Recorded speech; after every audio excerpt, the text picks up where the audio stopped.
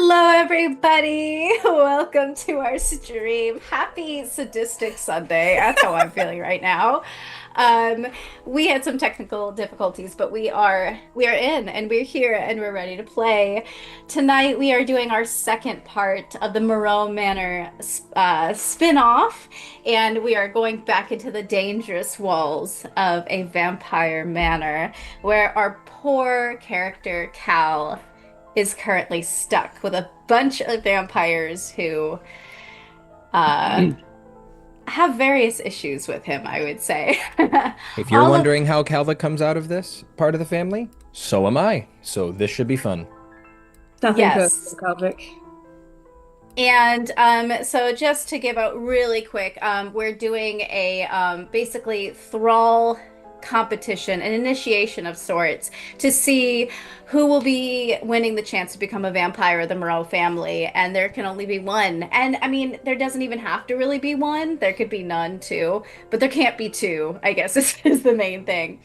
So our players, our thralls, have gone into the study. If you all recall, you put your hand on a pawn and you closed your eyes and you Atlas's opened. dumbass put a hand on a king, so come on, let's go, Atlas. Very bold moves. I hope to see it again this session. And so you wake up, of course, or you open your eyes to the scene of a battlefield. And we can throw that picture up in the middle. All right, let's see if I can change the music. We'll see if it works.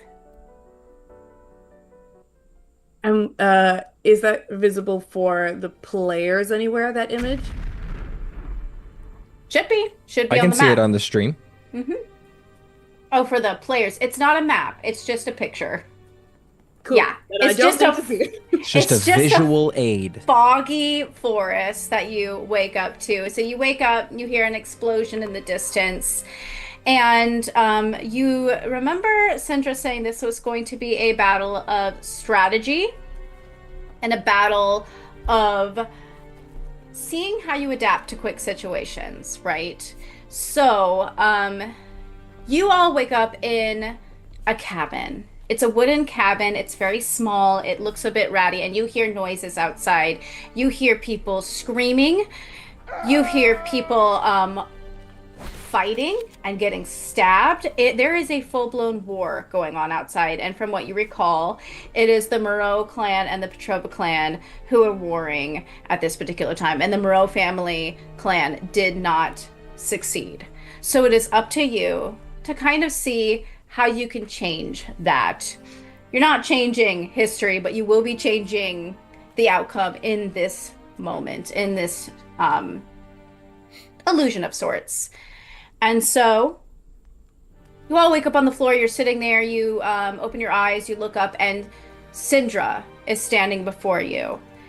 And she looks down at all of you, and she says, "Soldiers, I will not feed you falsehoods. We are severely outnumbered out there, and it is only a matter of time before we are overrun by the enemy. The only way to win this is to find their general and take her head. Good."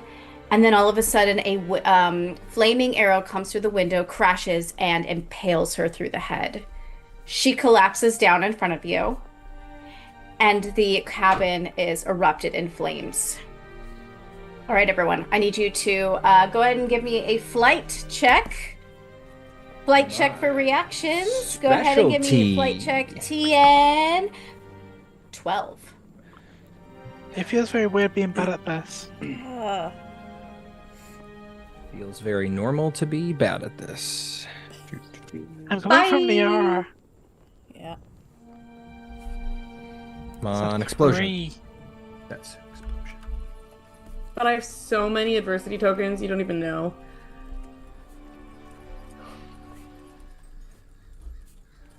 Okay.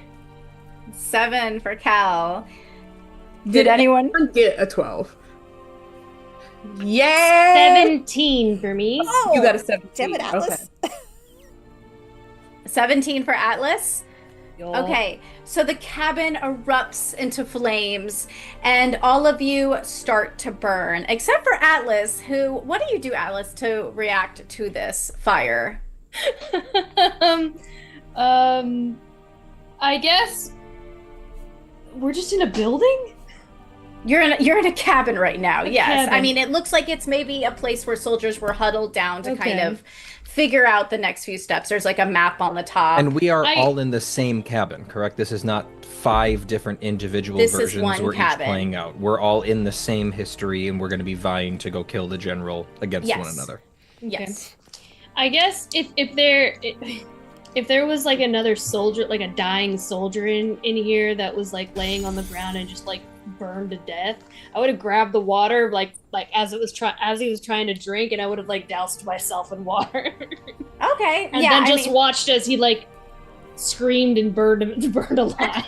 you just rip it from their hands and you douse yourself as they are burning alive. Perfect. All right. Okay.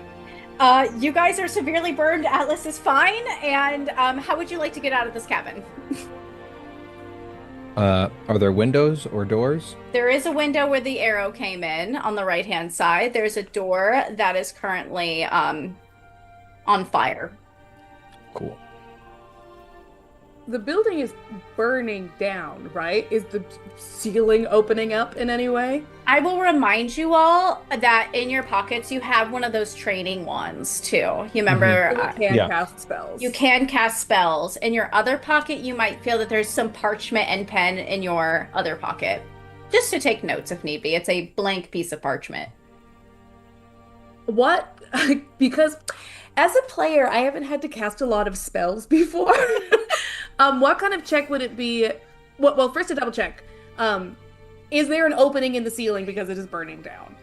Sure. I mean, would you like to take an intelligence check and try to like assess where that might be? No, Like, what's I the- want to Yes, I please. want to make myself real bouncy and jump through the hole in the ceiling, depending on what kind of check that is. Okay. Transfiguration would be charm. Oh, I'm not bad at charm. What the fuck? Cal, if you want to try to look and see where there might be some weak spots or holes, go ahead and give me a brains. Yeah, I'm definitely looking up first. Okay, go ahead and give me a brains of like 6. Okay. Oh, that's Sorry, rolled my D12. Need my D10. And Algie, 6, you give said? me a Okay. transfiguration of 10. Am I able to do that intelligence check first to make sure that I don't just ram myself immediately into being impaled? Sure. Okay. Yeah. That's a 19. Okay. So you immediately see it. Cal, what did you No, roll? I rolled a total of a 3, so I was trying to, and probably am still rather fucking distracted by seeing my patron slash person get impaled through the head with a flaming arrow. That wasn't Yes, her body is crumpled on the floor, currently great. Yeah, burning. not awesome. Not awesome. Um, Not awesome for Cal. Yeah.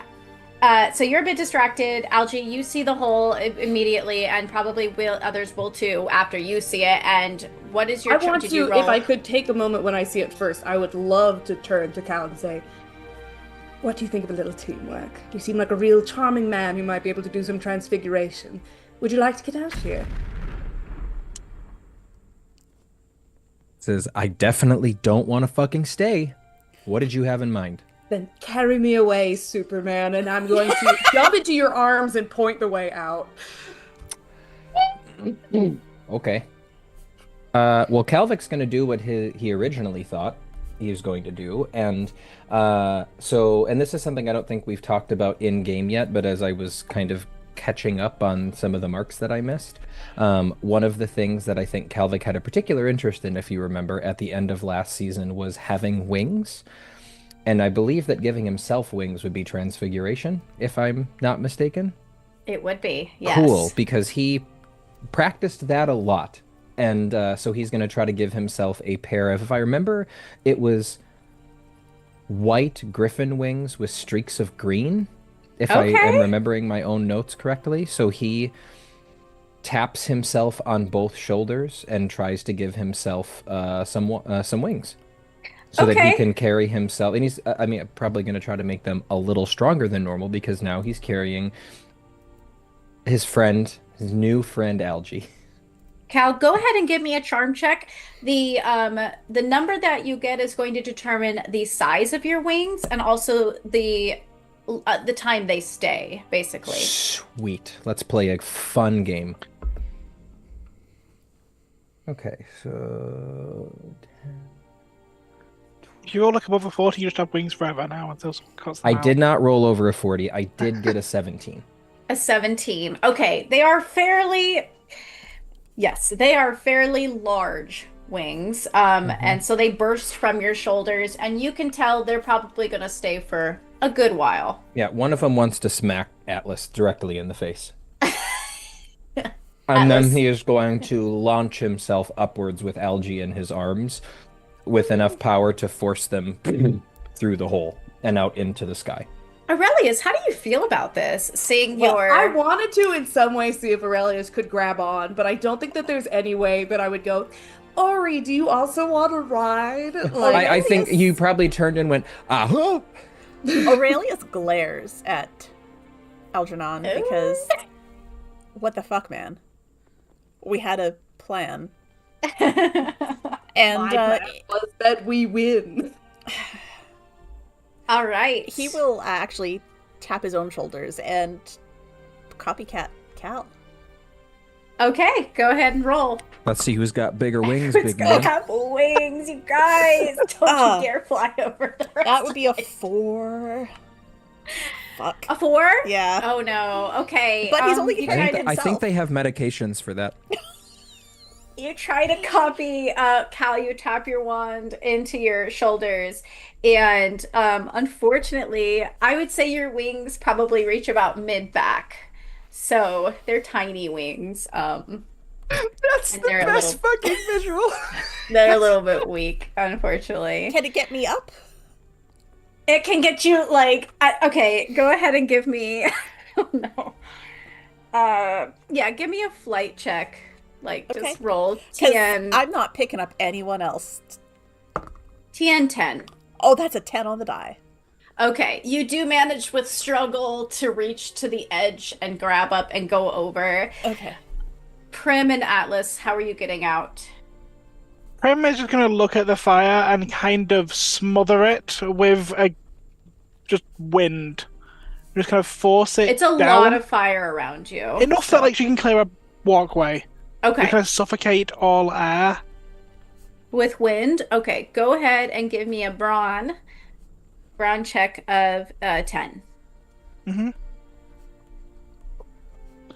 That's going to be a explosion on them. They have magic die as well, yeah? Here?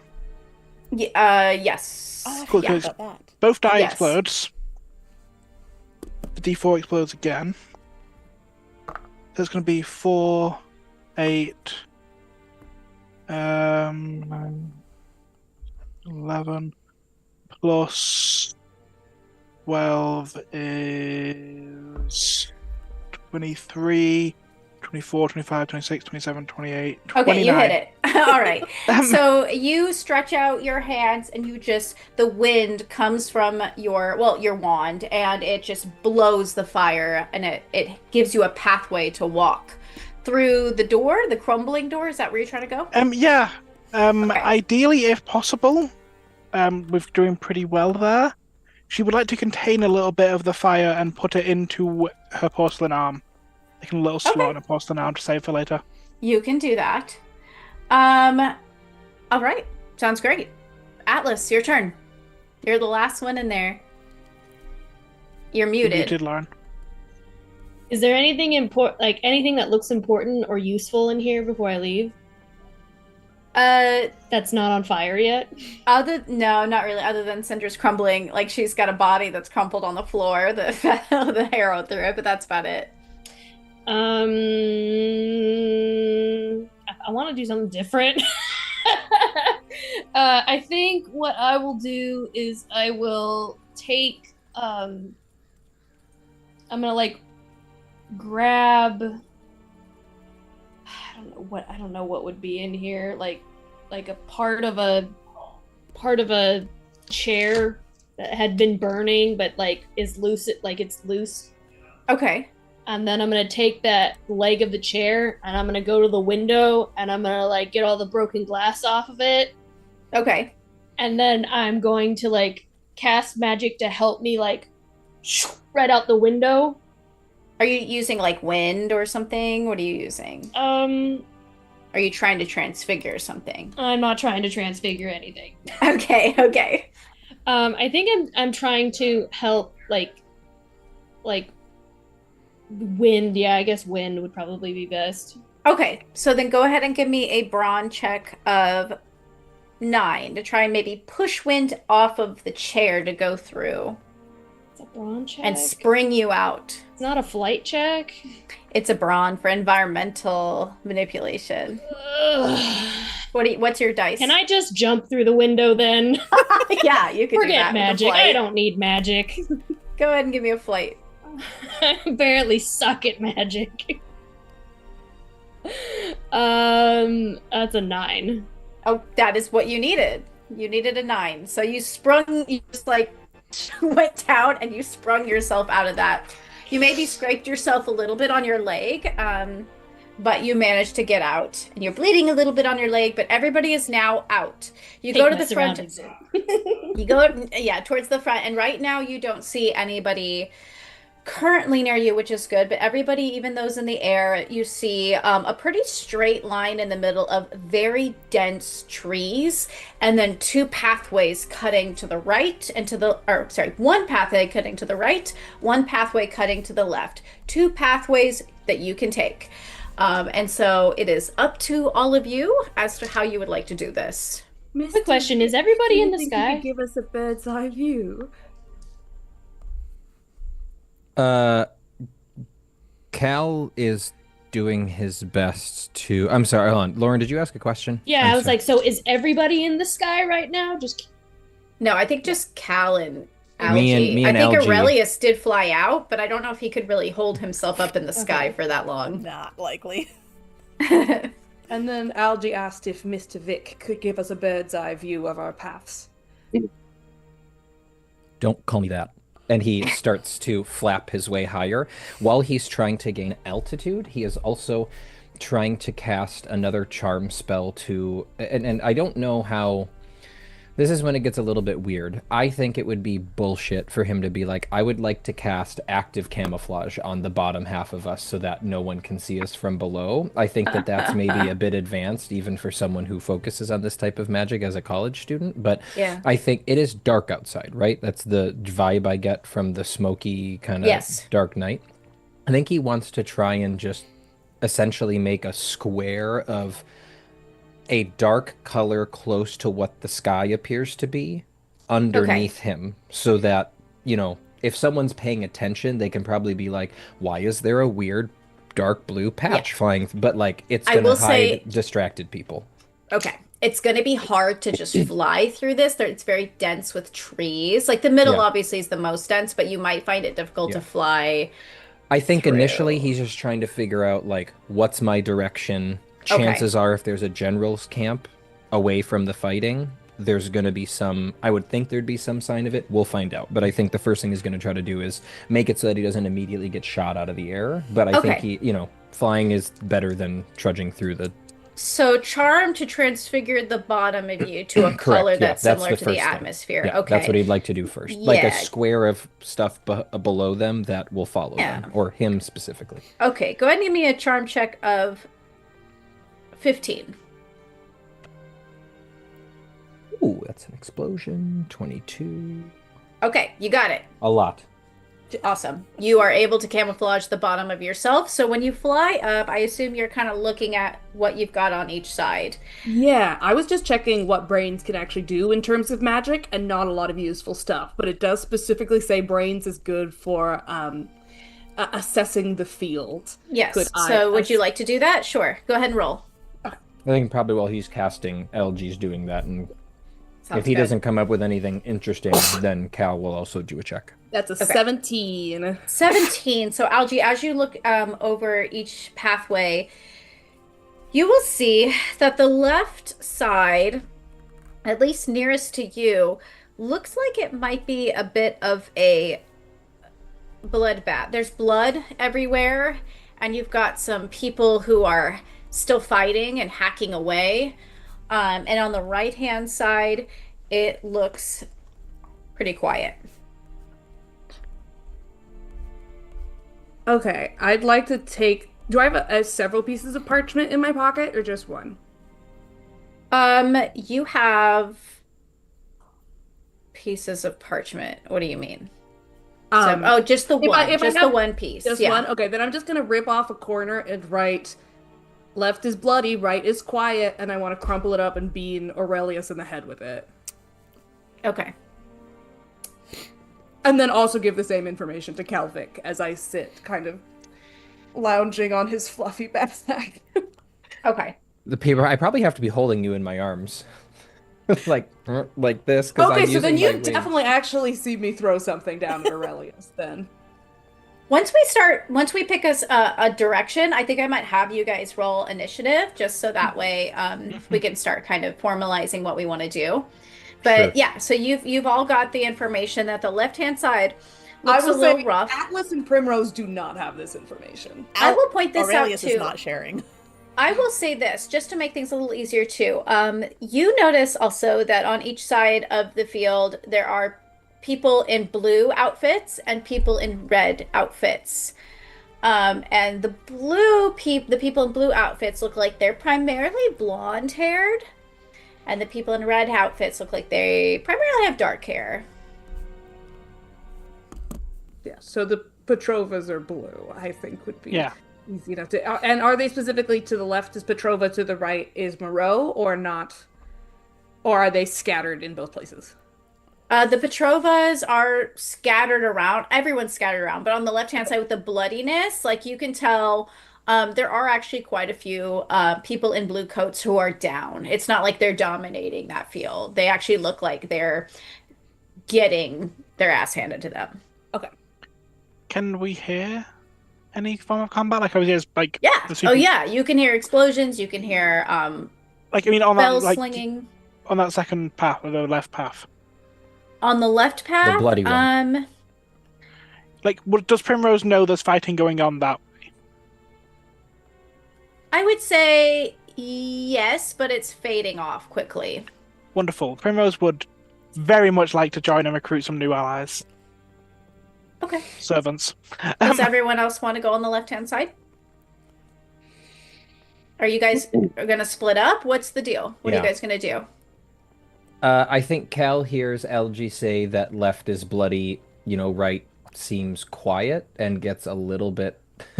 Cal's first instinct, I mean, if it looks, like I said, I suppose we're at a point, flying up higher probably wouldn't give him a ton more information because chances we don't know which path leads to the general. I guess Cal's probably first thought would be to fly higher if he gets the sense. You said it's really thick, so if he's just going to fly up and be like, I know I'm not going to be able to see anything. But if he thinks he can fly up and like, can I see soldiers of a certain color running away towards someone? I think he'd like to try to get a sense of his left the right way or his right the right way. So he probably flies up above to try to get, unless this is The most you can see is kind of the beginning of each path. So you'll Okay. see on the left-hand side, the Petrovas are kind of running away at this point, and on the Sure. right-hand side, you can't see much of anybody at all. Okay. I think Cal just says, "Are you a fighter?"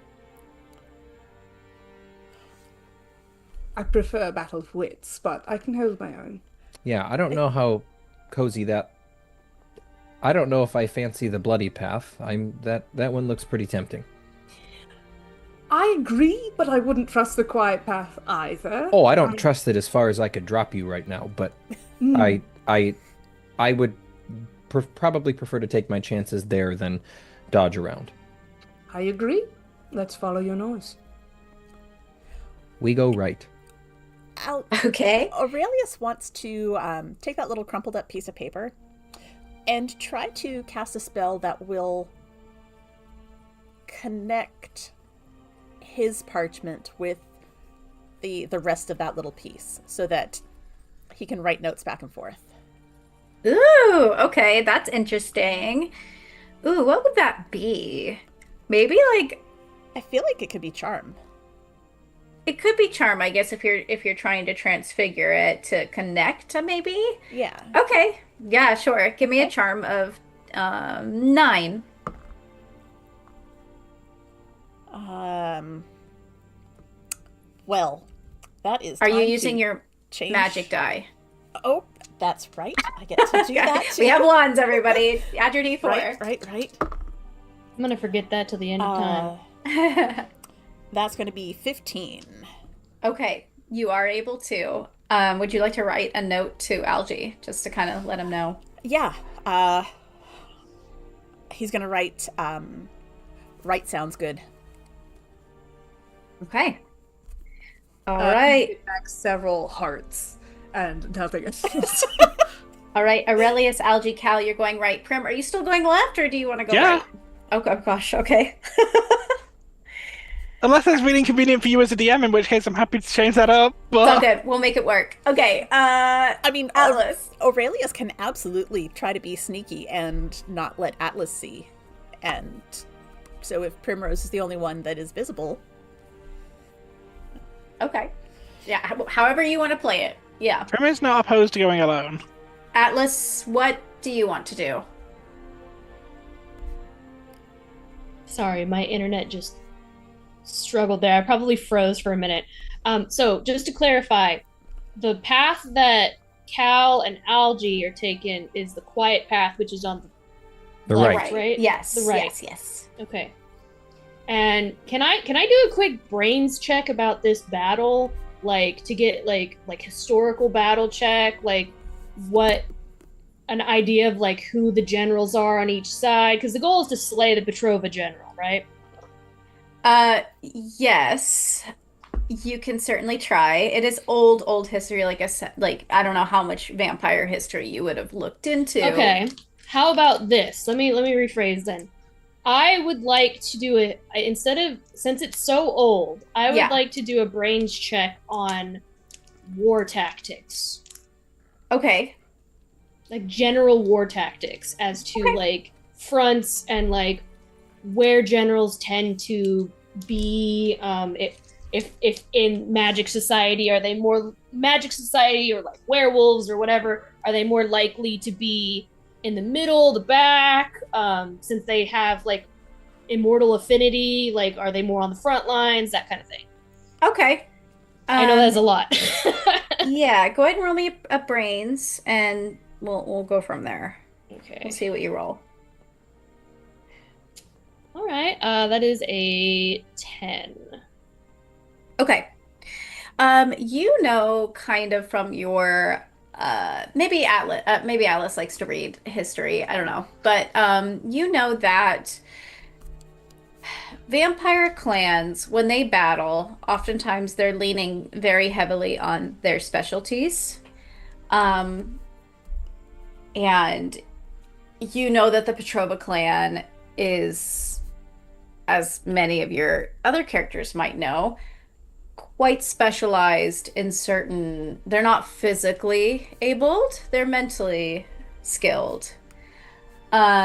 Whereas at this time, the Moreaux clan was definitely more behind the scenes. They liked throwing like explosions and bombs and spells and things of that nature. They liked manipulating the environment.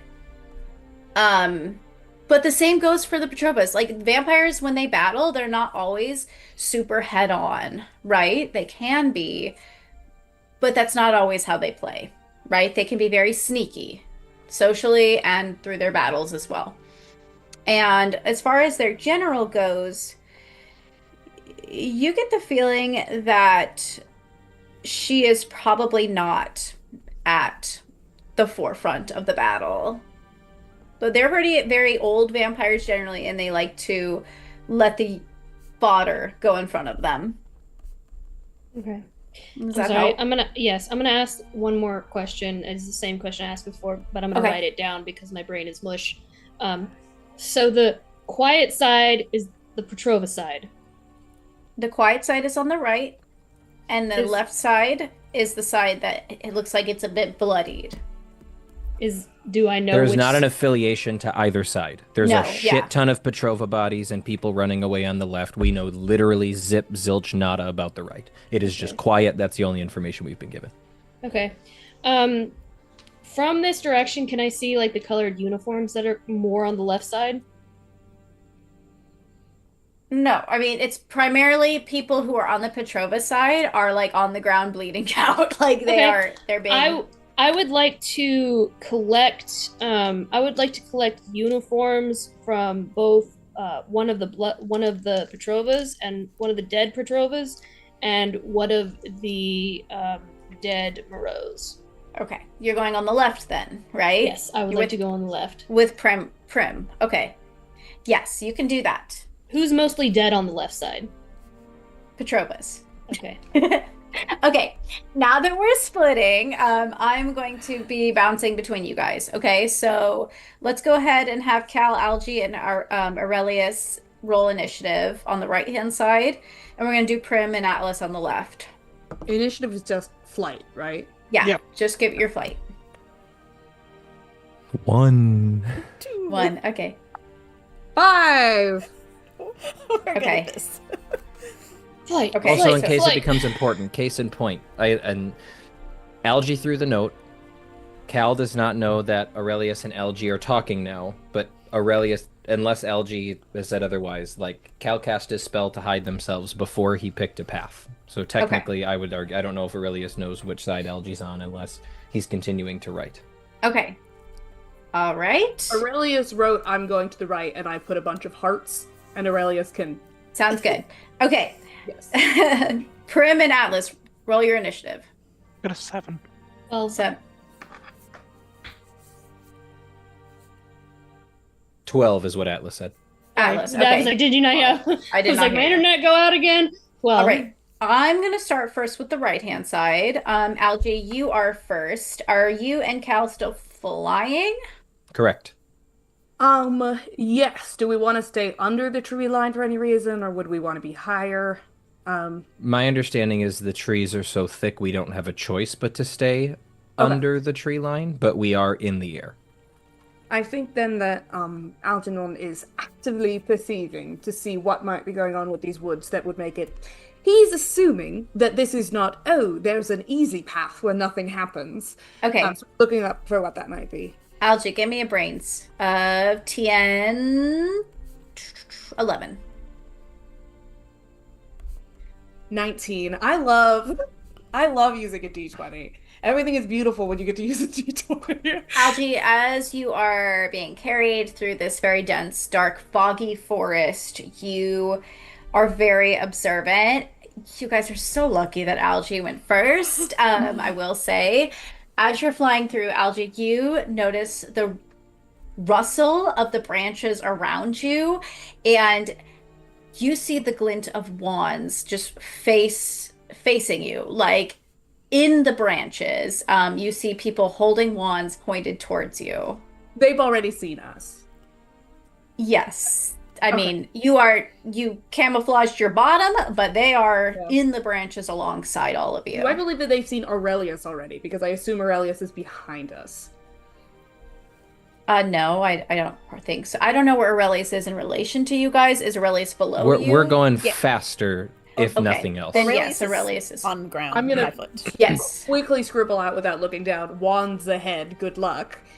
And I'm gonna say, "Whoa, boy," to Calvin. Okay. It looks like we've been spotted, and I'm going to point out the wands. Does it look like they're just pointing out and waiting for us to do something? They're about to shoot you. They're about to shoot you. Up. Is there And a way to go up? I don't know if there's a way to go up. It's pretty thick canopy at this point. Yeah, you're. Do I have Yeah. any idea what spell they might be trying to cast with the 19 brains? Or No, what you see spells being flung at you. Like, I mean, they're offensive spells, is what they are. Okay. Like, Bob and weave, boy. Bob and weave. Yeah. boy. All Cal's right. not next, but Cal says, fuck, and starts to spin and dodge and do his best. But I think Aurelius is next. Yes, Aurelius. And Aurelius, I'm pretty much going to need everybody to roll a flight, but there's going to be different things happening Okay. in this case. So everybody roll a flight. You guys up at the top, TN. Um, oh man. TN 15. Oh my god. There's a lot of spells being flung at you. Aurelius, TN 13. That's a 15 just because I exploded. Oh, Let me roll my D4. that's a 9 for Aurelius. Oh man. Okay. But he did get warned. Yes.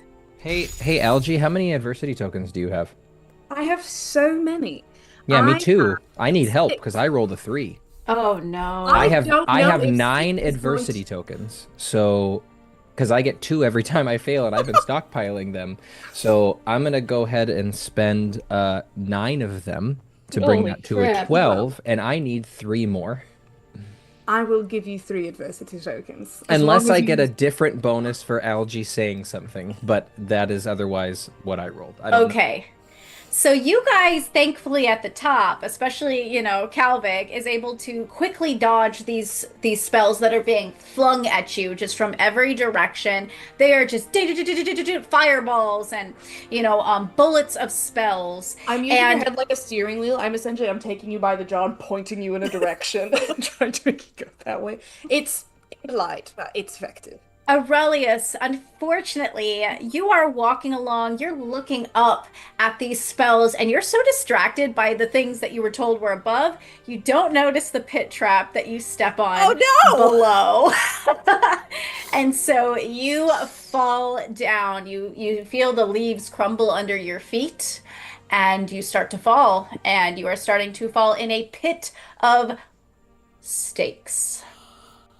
He is going But it is your to- turn. Yeah, he is going to tap his back again and try to grow these wings a little bit bigger. Okay, let's go. Transfiguration, charm. Nat 1, Nat 1, Nat Just 1. roll your TN, see what we get. 20! Okay, so you bam, bam, and it's like desperation. I feel like your toe hits the stake, and it probably hurts a little bit. And but you use that momentum to fling yourself up, and you are flying at this point up near the spell zone up there, but you are out of the pit at least. Oof. Okay, and Calmo. Not yet, Cal. Just Cal. Watch yourself. What do you want to do, Cal? You Um, managed to dodge the spells. Fly as fast as fucking possible out of this goddamn like forward, but fly as fast as possible until either we hit whatever is weird to say the next thing. I think The Cal next is thing. now officially looking, if he can, to find a way to go up and just clear space a little bit, but if Yeah, an you're not opening gonna be able does to go not up. form, he is just trying to go forward. I guess maybe, I think he probably reactionarily put a block underneath him so that people couldn't see. Okay. Maybe he tries to extend that and like put some, not a box, like he needs to be able to see, but I think he maybe wants to throw some side blinders up so that he, like other people, like if now we might have things coming from either side. Okay. I think that's all he can think to do is like make me as hard to see as possible Okay. so we can keep flying. Charm 13. And as you're doing that, Aurelius, would you like to throw a message up to these guys? Because they're above you still. Oh no, you're flying now. Do you fly with them, or how does that? Yeah, I think he's probably going to try to catch them. See if he Okay. can't get himself into Cal's little protective bubble. Okay. Well, it ain't Perfect. much of a protective bubble because I did not meet a 13. Okay. He rolled a 7. You're just a little more noticeable now, visible, so just be careful. I'm going to jump over to Prim, but you guys have landed in the next section on the branches. The fact that you're flying, I'm looking at stuff like, oh my gosh, guys.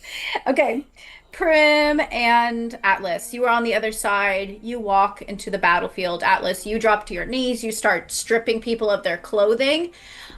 When you go up to one of the Petrova soldiers. And you go to start to strip off the clothes. He starts to cough up a little bit of blood and probably in your face a little. And he just, no, stop, I'm still alive. The Petrova?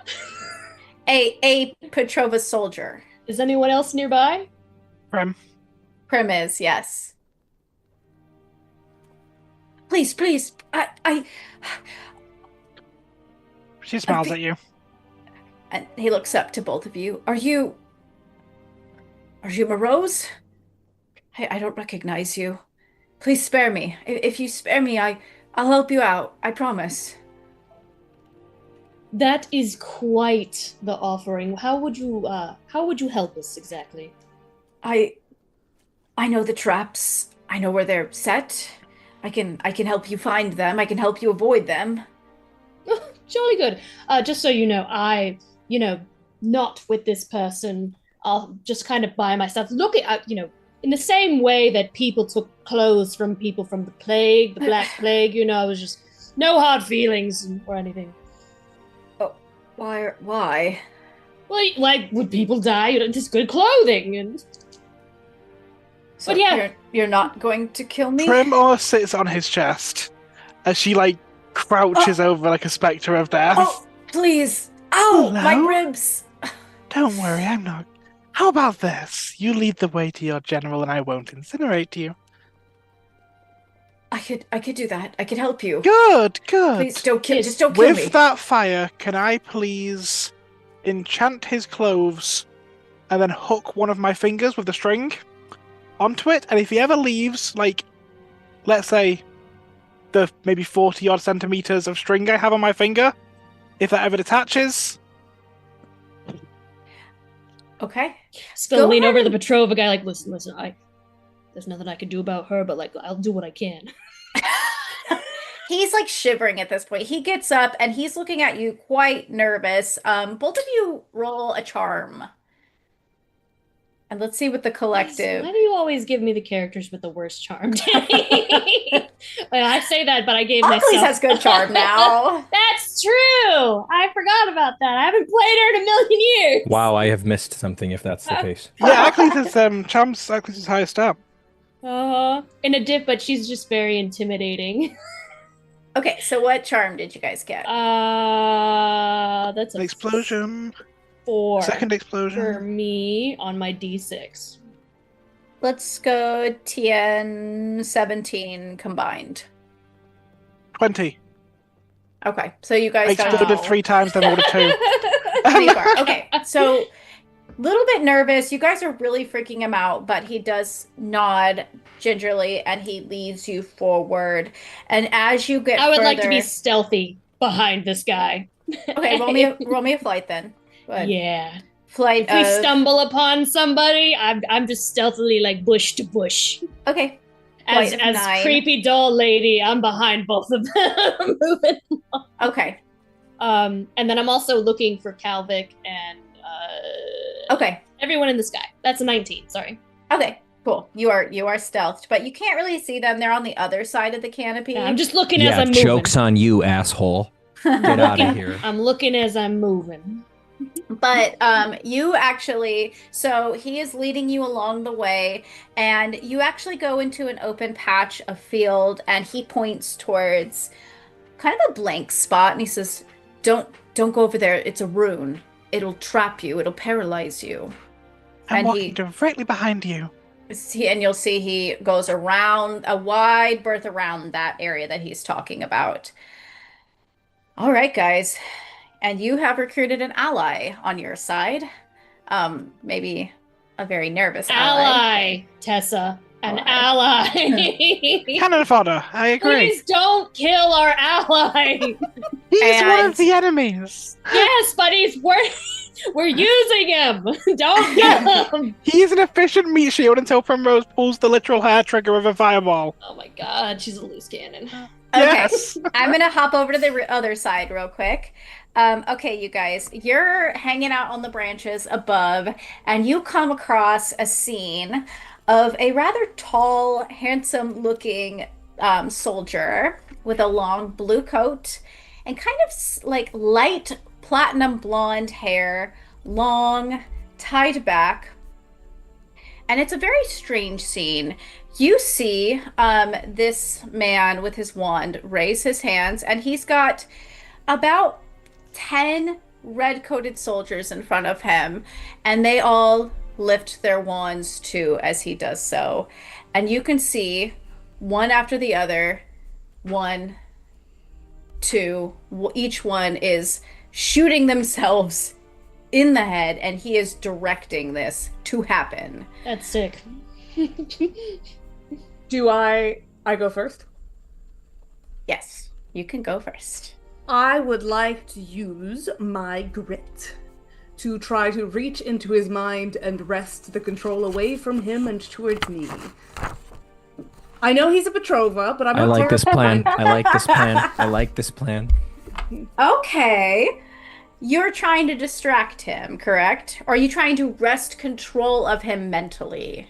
It's essentially, if I do amazingly well, I wrest control. Otherwise, it's essentially I want to reach in, grab whatever magical rope is in his head, and tug it really hard. And if I do awesome, that means I have the rope. And if I do less awesome but not fully a fail, it means he's distracted. Does that sound fair?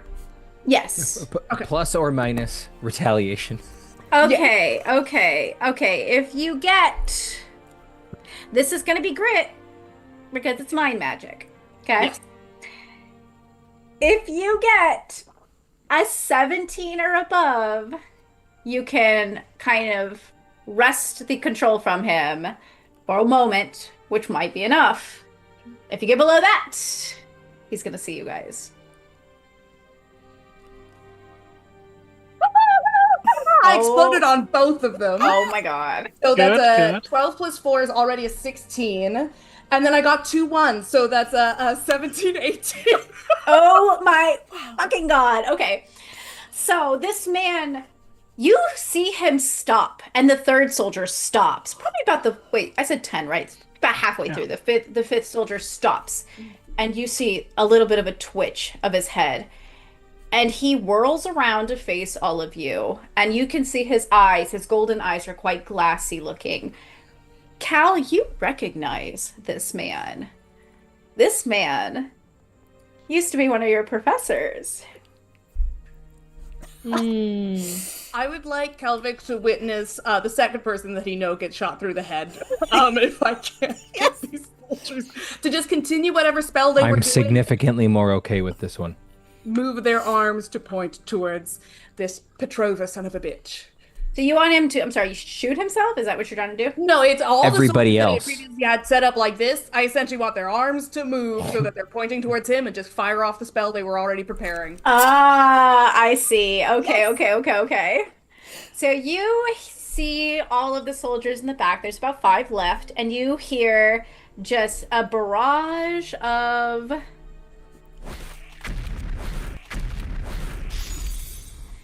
as he is pelted with spells in the back, and he's just do. And you can see him, he's not dead, but he is bleeding out. He's got holes in him, and he falls to his knees, and he snaps to. All right, guys. Is Good he job. upset?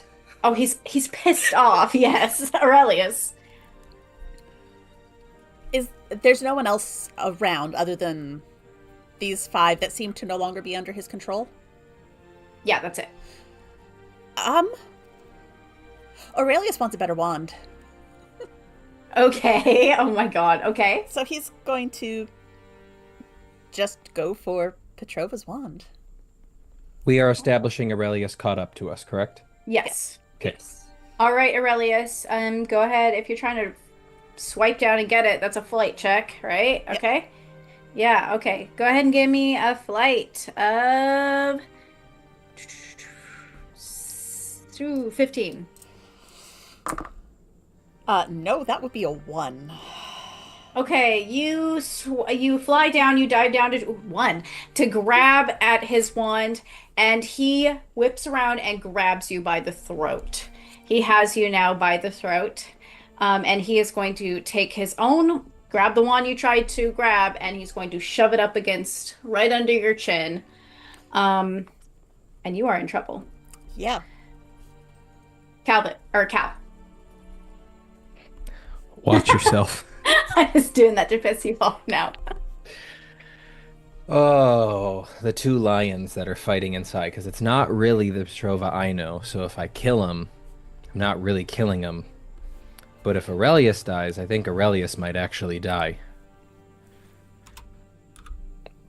Yeah, Aurelius is in trouble right now. So, Cal, do you be the better person and save him? Or are you gonna? That's a real good question. Okay, it's going to be an interesting question. In what orientation are they to me right now? Is Petrova's back to me with Aurelius in front, vice versa? Are they... I don't know if you want to roll for this. That's just, I'm curious. You're facing them. Victor Petrova is now turned towards you guys, and so would Aurelius be, right? Because Aurelius So it'd was be like diving down. us, Aurelius, Petrova. Yeah, Aurelius is in front, right? Like, he's got him by the neck. Cool.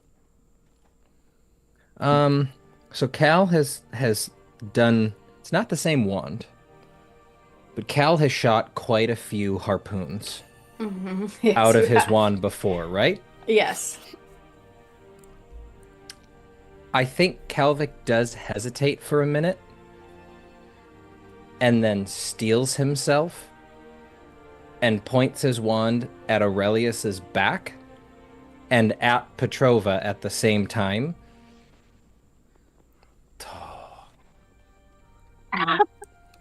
Oh, I'm just... Oh, sure? the mental struggle. I want you to think about going back to our dorm room. And you're going, what's going on, Calvic? You seem different. You go, I killed a man. Enough of a souvenir or an arrow. It's a big moment, I feel like. Yeah, what are you gonna do? Primrose would be so Son proud of of a you. bitch. Okay. God, no, I don't think I can do it. Okay, I think Calvic will fly forward a bit. Cal, I feel like I imagine this Cal envisioning that happening. Like, I'm gonna Oh. do it. I'm gonna do it. Absolutely. I can't do it. And then he Oh. just can't. He flashes back. Oh God, but he needs to fucking beat these people. Okay. I think he can't. He like, I think Algie probably even sees him like point the wand up. I don't know. Algie knows what Cal can do, what he's going to do, but I think they probably hover there for a moment, and then Cal goes and flies forward quickly till he has a very clear shot at just Petrova. Yeah. And is then going to shoot. I don't know if I want to make a statement like right over Algie. Like I don't want to go right over Aurelius' shoulder, because then I think he's trying to, generally speaking, keep Aurelius kind of safe here and is going to try to fire a harpoon. I don't know if that we ended up that being charm because I'm summoning something, or if this is... That would be a summoning, yeah. So that would Okay. be charm. Go ahead and give me a charm of I'm just trying to put it right in between the crevice of Petrova's neck and head. Just 15. Okay, D20, I need you to roll higher than a 4. That's better. 24? Oh my gosh. You get him right where you want it. If you want it in there, you can get it. If you want it on the head, you can do it in the head. Yeah, I like to imagine that Petrova is snarling, and he puts the wand right up, and I'd like to catch him right as he's about... I don't know if he was going to say anything. Right as he's about to say something, I just want the harpoon to go and just... Just like, I'm going to, and then boom, right on his head. Yeah, and it just goes through his neck, down through his body, out his rib cage. Very Plants him to the strange. ground. Yeah, very strange, I think, for you to do that to somebody I feel like that you've seen in real life. I mean, you didn't like him, but it is strange to see that, right? Yeah. And he collapses, and Aurelius, you are released from his grasp. All right. That was intense. I'm going to jump on over to Prim and Atlas now. You've got your ally. So what's your names? Well, my name is Stefan. Just in case you're interested. Pleasant conversation with you, Stefan. Is that with a PH or an F? F. Ah. The best way to spell it, really. Oh, okay. Wait. Sorry. I was getting distracted. There's another rune over there, and he points towards over towards the trees, and he directs you all more towards the left. And he stops you, and he says, "Okay, ahead. Well, we were planning on ambushing, so I don't know what you want to do with that, but there's quite a lot of us." Well, a quick question, since, we're getting on a first name basis and all. I'm not really local to this area. Who's in charge here exactly that maybe I could get... In charge? Yeah, who's in charge? What even is happening here? Well, we've got, of course, our generals. I suppose they would be in charge of the war. And right now, it doesn't look like it, but we are winning. And I think that we plan to stay that way. What war is this exactly? Sorry, like I said, I'm not from this area. You territorial like war. We're taking land. Yes. That's tough. Yes. So are you like a foot soldier? Or are you like a yes chief cadet? Just a foot soldier. Eagle Scout, maybe. I helped lay the traps. Yes. Oh, so this is your work. Did you say here. Eagle Scout or Evil Scout? Because I like Evil Scout better. Yes, I'm actually quite good at laying traps, and I would hurry though, because they can hear us probably if we talk too much. Oh. You are an absolute delight, sir. I mean, maybe I'll join up on your side. Where? I mean, I'm not, but I mean, you guys say winners, right? So who? Yeah. So who can I talk to? What general could I talk to, perhaps? She's up ahead. Oh, Atlas. How about this? And Primrose is going to shift their colors to be in blue and their hair to white. Okay. Go ahead and give me a charm. Looking good on you. Possibly, based on your roll. 15. Actually, yes. 13? 15. 15? Going to be a explosion on the D4, which is good. 10, 11, 12, 13, 14, 15, 17. Prim, do you just change your clothes, or what do you... Prim changed their entire appearance you should definitely do that. to look like him before she pulls the string back. Oh! God damn it. Oh, you pull the string back, and what does that do to the fire that was burning Cinder that she stole inside of her arm, she had put in the end of that string, so as soon as she pulls it back... Oh no, Stefan. Okay, Stefan sets a flame, and he lets out a scream as he just turns into ash, basically.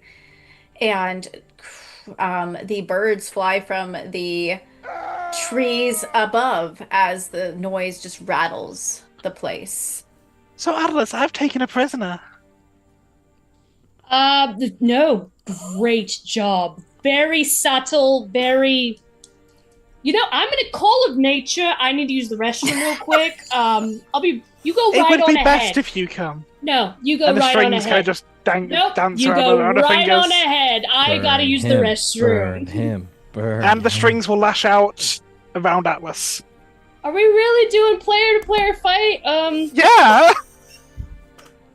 Okay. This was kind of the only one winner. I don't intend to kill Atlas. Not currently, at least.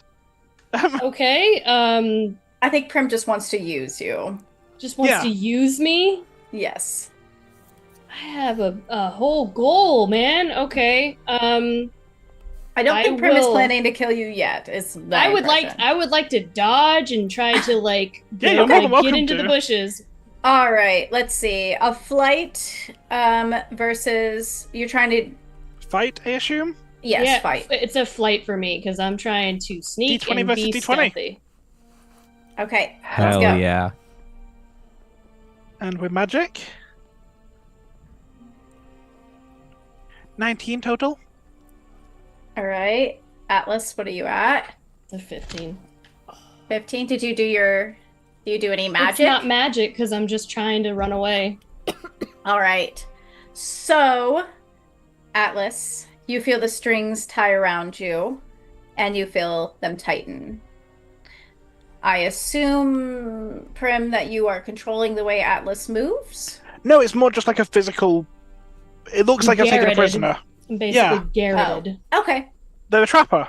So So it looks like Prim's taken a Moreaux prisoner to take to the general. If about to ambush, Moreaux prisoners are useful.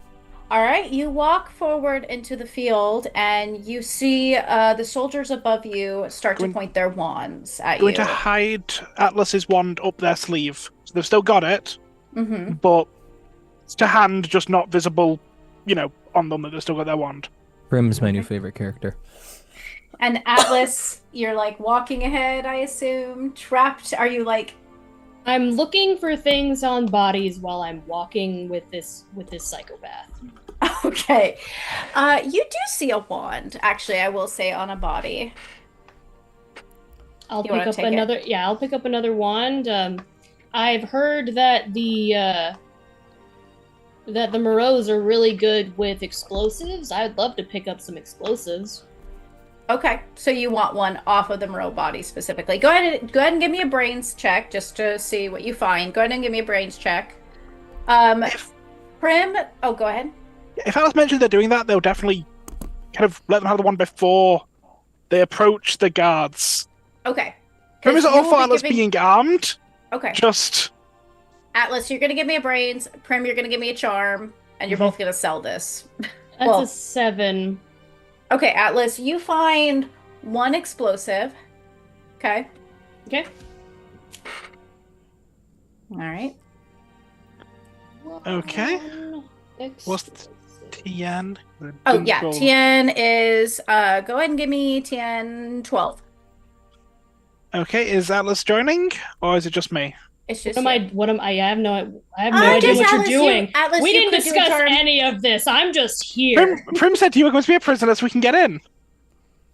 Yeah, you're basically Atlas. I think would be a rolling charm if you want to act like a prisoner. I'm not gonna say a word. I have crappy charm. Okay, Definitely valid. just leave it to Prim then. Let's see. That's so far a 9. I do have 2 adversity tokens. If you've got an adversity token you can give me. No. Okay.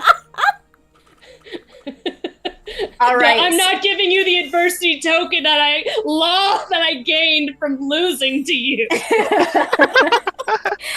Oh, no teamwork here. You Okay. Poetic fiend. justice. You fiend. Okay. So.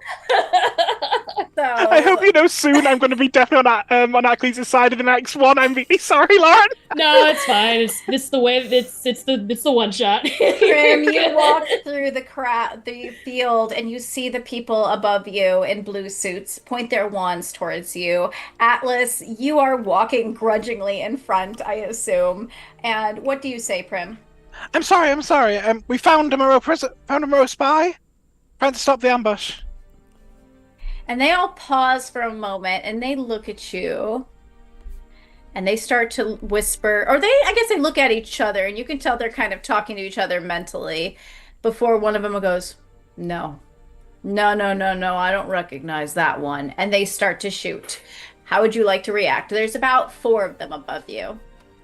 Atlas. Just hold Atlas up in front. Oh my god, Atlas! Okay, Okay. bells are being slung. So, let's do this real quick. Atlas, would you like to try to dodge? Would you like to try to react? What are you doing? Oh God. I would like to use flight in some way so I can get away. Okay, go ahead and use flight to try to fling yourself around to dodge the bullets. I guess like a teleportation? tether That's a ball. flight spell, right? Teleportation? I know it's Yeah. Can Still I illegal, but, teleport? Can I teleport, Danny? Teleporting is going to be a little hard, but you could. It was Oh a my- 20 last time Neora tried. I would love to try and teleport. I guess it depends on how far you want to go. Are you trying to go like... Can you give me a feet per TC? Like, you can move this many feet for If a I TC. remember, Dior, you were trying to do it during an on-camera Yeah. tournament. Yeah, no, Neora was flashy probably as fuck. difficult because you were trying not to get arrested. I would say if you're trying to go behind Prim, that's pretty close. You could try that. If you're just trying to go a little to the right, it's going to be a lower TN than if you're trying to go across the field. So if you're trying to go close, I would say TN flight. What is this? Was this like a fort, or is there like a barricade walls with the spikes? Can I see into the camp, or like? Yeah, there's barricades, but it's a field right now. So like they're up in the trees shooting at you. Yeah, I don't think you're like at camp. This was the quote unquote just like next area. This was either a trap or you hit maybe Petrova's line, but you're not at their base of operations. You are just now in Petrova territory in an open space mainly controlled by the Petrovas. Yeah. Okay. I would like to teleport maybe 20, 30 feet into hopefully into like some brush to hide. Okay. Just bamf away. I would like to bamf away, yes. Okay. That's not too far probably. So flight of try 12. Okay. Holy shit. Okay, that is a 12. Okay. I rolled a 10 and a 2 on my D4. So you're going to take your wand, put it, I assume, to the floor, and then just sink right through, and then you're gonna pop back up into a bush. A bush, the little like I don't know, the little thing just into the floor. And I will say at that point, probably the strings break, the magic between them breaks. And Prim, what would you like to do? I think her best option is to run at them and just kind of put herself against the wall. Okay. I think her other option is to fight. Okay. There's 4 soldiers. You sure you want to fight against all of them? Yeah, I think her goal is to be as aggressive as possible and as terrifying as possible. Are you trying to intimidate them? Or are you trying to fight? I think she's trying to run in and slice one of them in half to scare the piss out of them. Okay. Okay. Go ahead and try to do that. Fight. Yeah. TN. Man, go as high as you can, and we'll see how many you scare. How hard do you have to swing to cut a person in half? I would say like 18 to cut somebody in half at least. She has garrote wire between her fingers, so... Okay. Still gotta swing pretty hard to cut Oh yeah, someone in it's half. pretty damn hard. That's an explosion on the 20. Okay. Cool. Okay. That's another explosion on the 20. And a 3. So 43 plus 1. Exploded twice again? That's crazy. It was D4s the last time. Okay, so... Yeah, I'm happy with that. You run forward, and you slice 2 people in half. And the other 2 disappear. While Prim is doing that, I want to throw my grenade at her and just book it. Okay. What grenade? The grenade that I Take picked down up. an explosion, yeah. Oh my god. Okay. Just like she's distracted, being like, yeah. Prim, give me a flight. Sorry, guys. Jesus Christ. Give me a flight of. Actually, you give me a flight. You both give me flights. Give me flights. Both of you give me flights. 2. that is a 9. Okay. So And that's why I'm calling Karma. the Petrova soldiers are gone. You run away, Atlas. You throw your explosion and run away. Prim, just as you turn, you see the explosion flying through the air at you. It hits your porcelain arm and explodes it off your body. And probably a big chunk also right here on your side, and you just blood flies everywhere. Yeah, Prim is gonna scream and look for Atlas. Okay. Gone. Mission abandoned, new goal. Atlas is off to the next section. I assume you will also be soon to the next section. All right, everybody is moving on to the new section. And funny enough, you all kind of hit the edge of that forest where you see, on the edge of the forest, you see a house, kind of a cabin-like structure again. And in the front, you see a soldier, a rather large woman in a blue coat. She's got long blonde hair, and she is sharpening a blade in her lap. And she is speaking to a soldier next to her. And you get the feeling this might be the general. Yeah, does she have like regalia on her uniform of any kind? She does. So it's pretty common in a vampire war to take tokens from those you have killed, especially of higher status. So you'll see she has plenty of different kinds of awards and tokens that are not necessarily from her, but regalia from other people she's killed. Yeah, medals and pieces, fingers too, probably, and things of that nature. And you hear the soldier say, I hear there's some disturbance out in the front. General Andromeda, I will go check it out. And they run off. And so you're all kind of back together, except for Prim, who's coming. What do you all do? You see probably Atlas, I assume. Are we still in initiative order? I'm flight stealth. Flight stealth, flight stealth, flight stealth. Okay, so you're flight stealth. That's you just hiding. I'm a stealthy they. You're hiding. Okay. So you're all together again now. I'm not a stealthy boy. I'm a stealthy they. Oh my god. I'm gonna add you guys. Okay. Did Algie get the impression that, the main thing is you are the one to kill the general, or is it, you showed the most strategy? You don't know for sure. I mean, they were all included, right? Like, they said, we want to see your strategy. We want to see how you adapt to quick situations.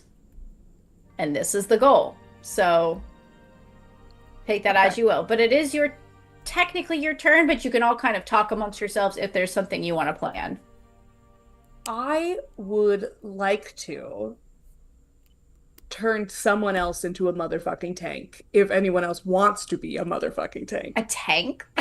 Like an actual, like, Panzer? To turn them into a golden god and make them very capable. I don't know. A Panzer would have been pretty cool, though. You could also turn them into a literal tank. I guess that seems more complicated to turn you into a transformer. Do we have any good, other than Primrose, who isn't here yet, do we have good one-on-one fighters? Would anyone consider themselves a one-on-one fighter? Are you asking this in character? I might already know via reputation. Because I think that this is something that Algie is trying to strategize about in the moment. Okay. Would he know any of you to be good one-on-one fighters? I can't imagine you know anything about Cal outside of what you've picked up in the last couple of days. I mean, I guess we were together for 3 months. Cal does not appear to be a fighter, despite the fact that he just impaled his former professor on a pretty nasty-looking harpoon. Yeah, I would say you're surrounded by charmers right now, but the person missing currently is pretty strong. I think you've probably seen her do something. Do I hear Primrose thundering through the forest towards us? Probably. I assume Primrose. She is laughing and gleefully cackling as she screams in pain. Perfect. As soon as I see her, I would like to make her twice as big as she currently is. Oh god. Okay, just charm. make her a killing machine. Yeah, I'm also curious how the general's reacting to this horrified, cackling, laughing scream of pain. And then I would like to hide, if possible. I don't need to do this part. Okay, well you can Let's charm. go! You can do a charm roll for right now, because what you're doing is transforming No, Prim. it's not, because I'm going to eat a beautiful piece of human jerky and do my flesh crafting, which you said was grit. Okay, you can do that. I'm going to eat some of Vincent's flesh. Yum, yum, yum. So salty. And then I'm going to keep it in my mouth. I'm not going to swallow until I see Primrose, but I'm going to do the check right now. Does that seem fair and good? Case in point, as far as I'm concerned, Cal has not put Algie down. Okay, Cal do you is fly still over to in Prim the and air with Aurelius, and we are looking at this, not so then approaching. I can't necessarily hide, but I would still like to I would still be able to see Primrose, right? When Yeah, she Prim is coming out. She's very loud. Are you As she's cackling, Andromeda stands up from where she's sitting and looks over there with like her sword in her hand and her wand in her other hand. Yes, 19. Algae. Okay. How do you get to Prim? Are you trying to go over and touch her and like make her bigger? Like, what's Do I have to touch her? I guess I had to touch with the last one. You did. I'm gonna try to, if I can get Cal. Could you just dip a little bit? What? The Cal probably asks for a bit of an explanation because he feels better up in the air than he does down on the ground I right would now. like to sick her on that. Okay, I'm gonna let you go touch that, and I think he goes down enough to put Algae on the ground and flies back up in the air. Awesome. All right, I am going As quietly as he can, just for what it's athletic worth, because I don't think Primrose isn't coming for Algae, right? No, not the slightest. Awesome. You get an She athletic. actually stops almost completely like dead on and is back to the, despite bleeding, perfect calmness. Just, hello, gentlemen. Beautiful. So when I give that athletic butt slap, it kind of reverberates through your Heck body. yes. The parts of you that aren't porcelain, some of the porcelain parts, maybe they get a little crack in them as your muscles expand. You grow about twice as tall as you previously were. Any part of you that is made of flesh or organic materials is going to become more powerful, more pointed. You get some sharp incisors. This is She temporary. becomes a I don't know Megazord. if you know Yeah. that, so it might make you angrier. But because Algernon is assuming that you're gonna go kill the general, and if something else happens, not Algae's problem. So then he's gonna go run and hide in a bush. Aurelius sees this and would like to add on to it. Okay, because it is your turn now, Aurelius. So go Yeah. ahead. He's going to use his charm to, because Primrose has bits of porcelain everywhere already, wants to shift that to sort of provide a shell over the entirety of this new strong body to make her even more impenetrable. I really like that we're doing this after, and we don't know this in character, which is what I love, because Tess went, mission forgot, new objective, so we're buffing the shit, and Prim is gonna go, yeah, where's Atlas? Oh my god. Poor don't kill Atlas yet, guys. Okay. Hey, please rip She doesn't know it Atlas was in half. Atlas. There's other people. Okay.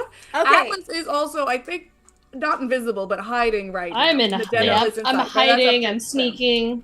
Give me a charm, Aurelius. Go ahead and TN. And we'll say whatever you hit is about. Okay. Yeah, I would say at least try to hit like a 12. That's an explosion. Math is hard. 11. I'm going to use an adversity token to make it 12. Okay, you create a pretty sturdy shell around this giant version of Primrose, this very terrifying giant version of this thrall, and now she's looking pretty scary. Cal. Is the general stepping? Does the Yeah, general look she's a- even remotely concerned? Yeah, I think she's probably heading that way towards Prim. Cool. I think Cal he probably should be a team player. I think Cal is probably going to create 2 illusory duplicates of Prim. Like fuzz Prim, and then make 2 illusory duplicates go, and so it's not immediately obvious which one is the real Prim. As the general is stepping, and as Prim is hopefully, we still don't know, but hopefully as Prim steps. Okay, that sounds like a bit complicated to make sure she looks all identical, but let's do Agreed. it. Charm of He feels confident in his charm. Charm is 16. Cool. I'm not going to say it's going to work, but I'm going to say he feels somewhat Yeah. confident in this charm.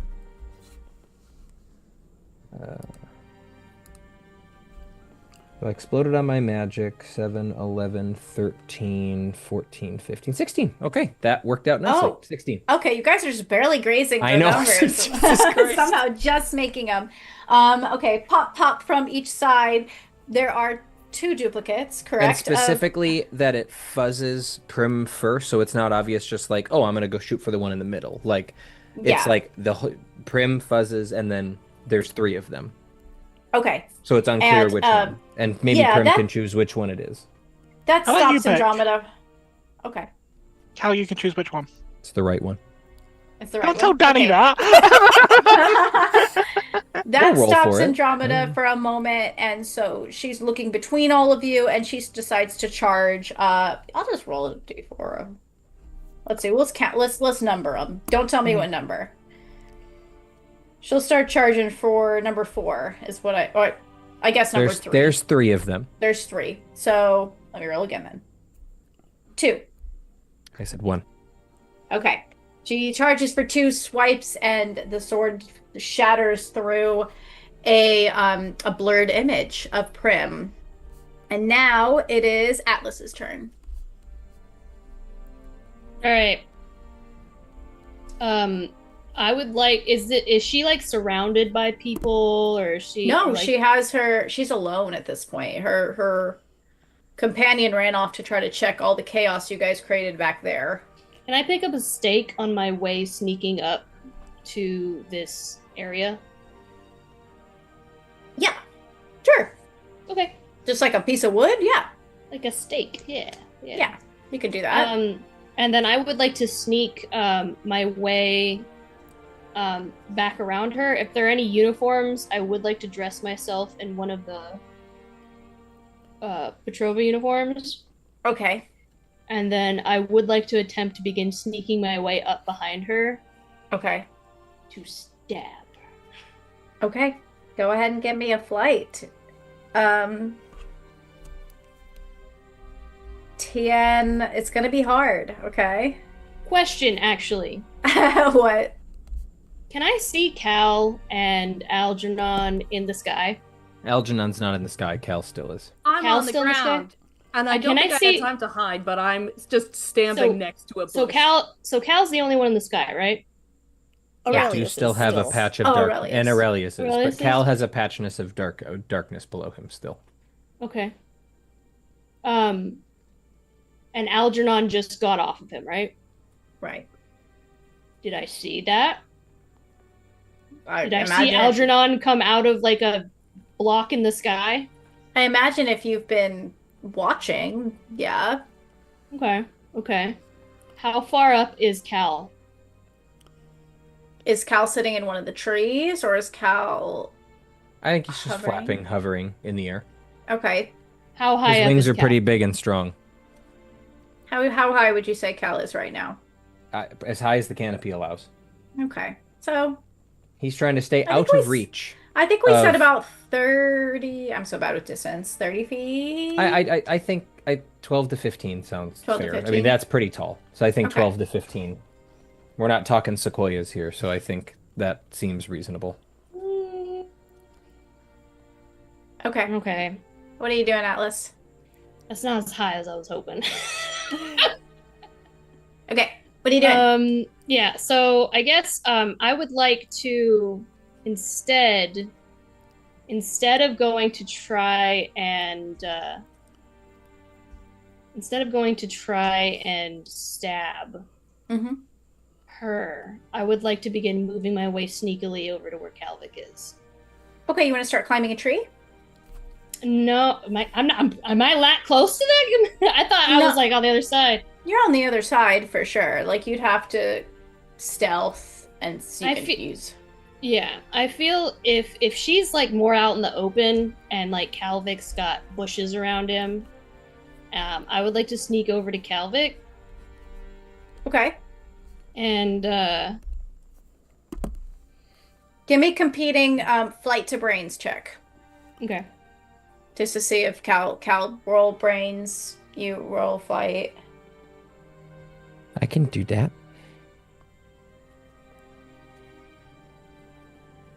That's a 3. That's a 10. Okay. You do see Atlas starting to sneak over your way, Cal. I don't know what you plan to do with that information, but you do spot Atlas. Atlas is still pretty hidden from the general view, but I would say you see Atlas. Cool beans. I will resolve that on my turn. All right. And Prim. Yeah, we're surrounded by wood and forest, yeah? Yes. And hypothetically, using combat magic is fight, yeah? Yes. Like, using all those stakes as you Environmental would. manipulation is brawn. I'm also okay with that. Using Okay. all those Fucking sticks. sick at Braun right now, by the way. I don't know how mechanically, Danny, you want to do that, but I assume that there is some mechanical benefit to her being fucking massive. Yeah, for sure. Radical. Well, I mean, Well- physically, yeah, there would be. Yeah. So I'm assuming using all those sticks, or stakes as you would say, a sharpened stick, to all rise up from the ground into a prison, just impaling on all sides into this general, would be a brawn check. It would be a brawn check. Wonderful. I think I'm going to do that. I would say do your best. So Kids on Broom's system is like a 20 is the most impressive thing you could ever do. I'm going to say to try to turn the immediate forest into stakes and try to impale this general. Try to hit a 25. And What bonus do I get from... Primrose over here trying to be a god. Yeah, seriously. You would get, okay, your magic die, right? Actually, let's go ahead and Don't know if I can do a 25, but we'll see. A 25. Holy poop. yeah, go ahead and I'm trying to think Can I about straight up, I have, let me see, sorry. I have 4 adversity tokens. I just want to give her I've got those 2. start with. So- Okay, go ahead and um, double your magic dice and So And see where that 2d4. hits. 4 from me. So it's 2d4? Cool. yeah, Okay, that's double the chance to explode. Yeah, gonna be fine. that's true. Well, you're rolling your what's your dice for brawn? D12. Okay. Okay. D12 and 2d4. Okay. Yeah. Yeah. You Let's got go. this. And that's a 7 on the d12. Okay. That's an exploding d4 and a 3. So far, that is... Someone who's better 14. at maths. There's 14 so far. Plus 4 is 18 because Yep. Algae is giving you. Plus an extra 3. So it's 18, 19, 20, 21. I 21. will give you my 4 adversity tokens. Oh my gosh. Okay. Because How do you we're doing guys this help? together, right? Yeah, how do you help Prim with this general? So the general goes to lift up her hand to throw a massive spell. You see it just shaking at the end of her wand and it's about to shoot forth. What do you do? I'm thinking with the flesh crafting that I did, I am helping focus and magnify the brawn to essentially throw all of my mental grit through to her magical potential with brawn. Okay. I think. And what are you doing? Aurelius decides to just fly far enough forward that there's a flittering at the edge of the general's vision to distract her. Okay. And Primrose will slam her wand into a nearby tree and just focus all of it into... And the trees shake around you. There is an earthquake of sound and noise, or sound and movement as the forest starts to unroot itself, and spears start to just impale through her side, impale through her neck, impale through her legs, and she is just brought up and crucified upon this forest above you, creating kind of a strange sort of path through the crisscross of branches into the house. Would you like to go into the house? Thank you kindly. Well, Does anyone know where Atlas is? Right there. And he highlights Atlas in... he uses a spell to highlight Atlas's silhouette. Mm-hmm. Bright golden color. And Danny, freeze time. Okay. Primrose? Ripping one of those stakes in half. Walking up to Atlas. Through the top of the head. Impaling. Oh.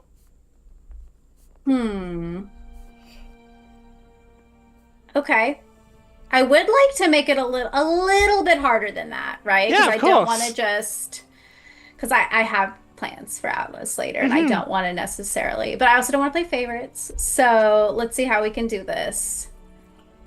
Because you do have that special power. And you just want to spear Atlas? Yeah. Doesn't have to kill Atlas. She's not entirely opposed to just If you're not permanently trying to disfiguring. kill Atlas, what are you trying to do? No, she's not opposed to killing Atlas. She's not trying to... But she's also not opposed to, if she thinks Belladonna would approve, of simply removing, like, an eye and 2 arms. If we have already established that Prim is possibly mentally affected by the flesh weaving, do we think that there's a chance that either Prim does not have the mental wherewithal to use this Belladonna blood, and then we can make this some sort of contest? No. I think it makes sense that she would want to. She could use the blood, but I do like the idea. So Belladonna is all about, as we know, looks and deforming people of their looks. Yeah. And I feel like that might be an interesting way to go about doing this. Let's remove their ability to drink blood. Let's take their jaw. Ooh. Oh. Can't talk? No. You can talk. How can Yeah. I talk without a jaw? Magic. You can do magic for that. Oh, You get a man. permanent parrot on your shoulder. I like that idea. What does this look like? I think rather than using a stake for that, she will instead use her new form to just fingers underneath. Oof. So I love the visual of Cal goes, oh yeah, Atlas is over there, and highlights Atlas trying to just kind of be a dick, and then all of a sudden we all just blink, and Atlas is screaming in agonizing in pain, agony. bleeding Yeah, down- screaming in from agony. the mouth. bleeding down their chest. He's holding their jaw and Trying he's to just stitch it back. rolling. He's rolling on the floor, screaming, choking on their own blood. Oh. All right, everybody. What is healing magic? Grit? Healing think so. magic is grit, unless you want to transfigure their face back together, which is charm, right? Like we've it's decided grit. stitching skin is transfiguration, but healing is. Can I use grit just to like give them some morphine or something? Like Sure. make it so that they aren't going to be screaming throughout And the where rest is of Prim this. when time right? Because we just Prim. blink and Yeah, Atlas is- Stood back next to you all, holding the jaw in a perfect pose. Still bleeding out from their side. Just stood as they are, immaculate next to Cal. And what do you do? Do you drop the jaw? No, Like- they just hand Cal the jaw. I apologize for messing up your trial. And do you walk towards the No, door? sorry. Atlas apologizes for messing up your trial. As they hand Cal the jaw. You don't know that I did, though. Yes, we do. Cal, in stunned disgust and a little bit of like, I think probably takes the jaw and is maybe not the first person to react to help Atlas if someone else is helping Atlas. Algernon apparently rushes forward to give the. I'm not The kids rushing some- forward. I'm trying Oh. to shut her up. Or shut them up. I apologize. Okay. I would like to. I only got a 7 on my grit with magic. I don't know what the TN would be to essentially. I'm not trying to do anything delicate or graceful. I'm essentially giving them magical laughing gas just so that they're not screaming and they're not in pain. They're still fucked up. Not So like, not not Okay. fixing the problem, just making them not feel the Not problem making it anymore. not our exactly. problem. I don't So have now time to we've- fix the problem. Now we've got like a very interesting scene of Atlas bleeding all over the place and laughing. Cal, what would you like to do? You're not in pain anymore, Atlas. Oh, that is a very good question. Cal is not Cal just speared through a illusory Petrova, but I think this is a level of brutality that he has not been exposed to. It is. Cal, I'm going to give you 15 seconds. Go. Oh, I What are think we that he doing? goes over to try, like, he's not going to try to put the jaw back on. I think he's actually terrified Primrose is going to lash out if he tries to undo what she Yeah. did. But Uh-huh. I do think that Cal is going to at least go to Atlas and probably say, as he uses, I guess, I mean, if you can give me charm to try to heal, but I think, again, he's just trying to stop the bleeding. I Yeah, think at the okay, very that's least. fine. Charm. Okay. Go ahead and And I think he's you're not probably trying to saying, attach it back together, right? You're just trying to stop the correct. I'm just bleeding. trying to stop. I'm trying to heal what's left of the jaw, but he's Okay. not trying to reattach the jaw for fear of retaliation from Primrose. Okay. Go ahead and give me a charm and we'll see what you do. 17. 17. Okay, it's incredible and impressive. And So, while he says that, while he does this, he is saying like, "Oh my fuck, Atlas, that would I did not mean for that to happen." you start to at least start to bring the skin back along the jaw. It's very thin. It's hard. It's not sturdy, and but the bone is there. Start. I'm trying to see. So did you rip the entire bottom off? Yeah, the bottom jaw. Oh, they Okay, can't drink so blood. then I would say maybe you start to reattach or you start to form the bone again. That could be very scary and gross and interesting looking, actually.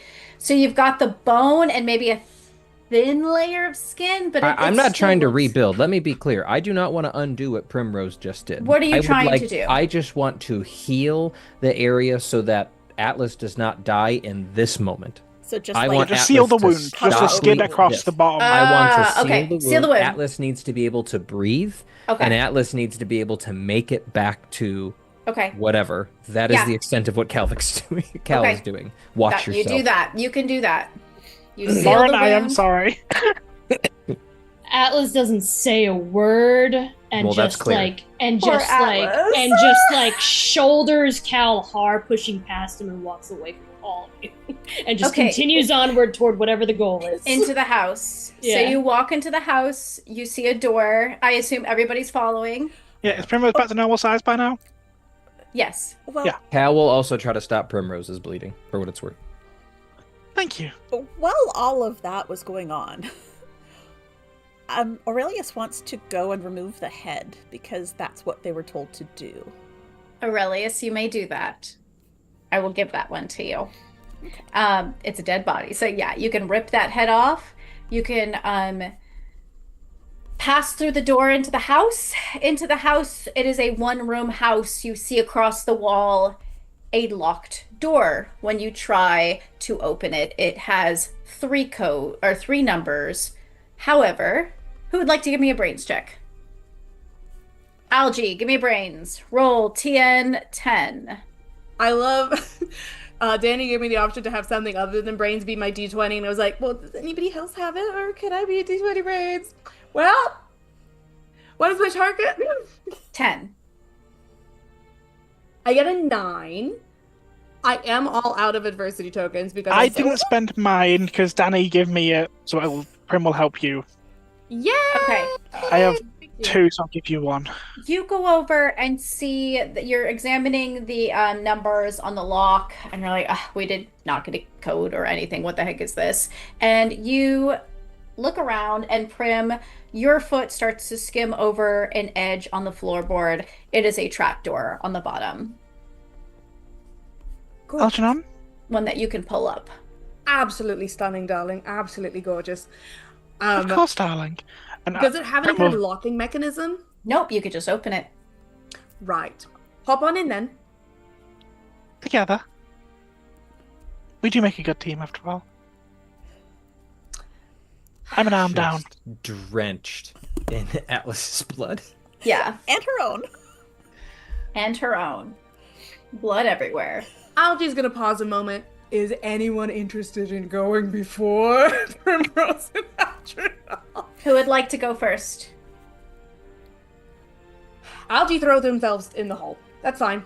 I'll go first. All right, you take the slide down the trap hole. Primrose will happily go second. It's just like Second. Wallace and Gromit. And you all follow, I assume. And you all land.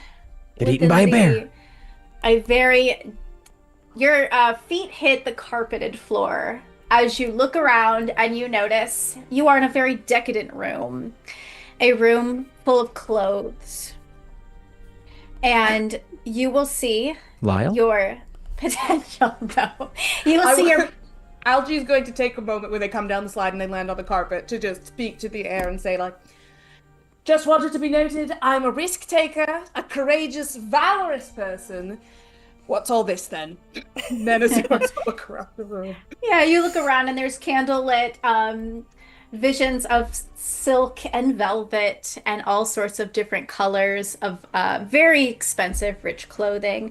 And you see Belladonna standing near the slide, and she looks down at you all in disgust, and she says, "Oh, you're bleeding all over the floor. Go clean yourself up. You've got to get dressed. We have a party to attend." And that is the end of the second trial. Yay! We all survived, technically. So, this is the period of time where you're all going to clean up, get dressed for this dance, this party coming up, and you may have some conversations between each other. Let's try to keep it 10 minutes, but if you are wanting to speak amongst yourselves on what just occurred, feel free. This is your period where you are preparing for the third trial. If you want to go talk to your nominators, you can do so as well, but just, you have 10 minutes. I think Algie's going to be very brief. And is just going to subtly bump into Aurelius on his own way towards Vincent and say, I hope you knew the entire time I was on your side. Of course. I thought someone would be dead by now. Yes, it seems slower going than anticipated. Do we need to take care of that? Or just let them? I prefer not to get my own hands dirty, and they don't have to die, as long as they are locked forever within their home. Fair enough. Easier if they are dead, though. Much. Can't wait to see you, Spiffy. And I'm going to go and pick up some drugs from Vincent. If they could be really short acting so I can just have a quick, relaxing trip before the masquerade, that would be great. It's for anxiety. It's medicinal. Do you guys hear that? That's the drug trip I'm going on. Sounds a lot like an extremely loud car on the road. And Algernon is going to do that before he changes. All right. I will say, Cal, before you, if you choose to talk to anyone, Sindra will come up to you. I was going to ask if Sindra comes to talk to Cal, and how She soon will. after. And she'll have kind of like a little bit of a, hello, I'm not dead. So Yeah. So I just want to know if Cal still has his wings, because he No. likes those things. Okay, sounds good. He does not have his wings anymore. He says, "Yeah, I figured. That was a fun way to start, though. Thanks for that. somebody had to go in and they thought it would be funny if I did. Hilarious. Hilarious." This next trial is a very important one. Socialization and scheming, of course, is very important in our society. So make sure you look good and make sure you're ready to navigate that. If there's one thing I can do, fortunately or unfortunately, I think it's that. You looked a bit shaken in there. Are you okay? Yeah, I haven't watched somebody's... Well, I did actually get to watch the jaw get ripped off, but that was new. That was new. Kind of started and ended with a shocker, I'll give it that, but... Yeah, I'm fine. I'm honestly just wondering if I don't know. How did you think I did? I don't think you did badly. And you seem to navigate the space cleverly enough. I did notice you hesitate a bit. And, well, it's a part I like about you, Cal, but it's also a part that I'm afraid will end up biting you in the end. So just be careful about that, okay? And yet you said you wanted to change things, right? I do. But in order to change things, you have to be able to get to the spot where you can change things. Cal probably gets a little quiet at that comment and then probably just nods and then probably starts to I'm gonna say he has not been changed yet, and he probably goes to his version of a closet. Are clothes being provided to us for this fancy event, or are They we are. relying on? Okay, Yeah. or have they been delivered to our? I'm gonna say that he goes to get the clothes that You have can go been. dress yourself, basically. You have to pick your attire. Great. I think maybe he's already picked what he's going to wear, brought it back to his room. This is where she's confronting him or just talking to him, and he probably starts to unbutton his shirt and says, uh, "Turn around. Jeez, I'm trying Oh, to change here." well, I'm sorry. I apologize for insulting your modesty, Mr. Nipple Rings. And she turns around. I think he probably just chuckles. You still have But those. wouldn't you like to know? Are you planning on talking to any of your fellow thralls before the next trial? Well, I don't think one of them can talk anymore. You should go see. Yeah, I don't know. I should probably chat with Primrose. But That one is terrifying, but Belladonna did pick her, so I'm not surprised. They're all terrifying. yeah, I'll give you that one.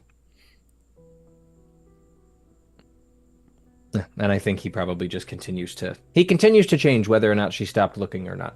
But he continues to change. I will leave you to it. He And probably winks as she leaves. she winks back. And she will leave. I think he probably finishes changing and then does go. He probably just tries to like linger. I don't think he's like going to find Primrose. He's probably just trying to linger outside of her room so that they end up kind of walking to whatever this next chunk is together. Okay. Are you going to go try to find Atlas? No.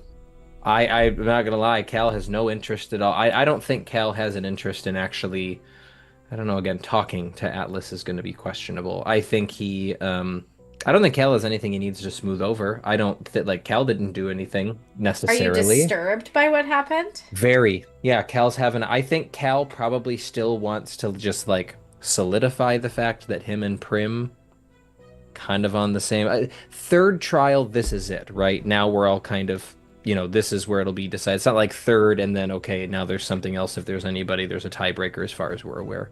Yeah. No, I don't think Cal has anything to say to Atlas. I think Cal, if anything, probably wants to give a nod or an acknowledgement to Primrose of like, you followed through on our deal or like our agreement here. Like maybe just a subtle thank you, something is the most he's thinking at this point. But I don't know if he has a reason to track down Atlas right now. Because he's not reattaching that jaw. He's terrified of what Primrose will do if he rejects Primrose's gift of Atlas's jaw. Bullying.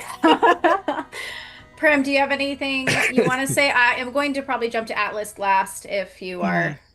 Obviously, Prim and Cal probably end up talking as Cal's waiting for Prim. By the time she comes back out, she is again immaculate with a new porcelain arm. There is more porcelain than last time. And this time her dress purposely cuts a good, showing off a portion of her chest, and where had been exploded, when was scarred, has been entirely just encased in porcelain. Ooh, okay. With painted scars along the side. Interesting. Okay. Are they colored, like different colors? Yeah. different colors of magic, look like magical fire burning across the side of her. Okay. That's really cool. All right. That all? She comes out and again has that immaculate kind of just almost like a doll stood in a box. Just stares at Cal for a second before Cal approaches. Wow. That was... Does Belladonna do this work herself? Prim's head tilts. Goes to look annoyed before she... It is mine. That's even more impressive. Prim, you look... Perfect. Took the words right out of my mouth. I always do. I did for one at least. Speaking of which, thank you. We had a deal. We had a deal. We still have a deal. We do. Till it's just you and me. I've got your back and Prim gets you've got mine. increasingly closer at that line. Until it's just you and me. Oh, what fun we'll have. Would you like an escort to the dance? And he holds out an elbow. It'd be my pleasure. Link arms with you. All right. Atlas, what are you doing? I'm cleaning myself off. I believe Atlas is probably very, very frustrated, throwing their dirty clothes all over and like storming through their closet. Lazarus? I don't think that they would seek Lazarus out because they're pretty ashamed of how things went in the second trial. Okay. That's okay, because Lazarus is going to seek you out this time. I figure. You're in your room. You're throwing your clothes around. You get a knock on the door.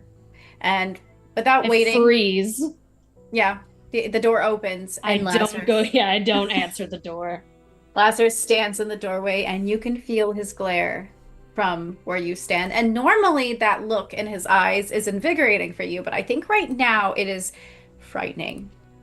Because you can tell he is mad. And he steps into the room and he walks towards you. He turns you around and he grabs you by the front of your... Are you wearing a shirt right now? No, I don't imagine. So maybe by the neck? By the nose. Sure, by the neck. There's not a jaw anymore. Well, I have a neck still, you know? Yeah. Grabs you by the neck and he throws you on the chair. He's like, what was that? We're going into a masquerade ball and you can't even talk. We're going into a social situation and what are you supposed to do? And he shakes his head and he pulls out a glass ball from his pocket and he starts to fiddle with it with his wand. And he starts to imbue it with magic. And then he shoves it at you and says, swallow this. And he makes you swallow this ball that is about this big. And you struggle and push it down your throat. And it is painful. And you feel it drop into your belly. And the magic dissipates back up. And you can now talk.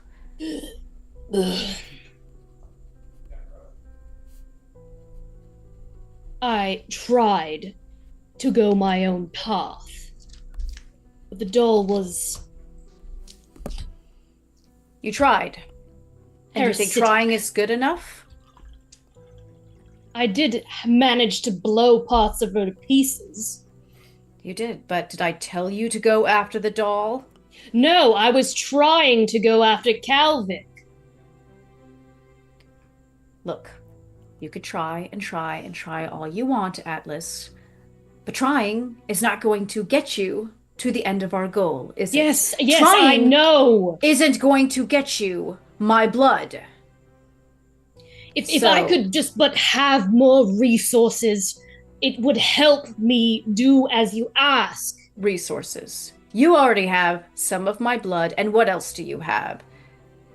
And he pats you roughly where you keep your other thing. He purses, they purse their lips. How many resources do you need? Thank you, Josh. if I could have maybe no, could you maybe give me insight into the next trial? Did I not just... Are you not listening? It's a masquerade ball, I realize that. Yes, so dress nicely, look your best, and act smart for once.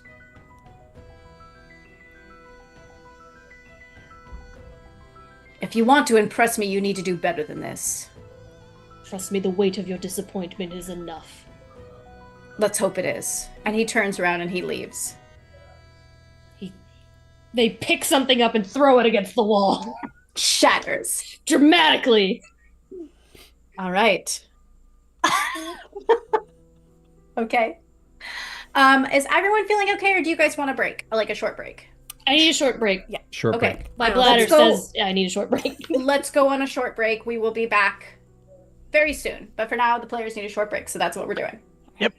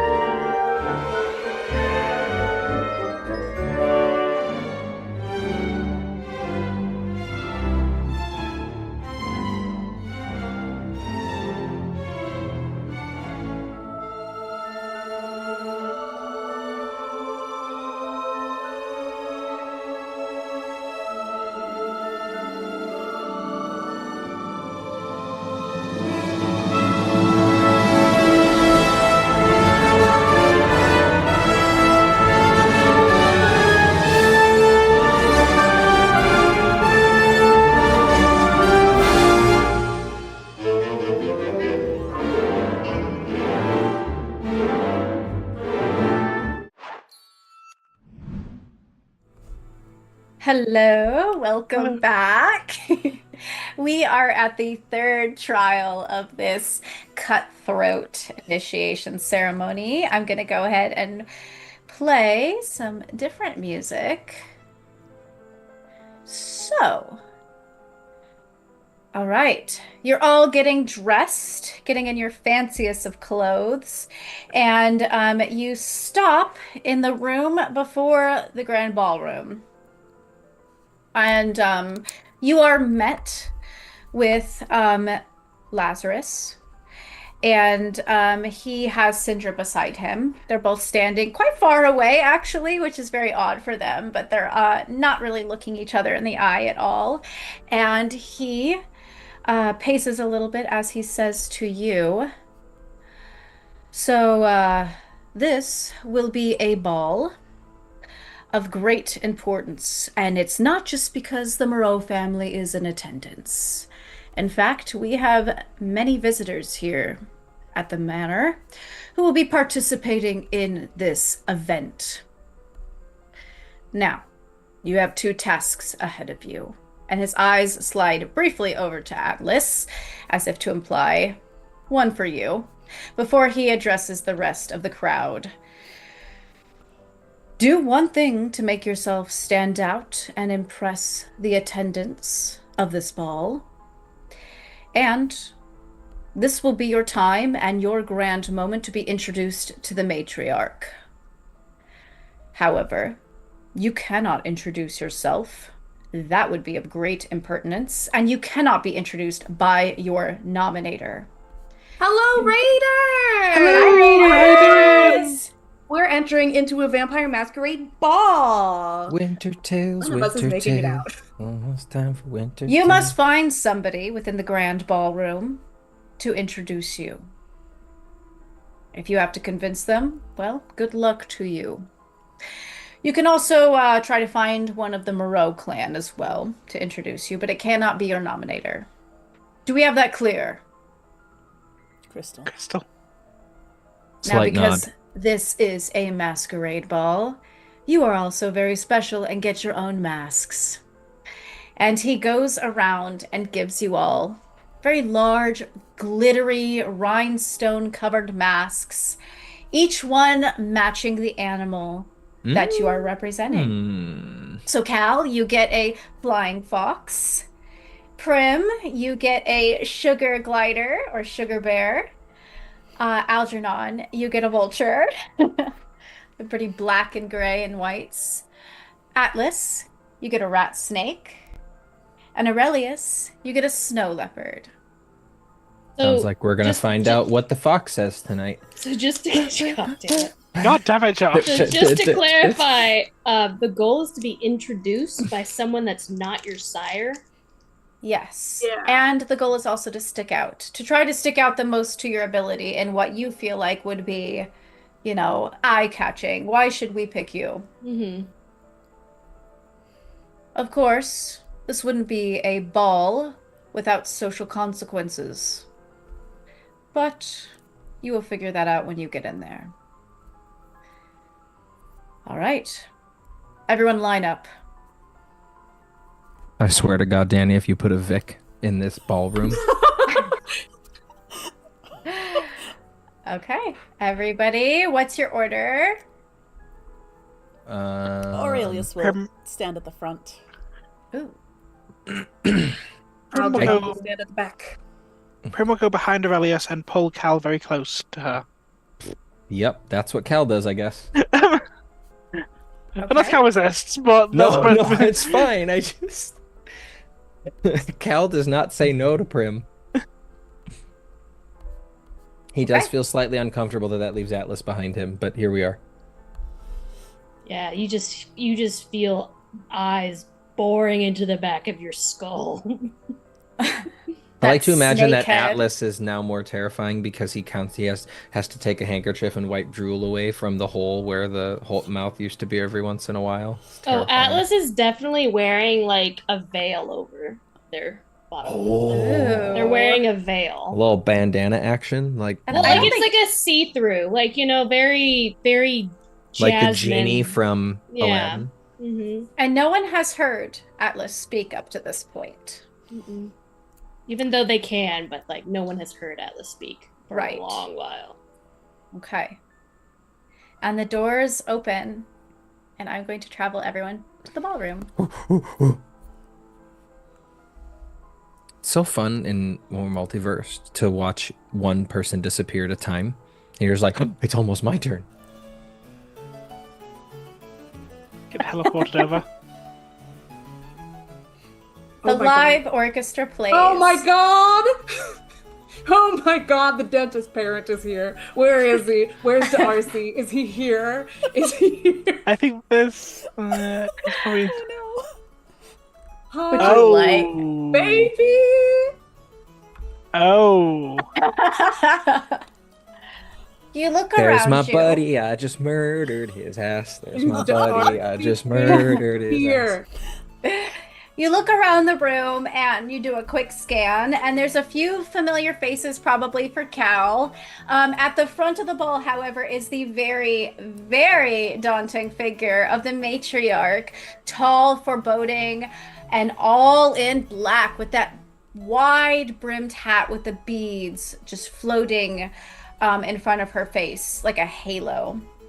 And she sits at the front of the room on her throne, and you can tell her face is half shadow, so you actually can't see her expression, but you can tell she's watching. You can feel her gaze upon you.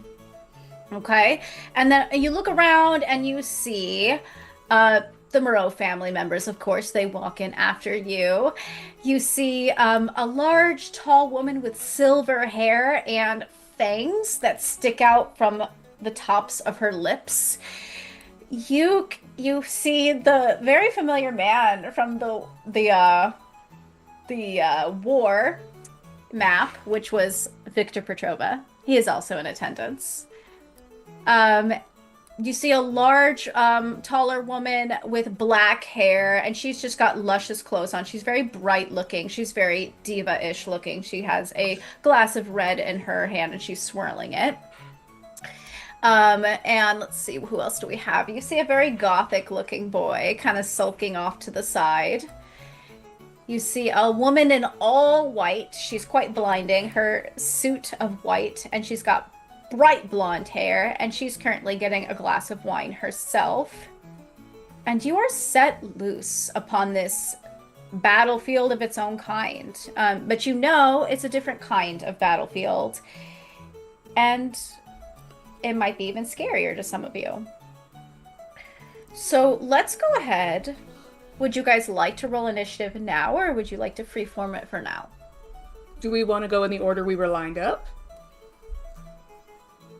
I think it would probably be fair to roll initiative now. I think if Let's some do of it us are again. thinking the same, we probably need to establish an order early. Let's shake it up. Cool. I got a 1. Same. Okay. LG1, Prim, what was that? 1. 1? Okay. What's your flight D4. between the two of you? D8. We're Okay. rolling so low on initiatives. Okay. Oh gosh, okay. Aurelius. Cal is one above you. Okay, Atlas, what did you get? This is the first time I've rolled super terribly for my flight roll. I rolled a 5. 5. I think Aurelius, you were 4? Yes, 4. Or 4? Okay. Oh, I'm so- fourth in line. Okay. Oh, no, it's Cal, Atlas, Aurelius, Algie, Prim, correct? I think I got Yeah. it correctly. Okay. Cal, Atlas, Aurelius, Algie, Prim. All right. With the 6, you are beating us all in initiative. Yeah, well, that's impressive. terrifying. Yeah, somehow Cal gets the jump here, which is interesting. Very interesting. So, Cal, you walk into the ballroom and you look around and you know your mission. What do you do? Not to backseat GM, but what is the look? What is the look? Oh, yes. What do you look Yeah, I was like? gonna say it would probably make sense that I think Cal being told to dress fancy. I was trying to debate how fancy he would have gone, because he knew it was a ball, but I think he didn't go full blown whatever. I think he probably stuck with a very nice pair of black slacks with just kind of basic dress shoes. He probably matched the color of his dress shirt to the purple of Syndra's hair. Both probably partially because he's trying to act thrallish, whatever, and represent his patron, partially for other reasons. I think he went somewhat, I don't know if this would be considered semi-cash or if this is style, but he doesn't have like a tie, he doesn't have a bow tie, he leaves one button undone. He leaves the sleeves rolled up at the wrists. He chose some pieces of fine jewelry to adorn both of his hands and his neck. And he maybe even got one of those upper ear clasps to, like, not an actual piercing, but something that would kind of cover the top of one of his ears. Accented probably by silver? No. Would he go silver? Yeah, I think probably like a white silver to try to match the hair of some of the other... No, not white silver, I'm sorry. He probably went green. That's the other color I wanted. Purple and green. Apparently we're going a mix of Vikings and Packers here. With like an emerald green. I don't know if he went much fancier than that. I think that's probably he tried to keep some of himself in the outfit. And he probably is wearing at least one nipple ring under the shirt, but nobody gets to know that but Kalvik. Okay. All right, Kalvik. Perfect. One nipple ring. Okay. Here we go. I think Kalvik probably initially goes to get a glass. It looks like the wine is on the right, and so probably goes to get himself a glass of wine and likely naturally wanders into Anastasia. I think he probably, in a way... Everyone here is wearing masks, so it's unclear that even if the attendees would know who we are.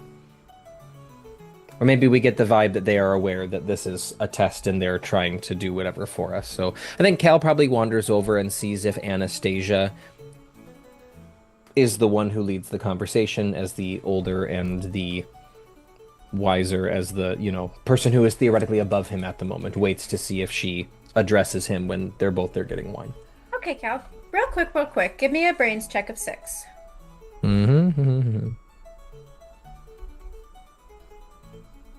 17.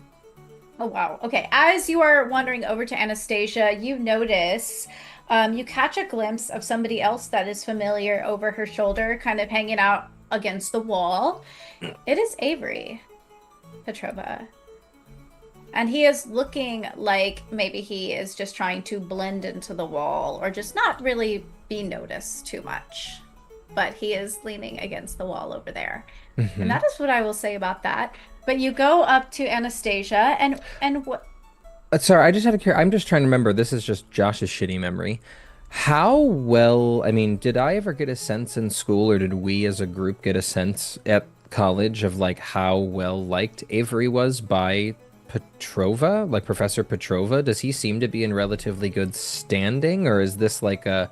I think there's probably a weird Petrova Moreaux thing anyways, maybe fresh on his mind after the war. That was a long time ago, don't get me wrong, but like he seems a little odd that the two families are here and as part of the test, but interesting enough. Quite a lot about Avery's relationship with the family, but I don't know if they and Kalvik would ever have talked about it. I think the only time they have talked about Avery is when Kalvik said, well, he can keep his shitty opinions to himself. So you always bitched at him a lot. Yeah. You remember Avery is actually the one that was overhearing. You remember in the... Yeah, he basically was the one who was like, you probably want to be careful because I think you're playing with fire. Yes. And Kalvik told him to shut up. Yes. I think, and Danny absolutely correct me, or if he would know more information, you would definitely know that he was adopted by Petrova in a moment when he was essentially going to be kicked out of his house entirely. And that they seem to be close in some way. Understood. Okay, I see Avery over this woman in white's shoulder. Okay. That's what so far I note that Avery is there. I think he still proceeds with his initial moment of going to get a glass of wine, waiting to see if this woman in white says anything, or if she deems him unworthy initially. I will say Cal's walking with swagger. Cal's not trying to remain small. Okay. Cal is trying to make himself a presence. You're walking with swagger.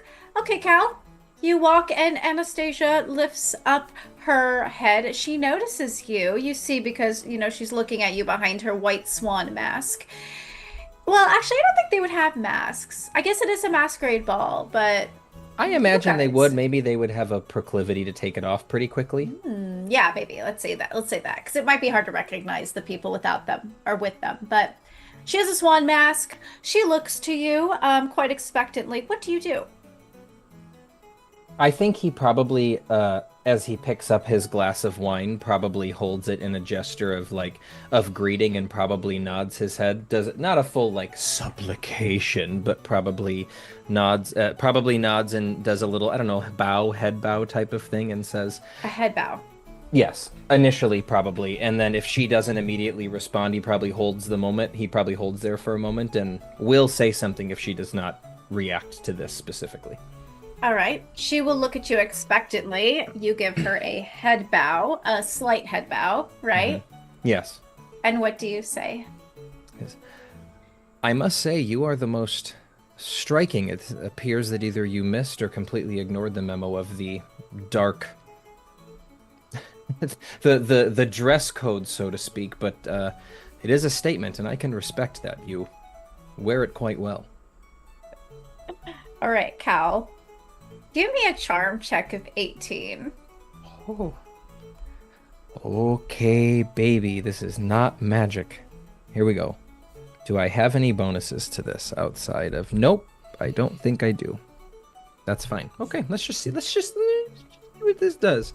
Here's what I will say. I will ask this one time. In my magical health and well-being, I took enough marks to get a single upgrade, whatever, plus to whatever, and the specific phrasing of what I put on my character sheet is +3 to be staying centered in me. Is this, this is like Cal being comfortable in his own skin, I am me. He is feeling like this is the last step, this is the last trial, I'm going to be all out me or not. Because he, would you grant, not to every single role, but in this just initial... putting himself out there to someone, can I have a +3 on this for the... Yes. It's okay. And no is okay. I'm trying may. to see if there's anything here that I can add to this. You may have that. Okay, well that's... Okay, you said 18. I actually still don't think that gets me there. 14 on the dice. Oh, wait, I think it does, because +3 would be 17, +1 for my charm is 18. I rolled an 18. Okay. 14 plus 4. 18. All right. Oh, boy. I think at first you notice she starts to... You notice her body language stiffen a little when you comment on her dress and how it stands out. But when you give her that compliment, you do it with such grace and such, ease that her shoulders loosen a bit. And she puts out her finger, her slender finger, and she tilts it ever so slightly. And you feel your back start to bend a little into a bow. And she says... Darling, that is how you approach somebody that is your superior. You may get up now. Please accept my humblest apologies. I am apparently letting the pre-wine jitters get to me before the wine even does.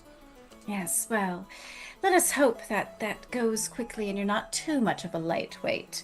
What was your name again? Cal. Cal. I do find that name familiar, and she holds out her hand. I think he takes it and, again, probably bows his head a little bit. Is she wearing any rings? Yeah, she's wearing a ring. An opal ring. I think he probably kisses the opal ring, does a very polite, gentle kiss on the hand, and says, I guess it's just one of those names. All right. And as she goes to bring it back, she tilts her finger just slightly and cuts you on the lip. And she leans in to smell the taste. Cal will not react. I mean, he's going to allow that to happen. In fact, I probably think we can see each other's eyes through this. I think he probably... I don't know if she's looking at his eyes when she comes in. I think...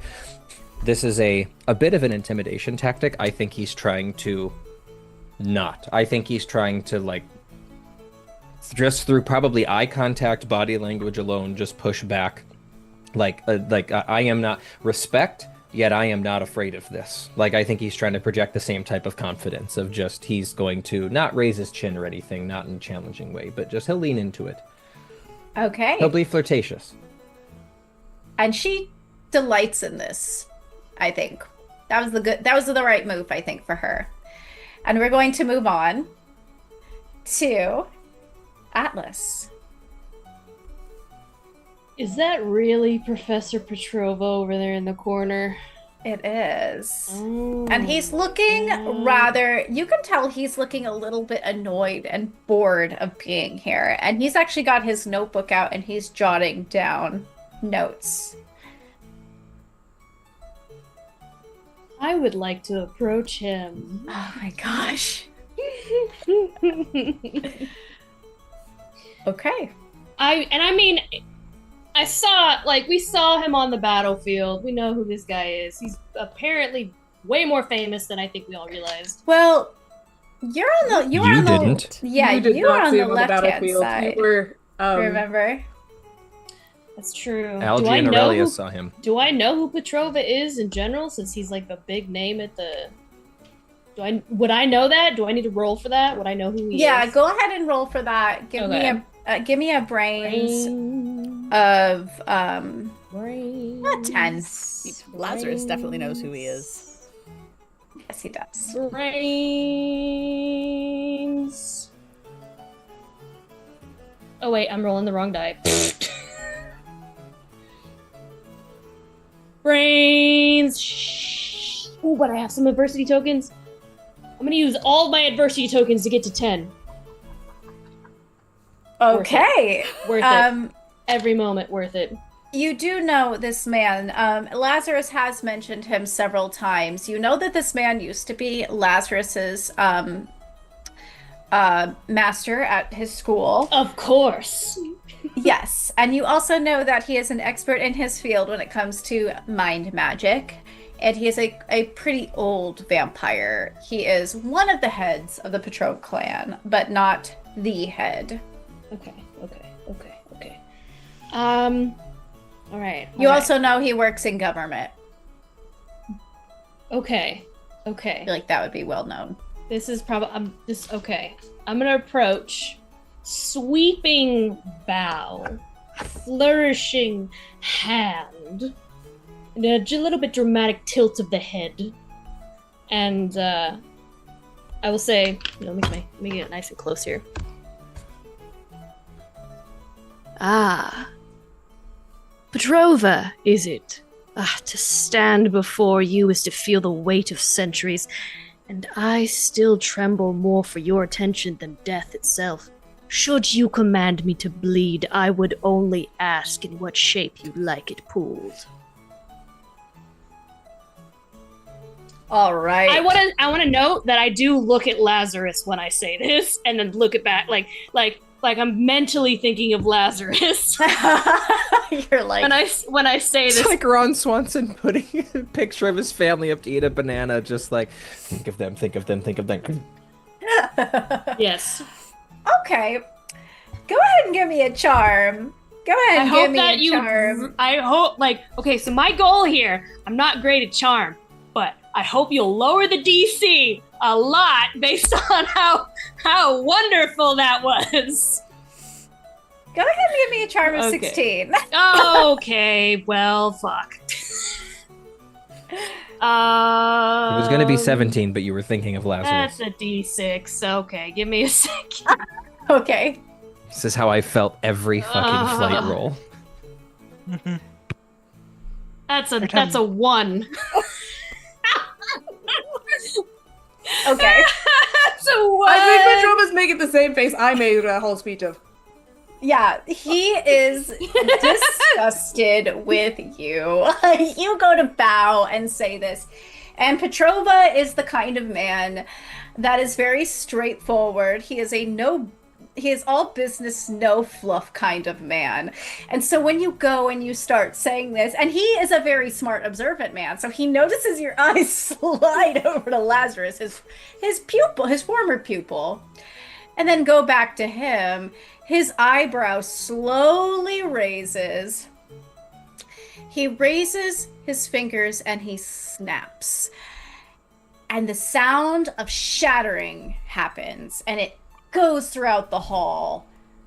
Atlas, the right side of your mask bursts. And what is the vile smell that flows forth from it? There's a smell. There is a smell that comes out of the side of the mask, seeping out as the right side bursts. And the right side of your face is now exposed, and there is kind of a sickly yellow color covered in it. It's dripping down. I'm gonna say rotting pumpkin and Taco Bell. Okay. This was from Atlas's face being. This is the mask. Oh, okay. Exploding, and that smell coming from the mask itself, and the color of that. It's like a little thing that explodes, and the color comes out like paint on the face, and the smell comes out. And as this happens, there's kind of a flash, and you feel, Atlas, something loop around your arm and tug you away from Petrova. And you just hear in your ear, "Are you crazy? What are you trying to do?" And you look over, and it is a blonde-haired, younger version of this man in kind of it's Avery. Okay. Wait, he drags Avery you to said that? Oh, okay. He is in attendance, and he drags you away from his uncle. I just and whispers this. I apologize profusely for being an absolute fool before this man. Sorry, as you're being dragged away. All right. Aurelius. Aurelius is going to take a different tact. And he's going to approach Syndra. Okay. And Challenge accepted. As you approach Syndra, she kind of looks at you, Aurelius, and she looks expectantly. And hello. He will bow deeply. Charmer, all right. My lady, might I have this dance? Oh. Are you a good dancer? I am. Then let us see what you can do. And she offers you her hand. And let's go ahead and do a charm check. TN 17. Seriously? One. No, it was a 5. I need to switch Oh. dice. Apparently, the fancy dice aren't working anymore, so. The dice are on my side. Apparently. Okay. Aurelius, what happens as you go to escort her out to the dance floor and you start to dance? I think that, Are you too handsy? What happens here? no, I'd like to think that, Avery drug Atlas across the dance floor, and some of this goo from his face dropped onto the floor, and Aurelius slips. Okay, and Aurelius, that was a pretty, it's a lower roll. So I would say as you slip and fall, you bring Syndra down with you, Oh no. and Syndra lands in the goop. She lands It's pumpkin in the and Taco Bell. and she gasps as it gets covered on the side of her dress. And she looks at you, and she snaps. Oh, damn. And a side of your mask shatters. What is the smell that comes out of yours?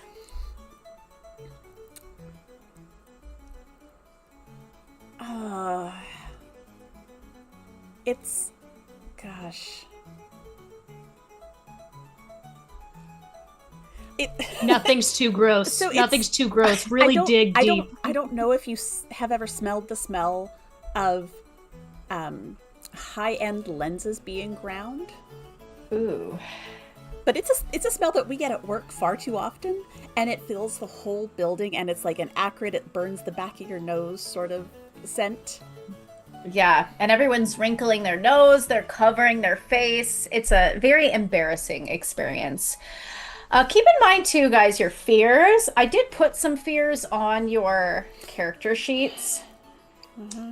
So keep them in mind and please apply them as you see fit. Because this would probably be the trial to do that. All right. Sorry, Aurelius. But... Okay.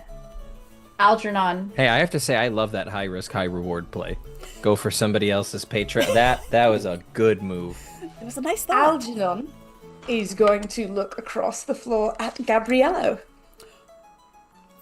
Damn. And he's going to I'm also Two for two, baby. I'm dressed extremely similarly to Vincent. It's a very similar kind of a I don't know if he's wearing a cravat, but Algie's wearing a cravat, an open kind of shirt, black vest, black trousers. He's got his sleeves rolled up in a kind of dashing, look at my forearms, I know the ladies love it kind of way. Though he is pretty heavily scarred down his arms, so your mileage may vary on that one. He's wearing his hair not quite down, it's in like a side, sort of like a, you can see on my little mini, it's a very pretty little side ponytail. He's washed his hair. Which doesn't happen as frequently as it ought to. He's had a little bit of a blowout. Anyway, he makes his way over to Gabriello and deeply bows, and then laughs a little and says, Oh, it's Vincent Jr. I do wonder, actually, whether it would be cheating for me to ask for your attention, seeing as I would be your sort of my sire, in that you chose my sire and my sire chose me. I know that you have excellent taste of character. Ah, I see what you're trying to do there. Interesting. What do you like best about your nominator, Vincent? I think that he's brilliant and unusual. An excellent addition to this family, obviously, in that he brought a background that was not yet present to the Moreaux. And he is a forefront within his field, and I believe leads the Moreau family towards a stronger future. He was an excellent addition, and I can only admire your choices. And Gabriello nods slowly, assessing your words. Go ahead and give me a charm of 17. Oh, fucking Christ. Okay, well, good luck. Yeah, I know, right? Sucks.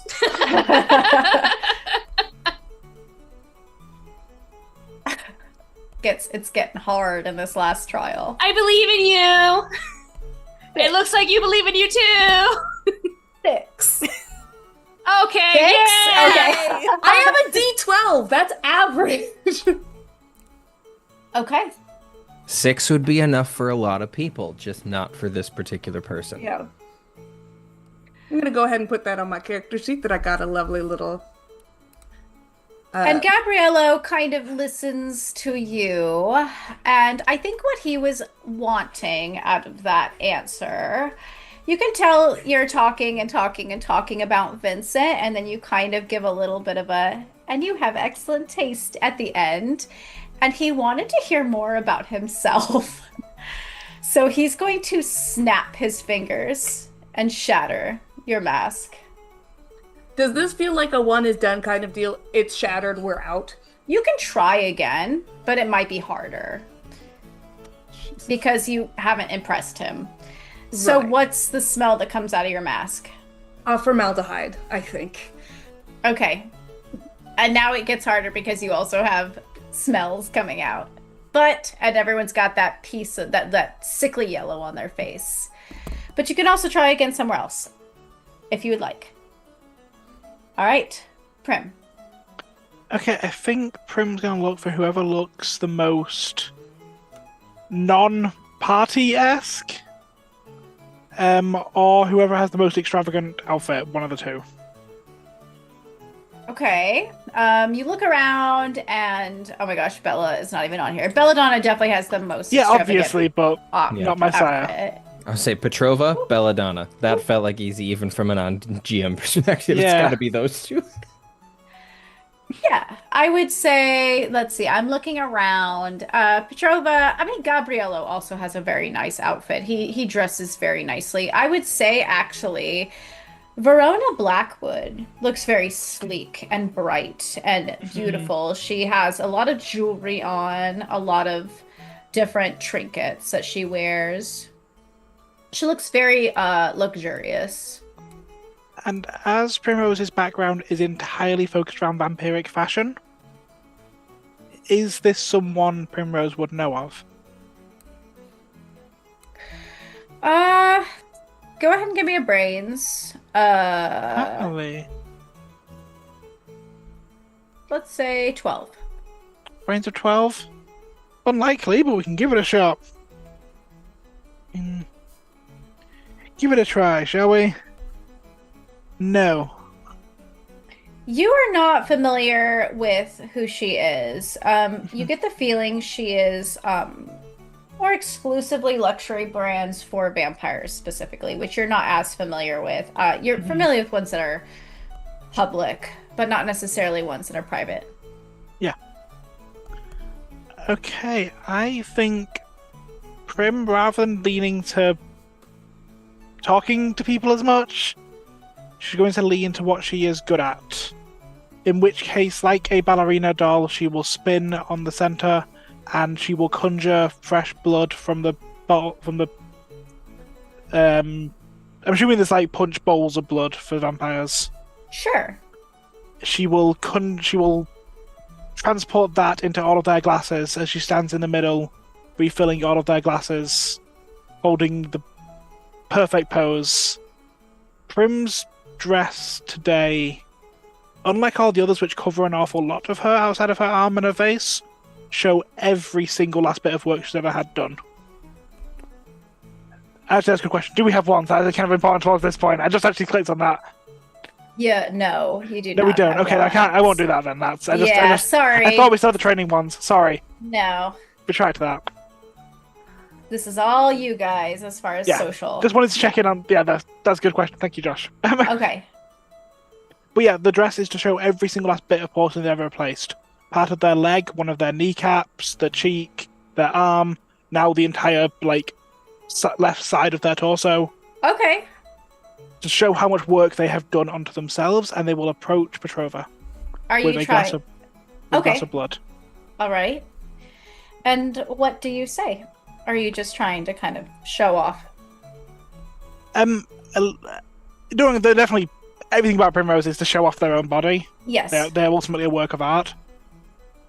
And will approach Petrova. I do so apologize to bother you. I have heard many great things about you over the years, and I was curious if I could pick your brain. All right. Go ahead and give me a charm of 17. Yep, which I do not think I can pass, but here we go. Nope. We have 5. Okay. So, Petrova sees you approaching, and he narrows his eyes as he watches you. Show off your bodily modifications. And there are people who are like, ooh, look at that. Oh, that must be Belladonna's work. And there's talk, spreading. Every time that happens, she twitches a little bit, so maybe it's someone else's work. There's a little bit like a tick of... Right. And I imagine he sees that as you go towards him, and he notices that, really, what kind of work do I do? And because you failed, I would like you to figure out what you say. I'm aware of your history upon the battlefield. I'm aware you recently have taken a governmental position.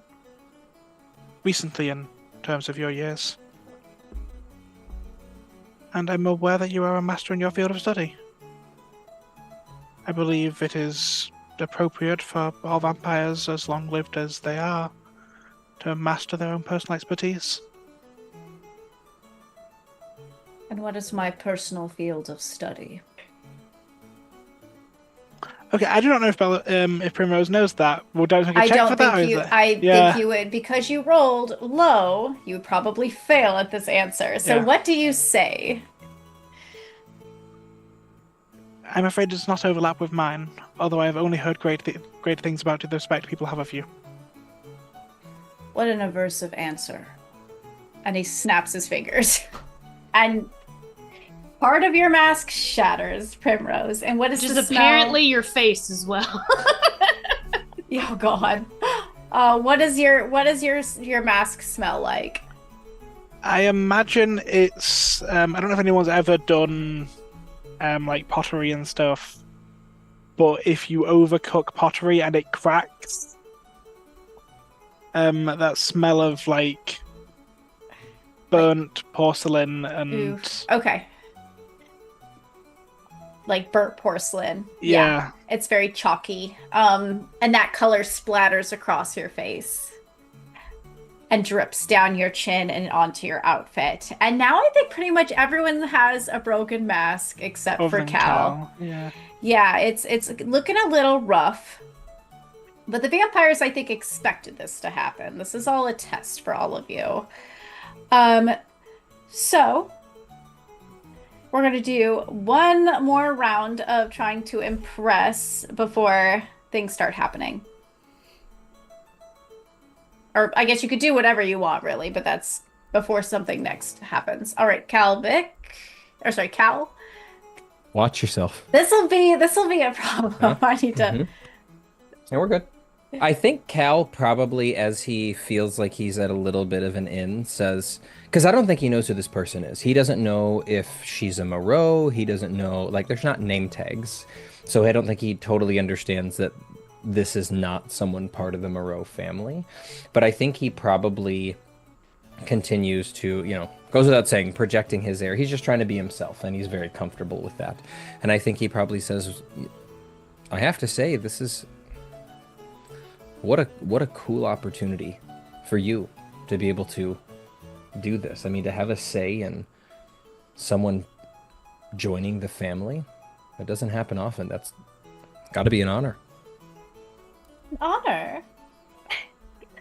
Are you saying we are honored to be in the presence of the Moreaux? No, not at all. I think he squirrels away that piece of information. The person I'm talking to is not a Moreaux.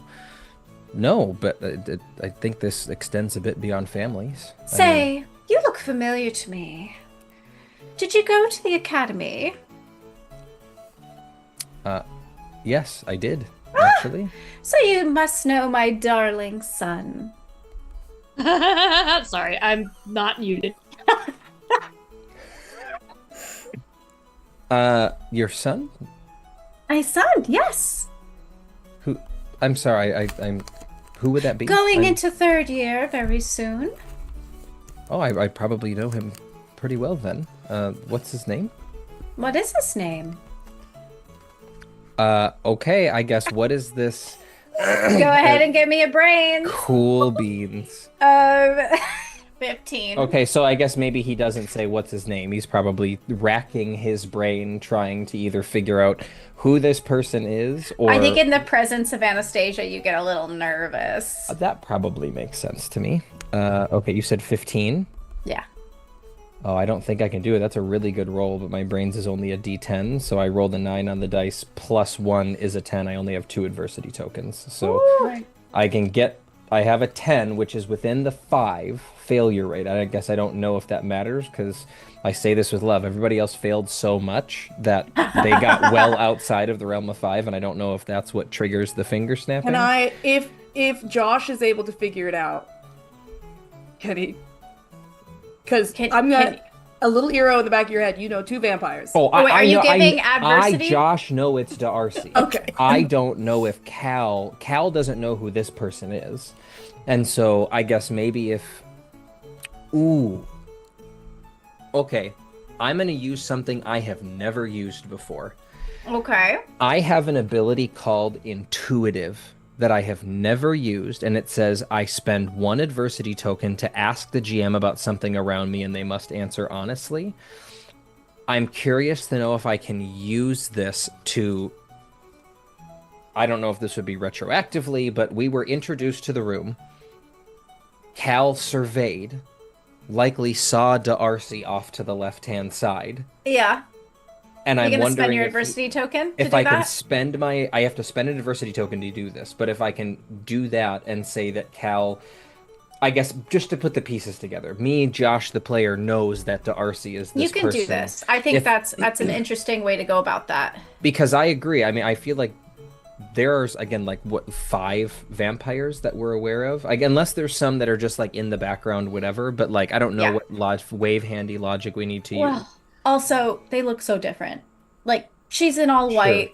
Her son Yeah. is in all black. But Right, you spend that adversity token. If it's okay if you don't want to give it to me, but if you'll give it to me, I'll spend the adversity token to use the intuitive and say that You want to use your things that you have? Use the things. Sure. I Remember, will spend everyone's... I will spend an adversity token to say, oh, you mean Darcy. Yes, you see her eyes slide on over across the room to her son, who's currently like painting his nails, I don't know, across the way. Yep.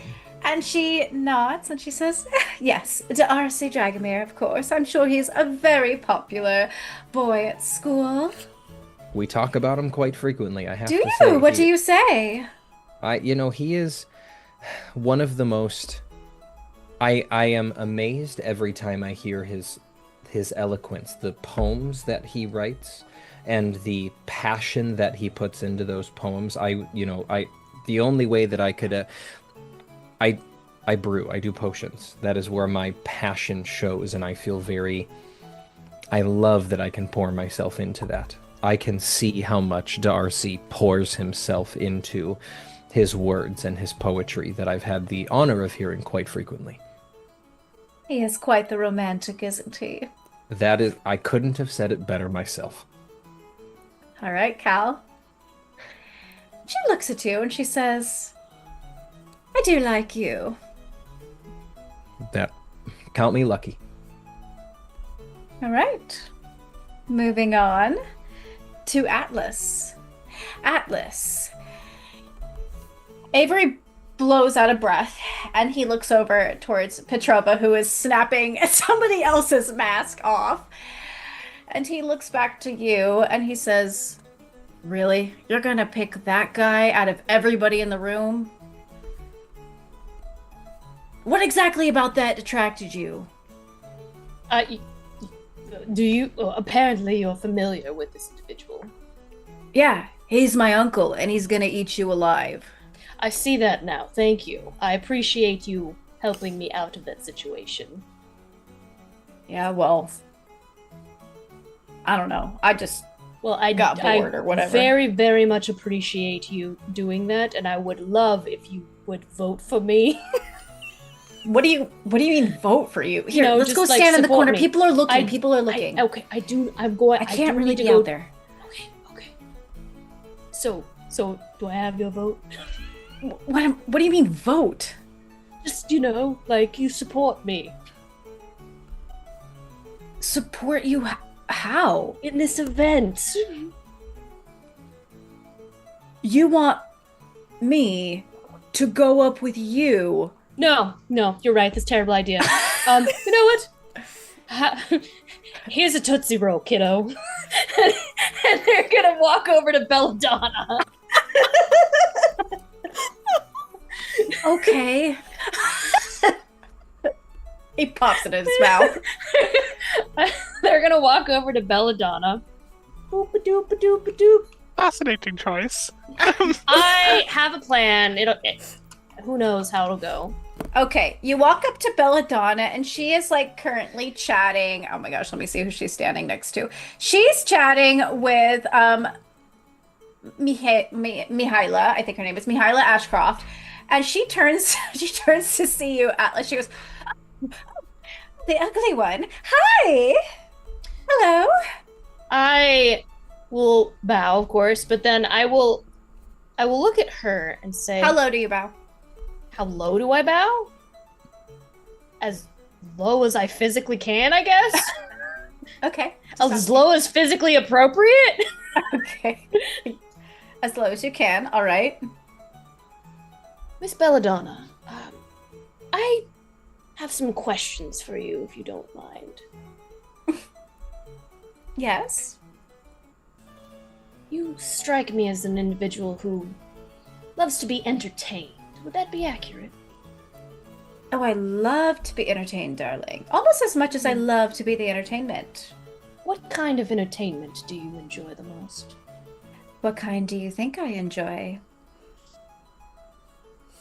I look around the room. You seem to be one of the smartest, if not the most smartest here. And Smart, okay. I was just thinking, these other individuals. What else am I? What if I told you that I could make them all be bumbling fools right now for you? I would like to see that, I think. However, I have another question for you. You say I'm smart. What else am I? You are dark, radiant, creative, a visionary. And I can see that from the one that you've chosen as to be the sire of. Oh, interesting that you're complimenting Primrose after what she did to you. Yes, well, you see, I am adaptive. I'm sure someone of your stature would appreciate someone who was adaptive, able to change and adapt to situations. I actually like my dolls obedient. And that is exactly the kind of thing that I could just demonstrate for you. Imagine being able to make dolls that don't move, that are more viable and pliable to your will. Go ahead. Show me. I turn around, and I want to do this stealthily so that the certain people don't see. I want to look Calvic dead in the eyes. I want to make sure he sees this. I'm going to take Lazarus's blood, and I want everyone to have no focus, a loss of focus this round. And if it's a way to also make Calvic lose focus narratively somehow, that would be awesome too. What does losing focus look like? I think it's we've made it kind of interpretational to the situation. Okay. Right. The way it reads is I ruined the focus of everyone. Okay. Yeah. It's kind of like how your power is flesh crafting. It's Okay. not. Okay. It's not. I don't want a it's more- cheaty face if we're all lost focus. I don't want to be like, oh, I lost focus, and that made me so much better at my charm. I think the way, I guess, narratively, if it were for this situation, since it's my last charge, perhaps like slack-jawed and like kind of like bumbling, so maybe saying things that are off the wall or. Is this targeted or everyone in a cloud, so to speak? This is kind of within range, right? So let's see. Where are you right now? Let's see. I would say let's pick, to make it fair, let's pick 2 people after you. Well, Cal is technically before you, but if you want to pick Cal, it can affect him the next turn. I want it to affect Cal, and I want it to affect, I guess, Aurelia since he's closest. Okay. All right. And I want to make sure. The reason I ask is because if I'm within, I guess, blood sniffing distance of Anastasia, does is this are we getting? Is she also getting caught in this, or is Atlas trying to catch Cal and not Anastasia? And if so, are we just saying like an Atlas can stand the perfect distance away to be sure that they only catch Cal, or is that like a roll of some kind to see can you know how this works, and I'm gonna allow you to try, but if he fails, then either misses or catches us both or so. I'm just curious how that mechanics of that will work. I think it's a more focused thing, because I think the last time Atlas did it on you, there were people around, but you were the only one affected. Gotcha. So it's like a targeted thing. Okay, cool. I'm- Just wanted to double check. I want, and the way I'm looking, I'm provoking. This is a provocative. Well, not that provocative, but like you know, this is provocative. And Cal, you might find the sensation. Okay. You are making a direct point to warn Kalvik that this is essentially warn Kalvik. This is not warn. You're not Make trying eye to. contact as Correct. I do it. I am about to watch you bring a vial of blood to your lips, correct? Because if that's the case, Kalvik is going to very quickly turn to Anastasia and go, something's about to happen. Do not hold me accountable for what I'm about to say. He very quickly turns to this woman he's talking to. That's fine. And That's just fine. tries to convince her, like, I'm okay with that. Yeah. I don't think know that's what's fair. going to happen. I do it purposefully. I want you to see. I think I do it Kalvik's purposefully. eyes go wide and he just turns and says, whatever. Okay, here's the words he says. He sees Atlas do this, quickly turns to Anastasia and says, whatever's about to happen, this is not my fault. That's perfect. I'm fine. Excuse me. She's very confused, but Yep. And then this happens. right. So Atlas will target the two people he wants and push forth, and both Aurelius and Kalvik get hit with this just like complete bumbling mind, like, oh my gosh, like you feel almost drunk and unfocused, and the floor starts to kind of rock beneath you. All right. And Belladonna looks to both of those people and sees both of you kind of like swaying, and she gives a, well, that is quite entertaining. And pliable. Just think how easy you can collect trinkets. All right. Next is Aurelius. Aurelius, you are on the floor, right? Are you on the floor still, or did you get up? I think he didn't really have much of an opportunity to get up, and I don't think he will. So Sindra goes to get up and offer you her hand. Do you take it? I think he'll just sort of stare vacantly at her for a moment. And she bends down. She's like, are you... Oof. What is wrong with you? Did you hit your head? And she snaps her fingers again, and the middle part of your mask shatters. And more of that smell. You still have the left-hand side of your mask. Okay. But the rest shatter. The middle shatters. And that might knock you back into consciousness or back into attentiveness. All right. Let's see. Algernon. Algie realizes that he was motivated a little bit by ego in his last choice, mostly by, oh, this is a direct connection, but seeing as Gabriello has only made one good decision in his life, there's no reason that that should continue on. I would like to, if I can do 2 things, let me know if it's too many things. I want to take a step back and assess the room and see if I can get an idea if anybody would be, how things are going for other people and what different people are looking for, I suppose. But mostly I want to go and talk to Provo. That's not his name. Petrova. There we go. Thank you. You also want to talk to Petrova. Okay. Round 3. Or you look around the room, and you can pretty much assess there are people who are kind of schmoozing the floor, and those who are not doing so well. I think you can see most people have at least a little bit of their mask missing, just like you. So you see Cal over with Anastasia. You see Atlas with Belladonna. You see Aurelius on the floor, looking a bit dazed.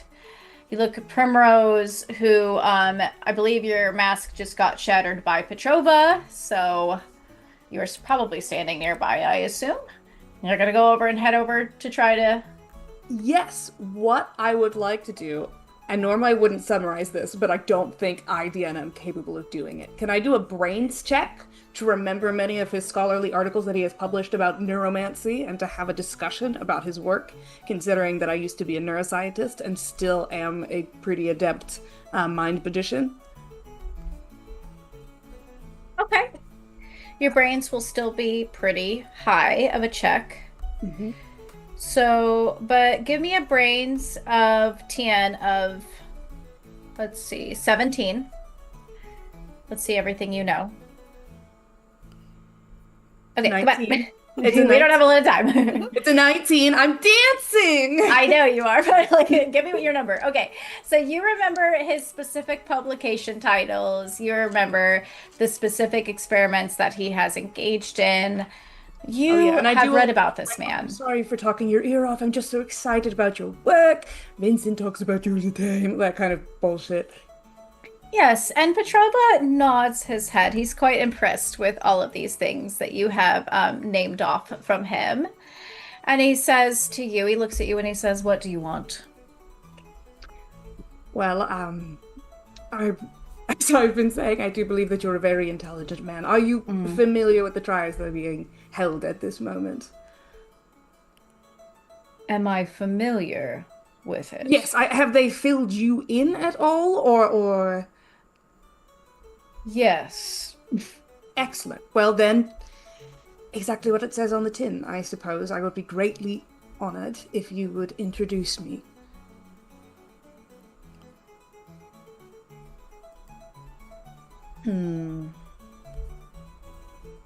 I completely understand if it's something that you need to consider. It's a large choice. I will introduce you. Algae Place, it's so cool. Thank you, sir. All right. All right, Algie, you have Petrova. All right, Prim. Primrose is going to kind of fall back on they are ultimately a work of art and are very beautiful. There is an approximately 20-year-old boy there, vampires are definitely older than that, who they can ask for something to help clean their face, because this is awfully unsightly. And he's sat there painting his nails, so he very clearly cares about his appearance. All right. And Primrose is showing off more skin than they have dressed right now. Well, porcelain, but you know. Okay. And they will approach and bow ever so low with a curtsy, and follow him into a curtsy. Hey. Good evening, sir. I hate to be a bother, but by chance do you have anything I can clean my face with? Clean your face? I mean, I think it looks fine. To gesture to the yellow stain. Oh, I think, and he reaches over and he brushes your hair in front of your face so that your hairstyle matches his. There you go.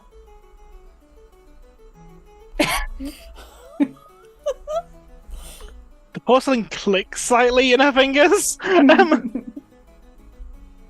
And you feel the hair mat to your face. Is that like real? And he reaches over and taps on your arm. Clink, clink, clink. It's the replacement for my flesh. Oh, it's on your face too? Wow. It is most of my body. Did it hurt when you had to, replace it with glass or whatever? It was simply improvements.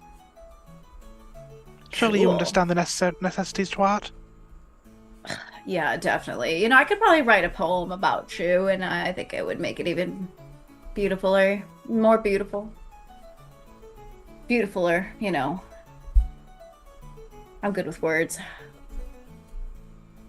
Indubitably. Yeah, that. So do you want Darcy to introduce you? Oh, good lord, no. But she was looking for someone who'd potentially have a cloth that she clean the inside of her face. Okay. All right. Does Darcy have a cloth she can steal? Oh, sure. We'll say he has a little cloth sticking from his pocket. Thank you. And then she will gently kiss him on the side of the cheek to get him to, fluster and fuck off. Okay. He just wanders off. He's like, fine. I mean, if you don't want me You want me to, like, vote for you or whatever? Do you know the matriarch? Yeah. We've had, like, tea together and stuff. Oh, do tell me the story. Yeah, like, one time we came over and, you know, I was sitting on her right-hand side and handed her a cup, and she, took it from me. Yeah, I Enchanting even have a story. poem about her. Do you take this opportunity to clean her face without anyone else seeing? It's just like as a social interaction. So she's taking Yeah. opportunities to clean all the gunk off her face. Okay. I'm just happy to spend a turn for that. She cares significantly more about her parents than Okay. anything All right. else. All right, now we are going into the phase where things are starting to get a little more serious. Some of you have are people who are going to introduce you, some of you do not.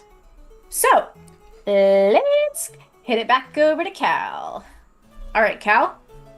I think Cal, I mean, this is his confusion round, so I think that Cal very quickly after saying, whatever's about to happen is not my fault, and then probably like, just to maximize the embarrassment of the situation, I have to imagine he doesn't just stumble backwards. He probably stumbles into Anastasia.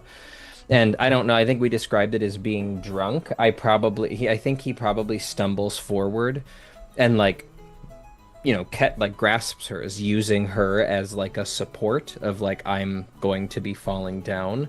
And he probably looks up all doe-eyed and just like gives a goofy smile through the mask, and then probably in the moment, way too slow, comically slow, like realizes what he's doing and is like, and then stumbles backwards and probably trips over his feet and falls onto his ass. All right.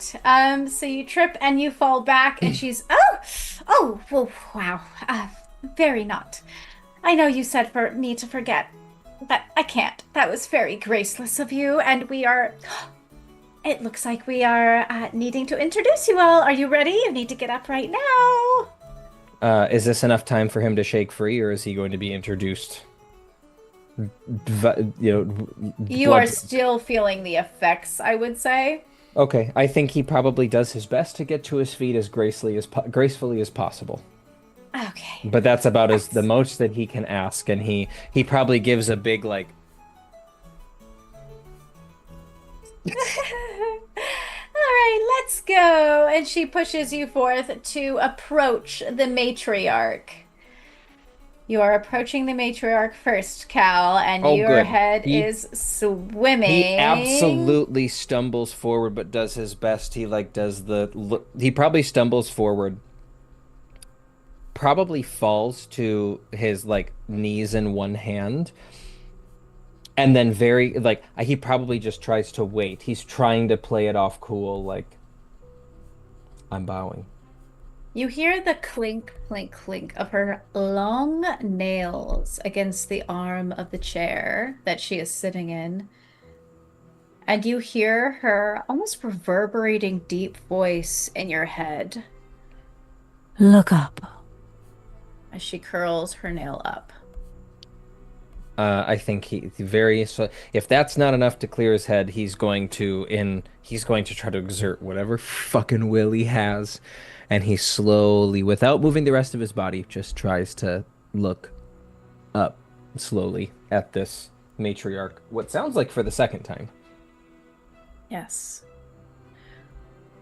Why do you deserve to join my clan?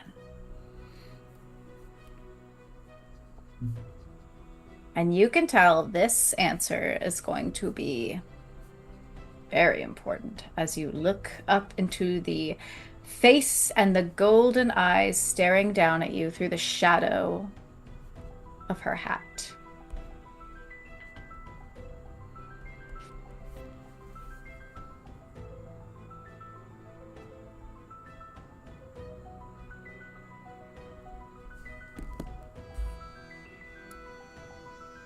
Okay. Cal says,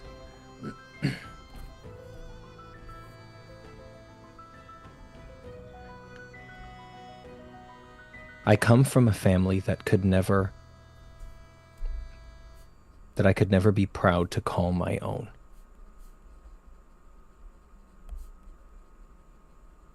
I will be proud to call this.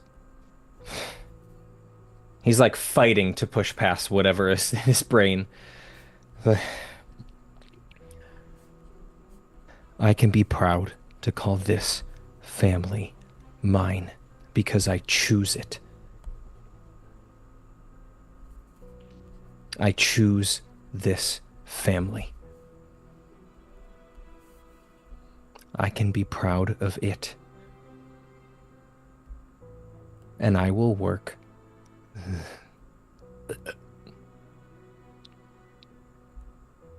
I will work tirelessly to make you proud of having me in it as well. We will see about that. Right, Calvic. Roll a charm. Oh, good.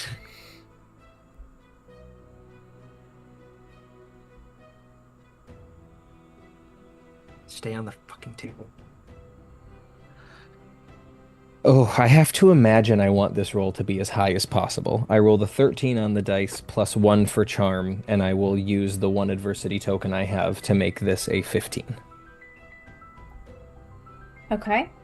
Do you have any other things at your disposal? Okay, so if you'll give me the plus 3 to make this again, this is about as me as Kelvic can get. So if you're willing to give me the plus 3 bonus, which is I'm going to be centered in who I am, which is not a magic thing, it's just a me thing, then that would raise it up to an 18. Okay. Do you have anything else at your disposal? I mean, if I am able to, I suppose it would be good to know what she wants to hear. And if I'm able to slurp down my little, I don't know how dangerous it fucking is to try to read the matriarch's mind, but if I can take my potion and get a sense of what she wants to hear from me, I would love, I could try to sneak that. My original goal was to have Calvic keep it I don't know. I guess he said he rolled up his sleeve, so it would make sense to keep it in his sleeve. If there's a way that he could surreptitiously have that, I don't know if I can justify a way to be able to take it, but if I can use it here in this moment, have it as I stumble. Oh, good. My D4. I got you. Don't you worry. Please explode. Okay, we exploded once. Okay. That might be all we can ask for. We exploded again. Oh my gosh. Okay. This might be all we can ask for. Okay. That's a 4 and a 4 and a 3 and no pluses. So 11 if my That math is pretty correct. good, all things considered with your D4. Okay. Exploding twice is pretty we'll good. say it accidentally fell out of, I probably caught it as I stumbled. And I think I probably just was like, well, now, I probably just took it before, well, I don't know if we'll say as I answered or before I answered, I maybe used it to clear my throat. Okay. And so I have an 18, but I guess I'm curious to know what is I guess if I remember correctly, I believe mine lets me hear the thoughts so you hear the matriarch's thoughts in your mind, and they almost give you a headache. They are so stabbing, but you hear them, and it surprises you at first that it almost, if words could take up the space in somebody's brain, that's what would be how it would feel to have her thoughts in your mind. It's at the forefront, it's in the back, and you hear her thinking, so this is the thrall my darling Syndra has chosen. An interesting choice indeed. What does she see in him? So with that thought in mind, would you like to add anything else? I think he probably tacks on at the end and says, I'm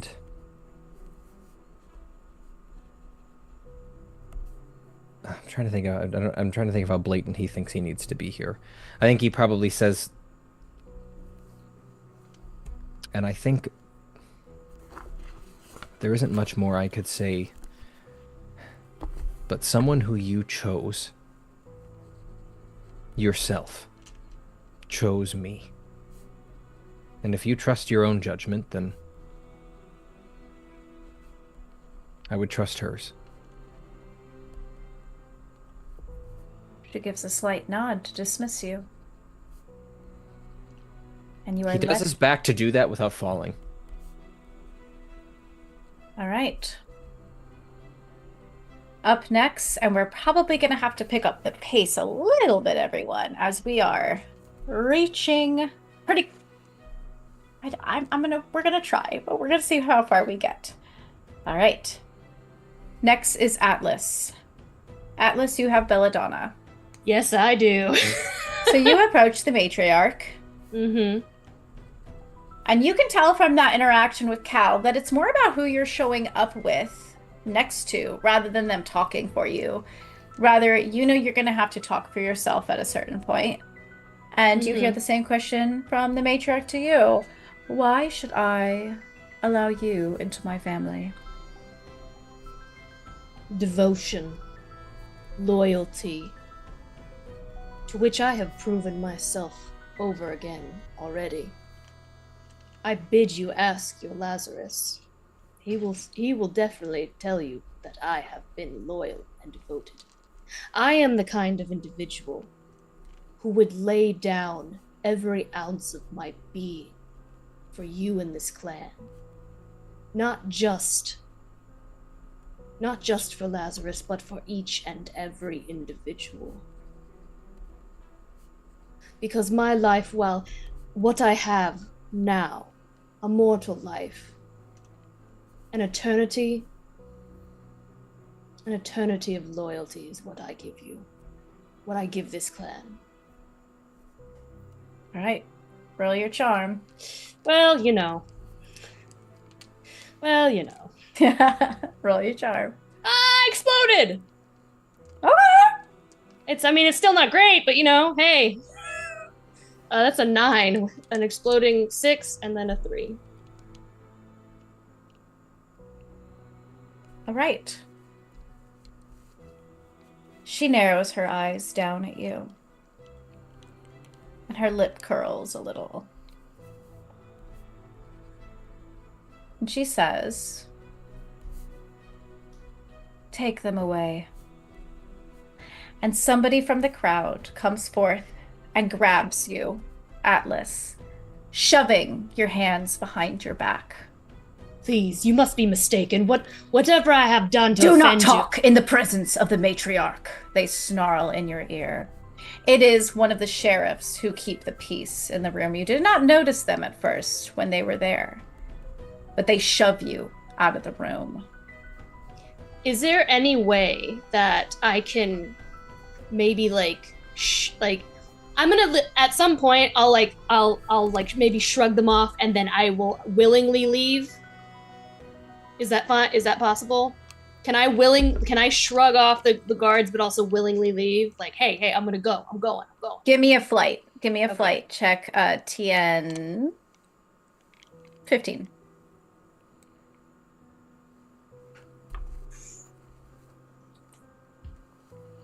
I think I rolled a 14. All I wanted to do was just. Do you have an adversity? Oh, you can take an adversity from. You just failed at talking to the matriarch. You so did. you have Can. one. Oh, Yes, that's you still can there. We take go. a- Yeah, you can- I did. Thank you. Yes. Thank you. You can shrug, kind of slip out of their grasp, and just, I'm going. I would love to, after doing that, I would love to shoulder Calvic hard, and possibly take something off his belt as I walk past him, noticeably. Oh, okay. Into a different room. What are you trying to take? What you got on you, Cal? You're muted. On Zoom. That's a good question. For the third. I don't know how much of our own stuff we were able to take in here. I imagine he's probably wearing some piece of ornamentation, or maybe he took off a ring and put it in his pocket at one point, and you very obviously stick your hand in his pocket. I'm not trying to be. Cal, do you have any tokens of courage from your coven? Oh, that's a good, cute fucking... Okay, I imagine Maris mailed something to him at some point that he probably keeps on him. What would Maris have mailed him? Oh god, she would have sent him a rock. She sent him a rock. I love that so much. Atlas takes Calvic's special Maris rock, and he is not ballsy enough to leave right now, but he will be taking that back later. And he will shove you, take that out of your pocket, and as they do, they're gonna say, Vic, and walk into another room. Watch yourself. Fighting words. Are you sure you don't follow, Cal? I don't. I think he's way too. I think assuming that effect has worn off, he knows enough about this moment that he cannot leave, but he will be tracking down Atlas very soon. Okay. The matriarch looks across the room and sees that two of you are without people to introduce you. Her eyes first land on you, Aurelius, and then they land upon you, Primrose, and she motions for you to step forward. As Primrose steps forward, they slice their arm across the porcelain on their body and offer out their arm of blood. She dismisses that. And puts her arm back to the side, still bleeding. All right. Aurelius, do you also approach? If she wants him to approach, he will approach. Head down, very deferential. There is no one here to vouch for you. Either of you. Why is that? I wish to fix my appearance before speaking to anyone but of your presence. And you? There was outside interference, unfortunately. You could not navigate this challenge with grace, nor could you do so with the tools given to you. No one respected you. No one thought you worthy to represent you. Turn to each other. Primrose turns. Aurelius turns.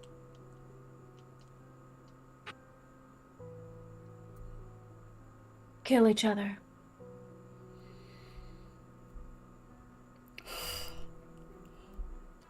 All right, guys. Okay.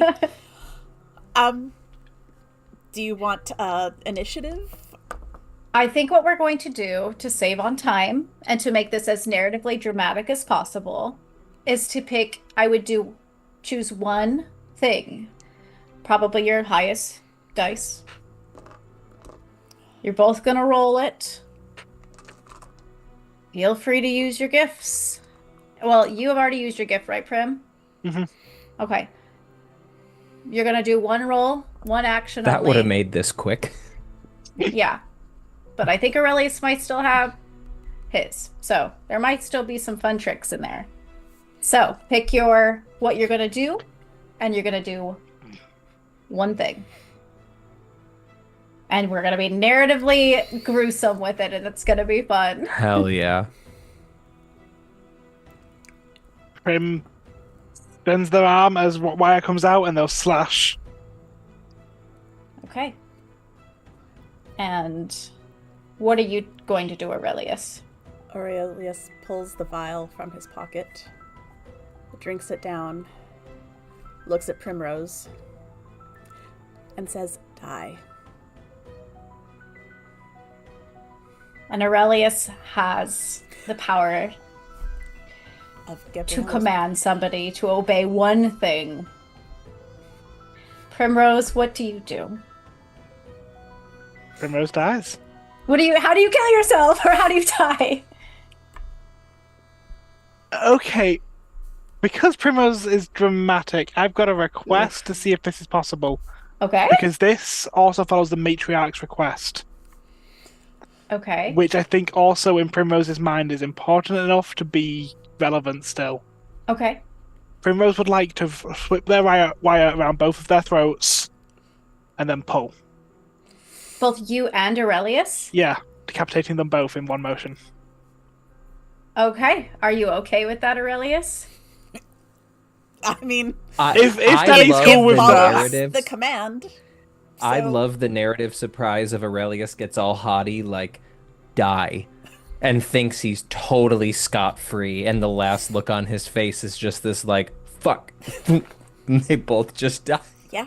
Oh my gosh. That's one man's opinion. It's okay if that's not how it plays Yeah, out. Okay. this I is highly if love Danny's that. cool with it. Describe what that looks like from your end, Prim, and I'm going to ask what that looks like from Aurelius's point of view as well, because I feel like that's interesting. Yeah. So Primrose's entire arm is basically built to be a weapon. That's kind of the point of it. It's out of just beauty. It kind of like comes out like a serrated razor wire and flings out, coiling around Aurelius to coil around their rope, coil around their own neck and tie, like a lasso. And they look into Aurelius's eyes for just a second, in each other's arms again. And then they pull their arms taut. All right. Aurelius.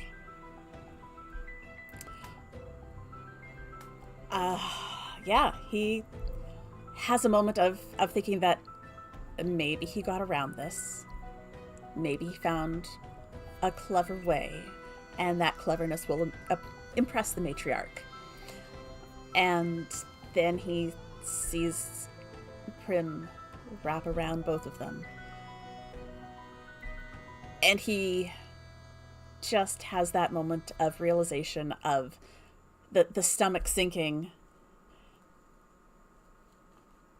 And the last thing he sees is Prim's face. Smiling. Smiling. Beautifully. And he blows her a kiss. Oh. Because what else can he do as his head rolls? As the sickening slice echoes throughout the ballroom, 2 heads fall to the floor. All right. Algernon. Algernon appears to be genuinely perturbed by what he just saw. Perturbed? Yeah. Okay. Yes. Like, He hasn't actually been a murderer in his life before. He's seen a lot of pain, he's seen a lot of mutilation, he's been a subject of a lot of experimentation, but he shakes it off, and he, if invited forward. all right. Yes. All right. Petrova will lead you up to the front. My head is bowed and very respectful until it is indicated that it is the time for me to speak. Go ahead. Matriarch, there is much that can be done with eternity. I admire and respect not only the work of my sire, but of all of the siblings of Moreaux, and of course what you have done. In my mortal life, I have seen disease, death, parasite, the molding and the deterioration of the body. And with eternity, a work of eternity, I believe that we could move forward. And I would dedicate my time with you towards that perfection.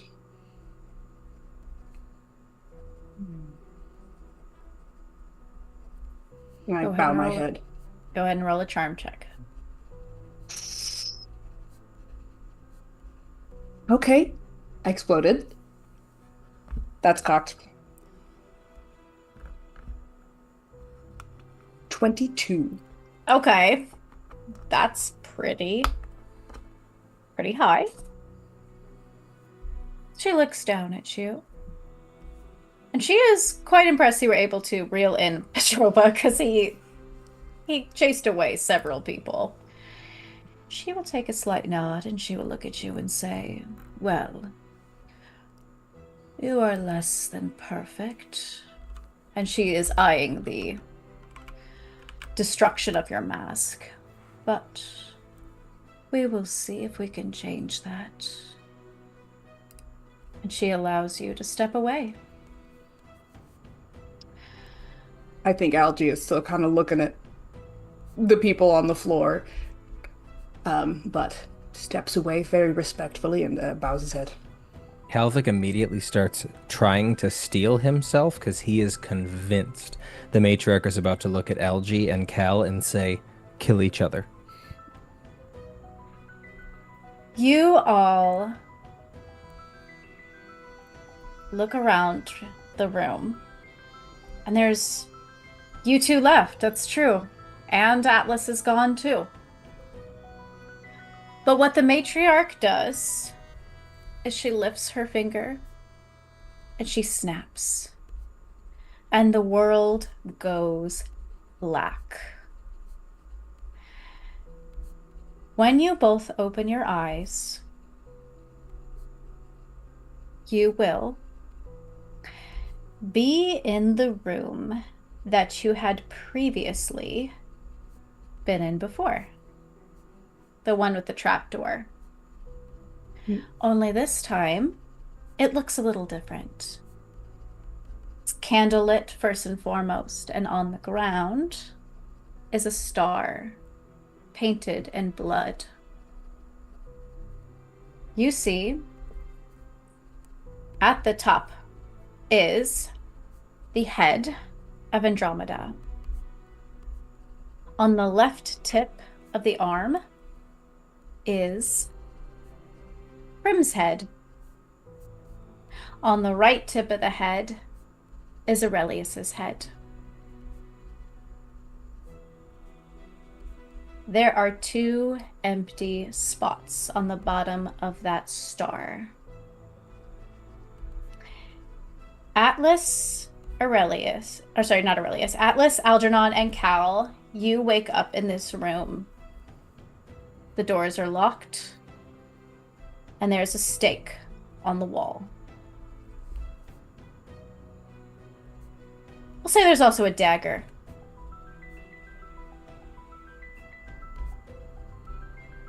Do we have No wands? No wands.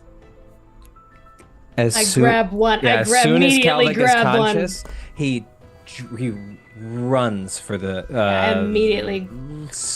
Oh God, I'm going for the knife. I think my first thought was the stake. Okay, everybody give me flights. Oh, good. Here we go. This is where it's my time to shine, baby. That's a 1.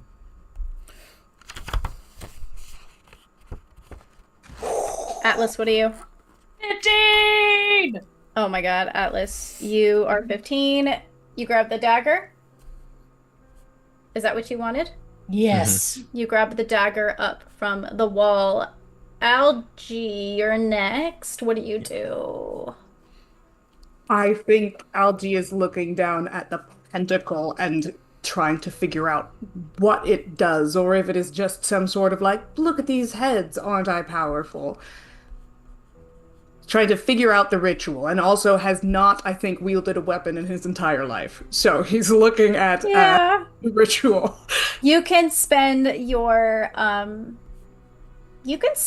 turn looking at this ritual for sure. The ritual, you can tell, is activated by blood. You can tell that Aurelius's and Primrose's blood is flowing through the top half of the star, and so is Andromeda's. But it doesn't reach the bottom half, and so the ritual is not complete because there needs to be more blood down there. Right. Well, I move out of the way as I assume that Atlas is about to attack Cal, and I can be somewhere else in the room, at least for now. Interesting. Okay, Cal, you grab the stake, I assume. Grab the stake. I grab the stake and assess the greatest threat being fucking Atlas. Atlas, you are clutching a dagger in your hand at this point. What do? You have a rock in your pocket. What is the... I look at Cal holding the dagger. Lazarus told, and I want to point out that he's finally, they finally talk, and it's nothing like the first time you heard them speak. Very, kind of bumbly, kind of chaotic. couldn't be taken seriously at all. And then all of a sudden, when they speak now, there is a vast difference. Lazarus told me all about you, Vic. How your family cast you out like rotting fruit. How your sweet little surname, Vic, was just a gravestone they left behind. That they rebuked you, renounced you, and here you are. That was supposed to be my moment, my strike, my rise. I want you to look me in the eye when I kill you, because when I drag your broken little name into the dirt, I want you to understand I'm not doing it for revenge. I'm doing it because I refuse to let you stand where I was meant to be. And I will attack. I do want to preface, with player permission, I will attempt to kill Kalvik. But with your permission, Josh. Cool. Kalvik's gonna try to fucking kill Atlas too. But I appreciate you. Usually, like, No, player PvP. yeah. Okay, usually player totally PvP, like. I appreciate you. Okay. I think that Kalvik. I think Cal deserves at least a response, though. I want. Yes. So I just want to make sure I get the rule out there. I imagine maybe that these two weapons were not necessarily next to one another. I imagine that they maybe were a little bit spread out. So even as Atlas advances, Kalvik has a chance to, I'm not going to say remain calm. He's not used to big violent things like this, but I think he probably has enough time to say, you got it wrong. I cast my family out, not the other way.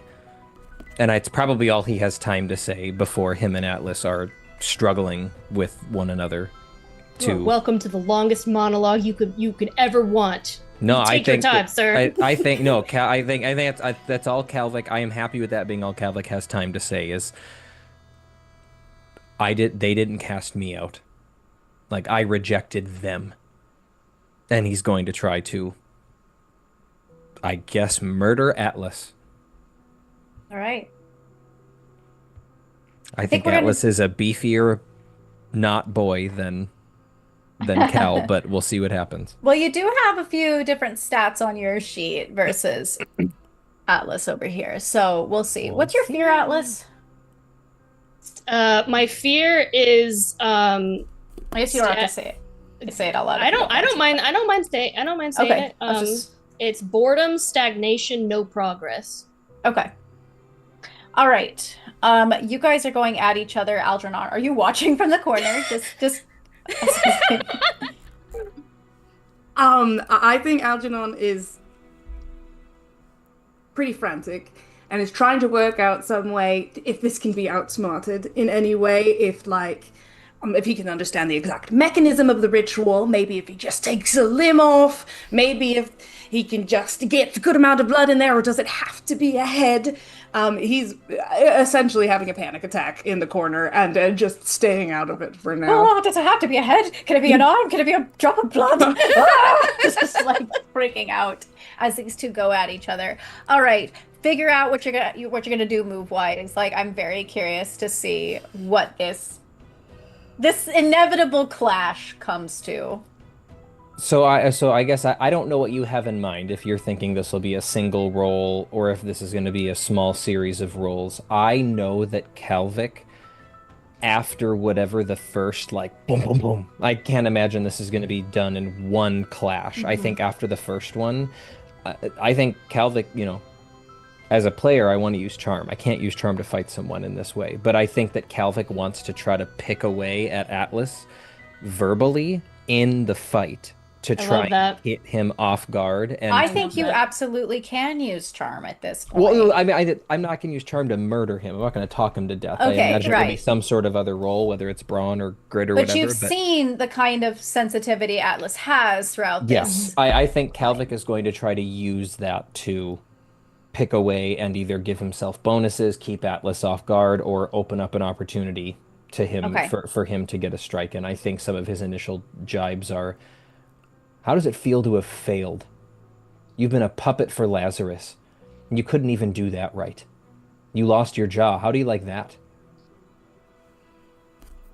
All right. Are you rolling your charm? After our first like, which Yeah. we can Go- roll a brawn for that if we need to. Go see ahead the and roll your stars. charm first. Sure. And Atlas, I are you love rolling? What are you rolling? Yeah, this is weird. I don't know how.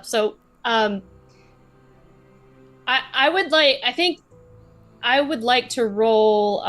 Like he's gonna try to stab him with the dagger. So fight. That would be a fight. Yeah. Okay. Which is Go ahead and roll your fight. Is this a contested roll, or is this a?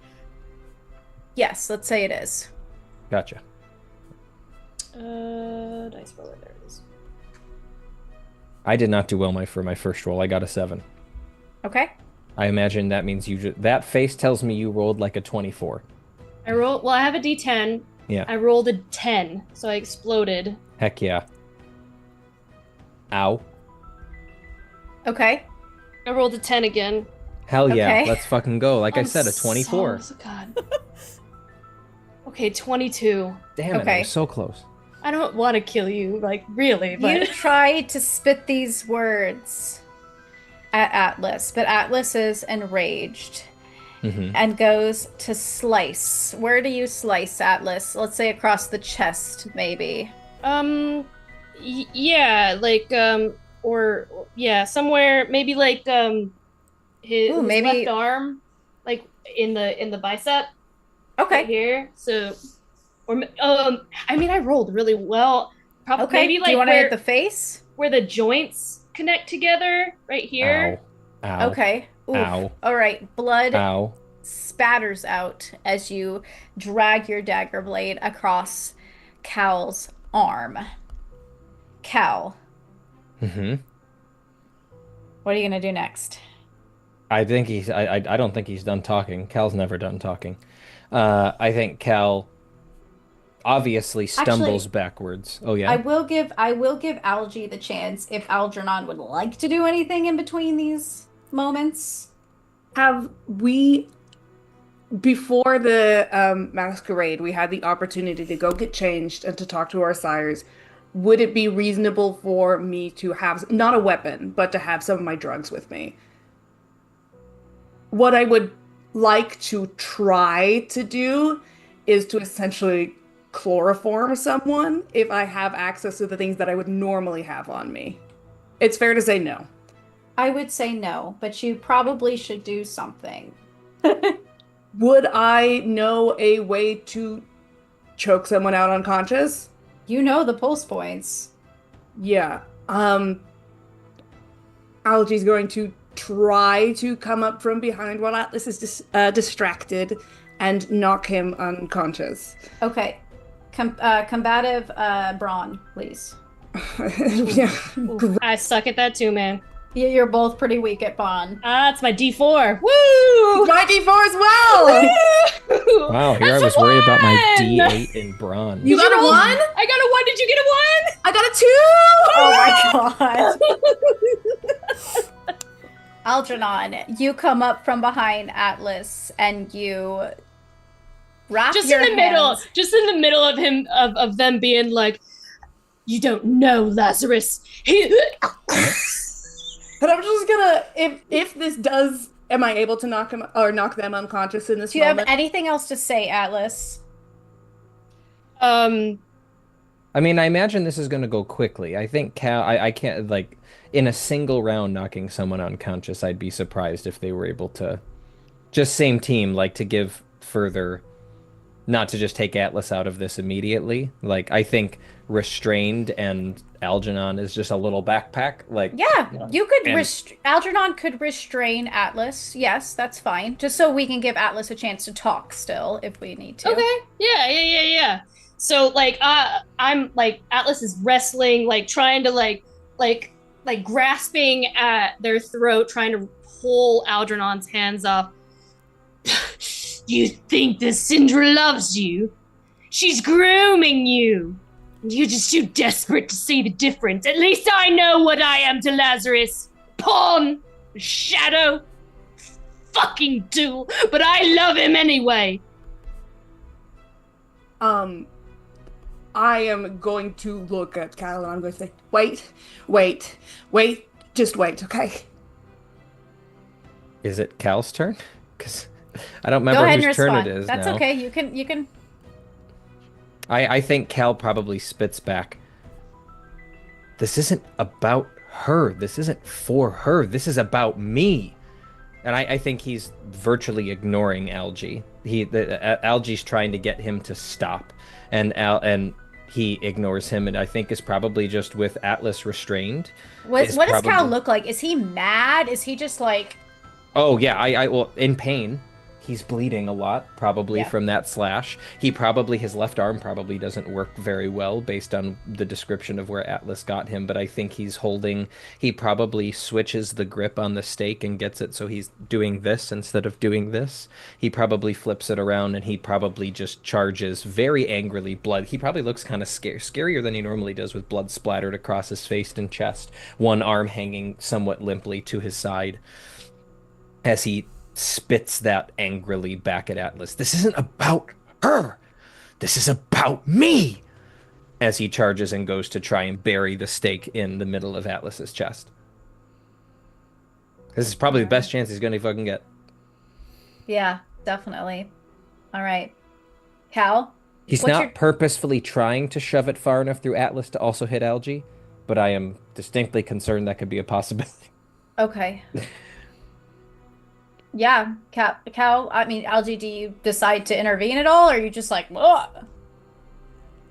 I think I'm trying to tell him to wait. And you're trying to restrain Atlas at the same time? I'm trying to knock Atlas unconscious. Yeah. But I might, if I see the stake coming, I'm probably going to twist out of the way to not get stabbed. I might do a flight check, but... Okay. All right. Cal, give me a fight check. That's just brawn, right? No, think- fight is its own stat. Oh. Oh, yes, I'm sorry, it is. Never mind. What am I saying? Algie, well, it's a give me a D6 versus a flight. D4 so I'll take that. That's a total of a 4. A 4? Okay. Yeah, 4 on a D6. That's all I got. I got a 7.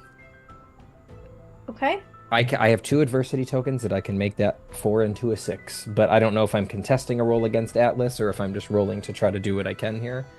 Trying to think, because Atlas was restrained, I'm wondering if Atlas should roll a brawn to try to grab it. As much as I don't want to give Atlas a flight, if Algernon is rolling away at the last second, Atlas might have a moment, but I don't want to. I know flight is pretty damn good for Atlas, and that does not bode well for. I just for don't. Calvin. Atlas is very reactive, like quickly, but I also feel like they've been restrained. This That's whole true. time. That's fair. So Okay. I feel like it would be very last second. What do you think, Okay, Atlas? well, I guess if that's the case, I think the only thing I would give you would be a brawn to try to grab the stake and try to stop it from going into your chest. and I Atlas. suppose in these rolls, I have to spend adversity tokens before. I can't just spend reactionarily to say, oh, but I got better than you. So I think this feels like an important moment to me. I think I'll use the 2 adversity tokens to get the number as high as I can to a 6. Okay. Atlas, you ready? I'm ready. All right. I'm brawning. Am I brawning? you're brawning. All right. I'm brawning. I'm brawning. D4, baby. Did you explode again, you motherfucker? No. Okay. Very fitting. Very fitting. I rolled a 1. You Thank rolled God. a 1. I rolled a 1. Okay, let's play this out. What happens? Cal lunges, and seeing as this is probably the best moment he gets to remove this person who very clearly just wants him fucking dead, lunges to try to stab the stake just dead center through wherever the heart would be in a humanoid, where a heart lives, and is going to put it in, and I imagine Atlas probably catches it, given how Holds high it as Atlas's you- flight is, but then it just ends up being very slow. Calvic puts his entire body weight, because he can't push super well with one arm, so he literally just leans in slowly, and the stake As Atlas holds the stake and you Pierces push it into his chest. and pierces, and he Into the probably chest. he probably says quietly as this is happening, "You don't know me. Lazarus doesn't know me. You puppet."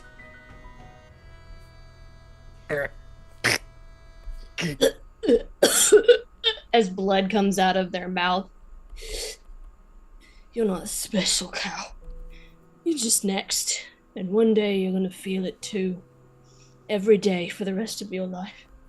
That hollow space, it's never gonna go away. You're never gonna belong. I'm just gonna hit the floor. So Hit the that he floor. doesn't have to suffocate on his own blood in his throat, I'm gonna mercy kill snap his neck on the ground. Or their neck, I apologize. It's okay. I've been struggling with it too. All right.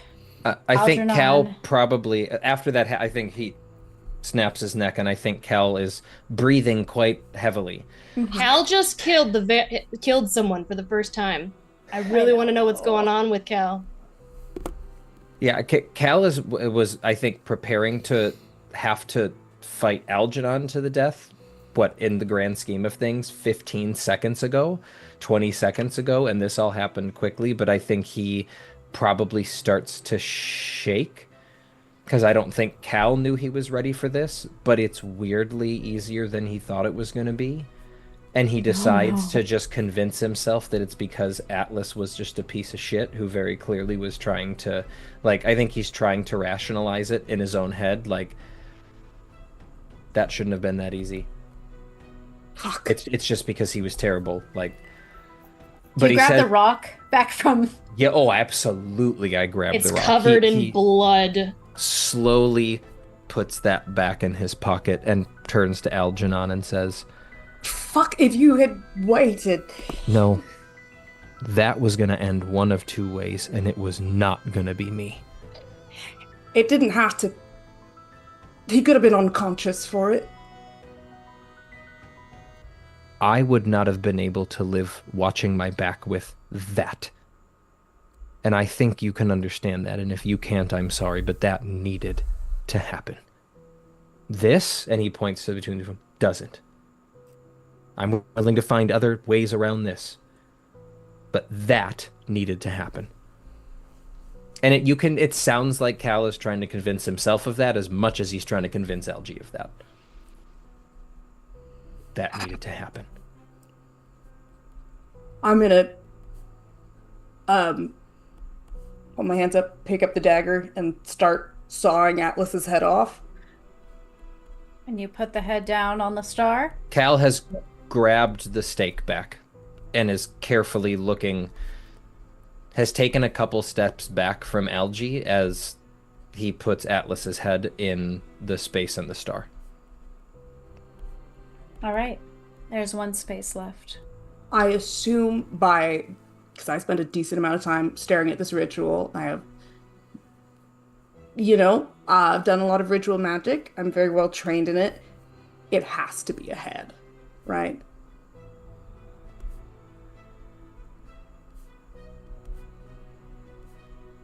I went to medical school. I was gonna take eternity to learn how to regenerate flesh. People get hurt along the way, but no one ever has cancer ever again. Cal takes a step closer. Has to be a head. Are you sure? Yes. Cal just takes a...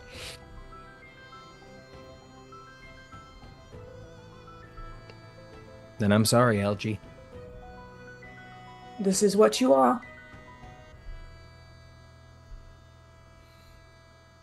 I guess so. And I will hand you the dagger.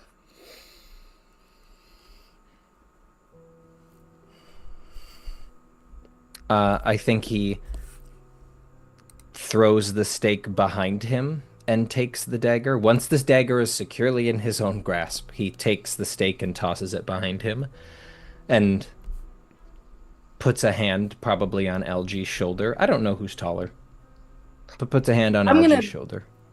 I'll lower myself. I think I'm probably taller. Any requests?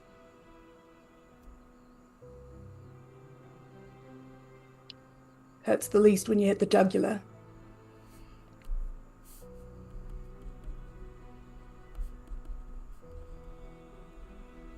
It was surprisingly fun flying with you. was fun. Not done that before. Any messages you want me to pass along?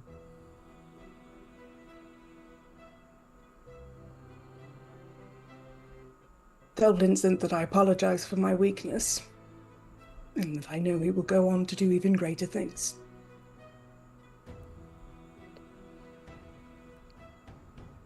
There's no one else. It's not weakness to admit you can't do this. It was good knowing you, Algie. And Kalvik just shoves the knife directly into the jugular and twists and forces himself to watch as Algie bleeds out while he holds Algie upright until Kalvik can't hold. I guess, Kalvik doesn't have a functional left arm. Kalvik did not put a hand on Algie's shoulder, but does do that and uses the blade and pulls it out and watches Algie convulse on the floor until Algie stops convulsing on the floor and stops pouring blood out onto the floor. And then mimics Algie and slowly, as fast as he can, takes off Algie's head, using one final stamp to drive the blade through Algie's spinal cord, pop the head off, and place it on the ritual spot. The blood... Oh, go ahead. Just lays the dagger very reverently at Algie's chin and waits. The blood flows along the pathway, along the star. And when Algernon's blood hits Atlas's blood, the star lights up, a deep crimson color. And in the middle of the star is the number 302. Do you remember the door that needs the code? Yep. Cal looks at the number, looks at the door, looks one more time at each of his other competition, and then leaves and goes to put in the number 302. And the numbers click into place and open swings the door. It opens up into a deep, large, dark chamber. But before you can step in, you step back as the members of your new family in dark scarlet robes come in. Each and every one, Belladonna going to pick up Primrose's head, Vincent going to pick up Algernon's, Lazarus going to pick up Atlas's by the hair. Gabriello picks up Aurelius's. And they cradle them gently, gingerly, almost lovingly, you notice, as they bring them back into the chamber. And it's Syndra who enters last and reaches out, offering her hand. Cal stands up as tall as he can, forcing down the shivers that want to run up and down his spine, and just tells himself one more time, "This is me." And takes Syndra's hand and allows himself to be led through the door. She leads you in through the door, and you watch as every single member of the clan, other than the matriarch, takes their head and puts it on top of a podium. You notice that some of them, Belladonna, for instance, bends down to give Primrose a little kiss on her forehead as the magic starts to go over her face. Vincent kind of goes and he's feeling the temples and pushing with his thumbs. Lazarus puts the head down and carves with his nail a symbol into the forehead. Gabriello does a kind of interesting thing with Aurelius's head and pierces the ears with gold, imbuing the magic, and disturbingly enough, you start to see the faces start to blink and twitch. And they watch as you are led to the middle of the room. All right, pause, everybody. We are over time. Do we want to finish this up tonight, or do we want to do this next time? All right. I can finish up. I have time if people are around. Are you okay, Danny? I know you. We'll make it work. Okay. All right. Sleep is for the weak. Cal, I don't know if you're honed in or you just notice what's happening around you. Only thing that I think Cal would have been cognizant of, not the only thing, if Lazarus glances at Cal at all, whenever Lazarus has like a poignant moment of grabbing Atlas's head, doing something with Atlas, Calvic has, hateful is too strong a word, but he has some pretty fucking bad eyes for Lazarus if Lazarus decides to catch his eye in these moments. Other than that, he is, I think, somewhat stone-faced, standing tall. He's not slouching. He is every step of the way accepting. This is who I am. This is what's going. Like, I don't have regrets. I don't have regrets. I don't have regrets. This is a terrifying moment for you, Cal, but it is a moment of victory and a moment of almost probably disbelief. You are here, you are standing here, are on the other side, but you also know that you must die to be part of this family, and so you must look death in the face. This is the blood ceremony. You see the matriarch on her throne on the other side. She is watching this all occur. And our lovely fellow players have helped design this blood ceremony, and I'm so excited to see what they have. Can't wait. Please. All right.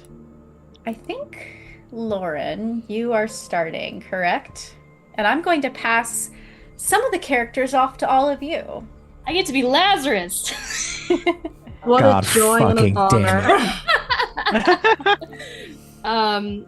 Lazarus will approach with a goblet of sorts and will hold out his hand for you to give your hand to him.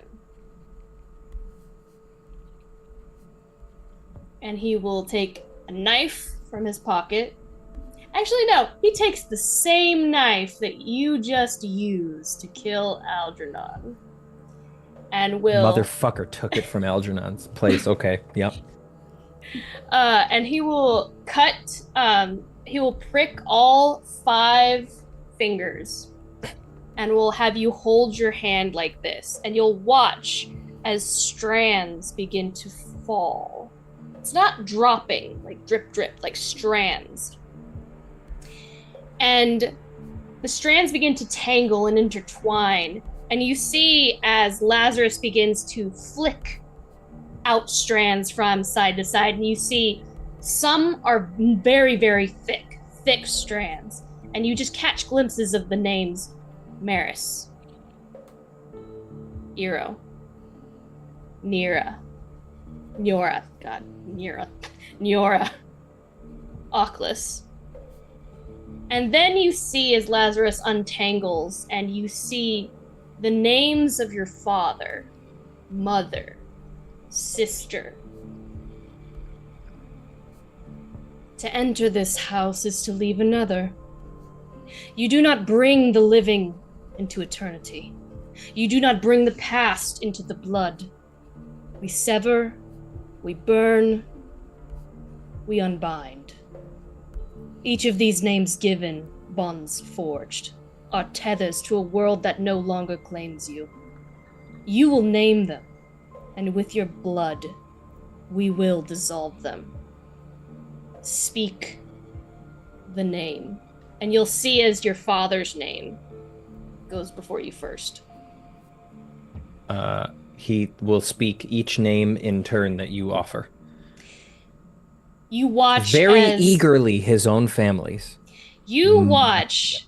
You watch as you speak each name as the threads just dissolve and like fall into the goblet. And you think you're done. It's almost unburdening. Feels good. But then Lazarus looks up to you and pulls. It is the thickest thread out of all the threads that have been tangled together. And you see it is your own name. This is the name they gave you. The one spoken at your birth, carved into paper, whispered by those who claimed to love you. But that name is not yours anymore. To rise, you must bury it. Speak it, and let it die. I want you to actually say your name. Calvic. You watch as that thread dissolves and just pools up forward into the goblet. Calvic is dead, and that name will not be spoken in this house. Now, name the one who will rise in their place. Calvic thinks for a moment. The human formerly known as Calvic thinks for a moment. And then looks up with just a little bit of a smile. And he says, Cal Lore. Because they're going to tell stories about me. Cal Lore. And I imagine the rest of the room echoes that all together in sync. And then we'll pass the goblet, I guess, on to the next person.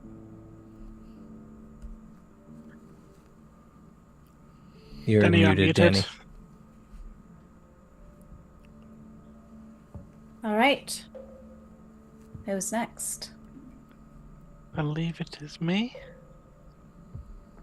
That was beautiful. Belladonna That was steps forward, really good. holding a knife.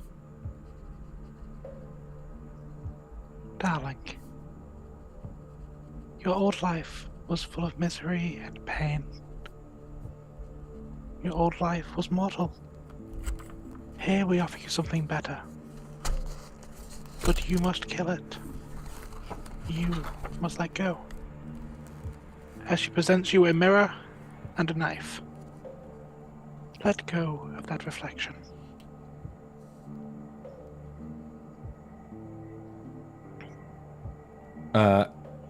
Cal will take the knife. It appears he's being asked. He says to kill. I don't think he's not being asked to kill himself yet. He's being asked to shatter the mirror. Yeah. Yeah. I think he, in a very similar motion to the one he used to kill Atlas, he uses his remaining good arm and stabs swiftly and as powerfully as he can at the mirror. The dagger slides into the mirror like water, and you see your reflection age and wither, skin falling from bone, bone turning to dust, dust simply vanishing away. You have no reflection. As Belladonna stands and gestures to your shadow, rid yourself of your soul. Cal turns and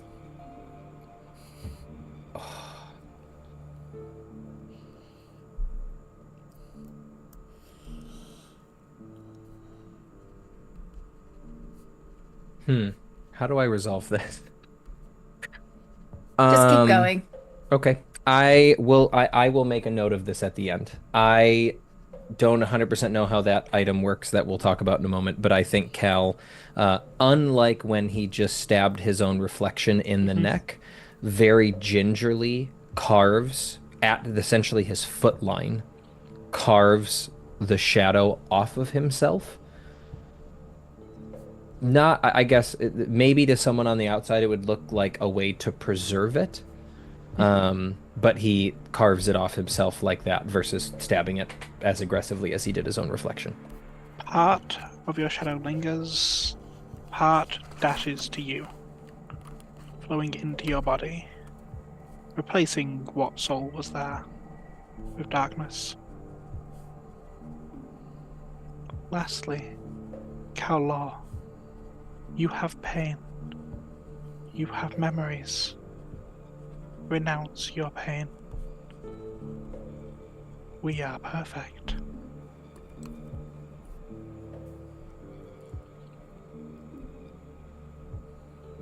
I think this one takes a second. Cal, I think, tries the first time, and then nothing happens.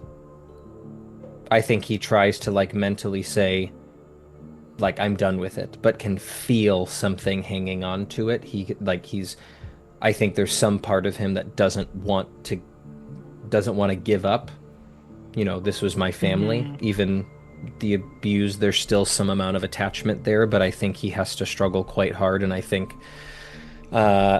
maybe at one point he even does start to take I think he's probably trying to focus, and he almost inadvertently starts driving the tip of the knife into his pointer finger on his left hand to try to focus this emotion, and eventually is able to,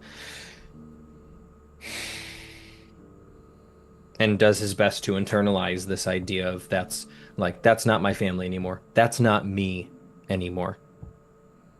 That didn't happen to me. I'm someone else. And as you do, the marks, the scars, the cut on your arm left by Atlas all fade away. Every bruise, every broken bone fracture, every burn and callus on your hands, gone. You are pristine. A vampire. Vampire's body, at least. And Belladonna steps back. Perfect. Who's next? Gabriello steps forward.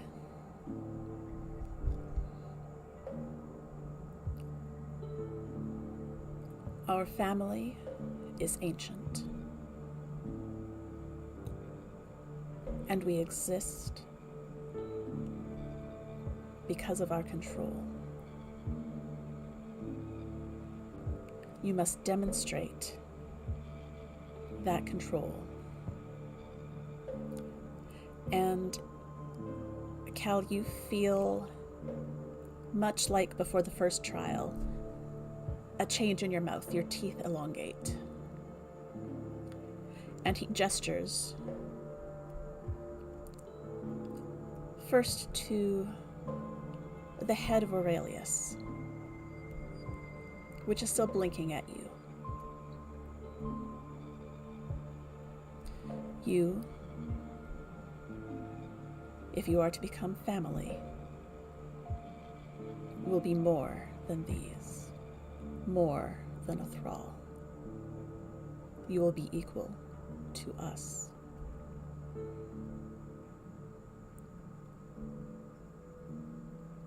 Demonstrate your control, demonstrate your power, and feed. And you see while they have all had their heads removed, there's still enough neck for you to sink your fangs into. I love it. I saw the notes on this one and I was like, oh my gosh. Oh my So gosh. good. Okay. Is he being gestured specifically to Aurelius? I'm just curious who he starts with, or is he ask all four? It will be all four, but he has gestured to Aurelius first. Okay. I think... Like he is offering you his thrall, too. Yeah. I think Cal just gives a small nod and steps forward. Does he feel with the fangs growing? Is he feeling, is the control I'm assuming is that he now feels the hunger. Like this is asked of him and he steps forward expecting revulsion? Or is this I am is the control I need to push past the revulsion, or I have such a strong desire to feed I need to control and feed from each individual one? It's more the second. You need to control the desire. Okay, so the desire surprises Cal. I think Cal is willing to do it. I don't think he hesitates to step up. And then I think he smells and realizes that the smell that he's smelling smells good. And I think that that catches him very off guard for a moment. And I'm trying to think if I can tie this back to any of his feedings with Syndra. I don't know if I can. Like the pleasurable sensation of that.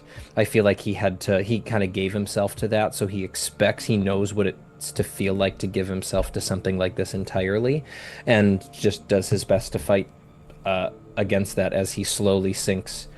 I guess can he remove the head? Can he grab the head for himself? You could take the head off the podium, yes. I think he grabs it off, maybe surprised at how easy it was to take it off. I don't know if he's getting any of the certain amount of strength or other senses increasing yet, but I think he takes it off and picks his spot.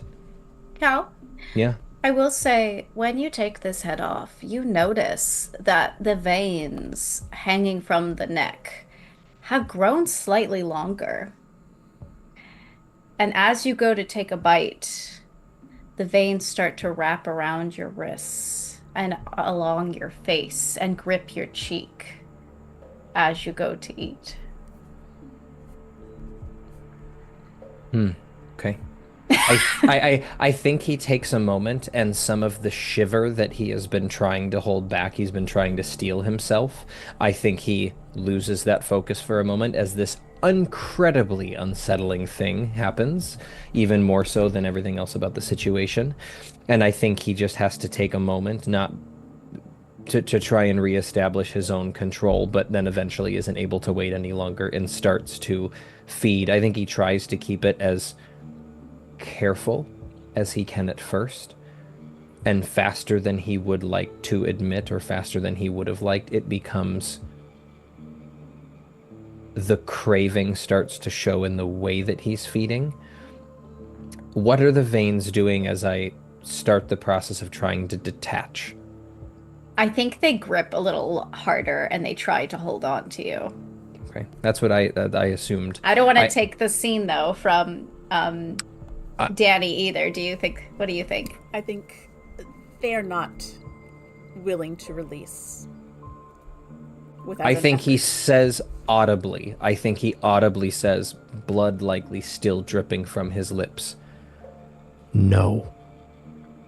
And he forcibly extracts himself from this series of veins and not so gingerly plops Aurelius's head back down and makes his way over to Primrose, who finds Primrose's head next, takes the non-porcelain side of the head / neck. Beaming smile on our face. Celtic chuckles at that a little bit. Just the wow, that is so Primrose, hits him, and then starts to drink from her as well. Once again, I think finds it maybe a little bit. The lust comes faster for the blood, but it is easier to say no after he drinks a couple of mouthfuls. Pulls away. Next goes to Atlas. And with actual just disgust, very quickly takes one mouthful of blood. And it is not an issue separating himself from Atlas's head. And then finds himself face to face with Algernon. And that gives Cal pause. I think this one causes him to take a small breath, but then realizes, he just says to himself, like, this death needs to mean something. And then goes and takes and feeds off of Algernon's lifeblood. And eventually, probably drinks from Algernon the longest, and then eventually, finally, pulls himself away. Those veins probably got the tightest around him before he extracted himself, and he takes a step, probably stumbles a step back, as he very hungrily looks back at the heads, and then forces himself to turn around to look at Gabriella. Gabriella gives him a nod.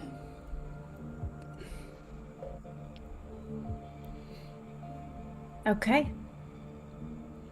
Loving this. Oh, that was brutal. I love it. Kalvik wipes the remainder of Algernon's blood off of his mouth as, I'm assuming, Vincent approaches. Yeah, Vincent is next. Step forward. He kind of absent-mindedly pats Algernon's head. He speaks to you. Trust, faith, and fidelity flows between each sibling and to our matriarch. We are one together. Our blood is our blood. You will reveal your pulse points. He lists off the temporal and carotid arteries, which are, on your face and on your neck. Your wrist, the radial artery, the posterior tibial, and dorsalis pedis, which are your feet. So you do have to take off your shoes and your socks. The brachial artery, you roll up your sleeves. The apical or apical, most people on this call would know how to pronounce it better than I do, which is under your clavicle, above your heart. You're gonna have to pull your shirt down for that. For the popliteal artery behind the knee, either you can roll your pants up or... I'm assuming if I gotta get to the femoral, the pants are coming off. Yes. Kalvik strips at an appropriate speed for the situation. And as we cannot yet take out your heart, it is up to you to reveal its interior.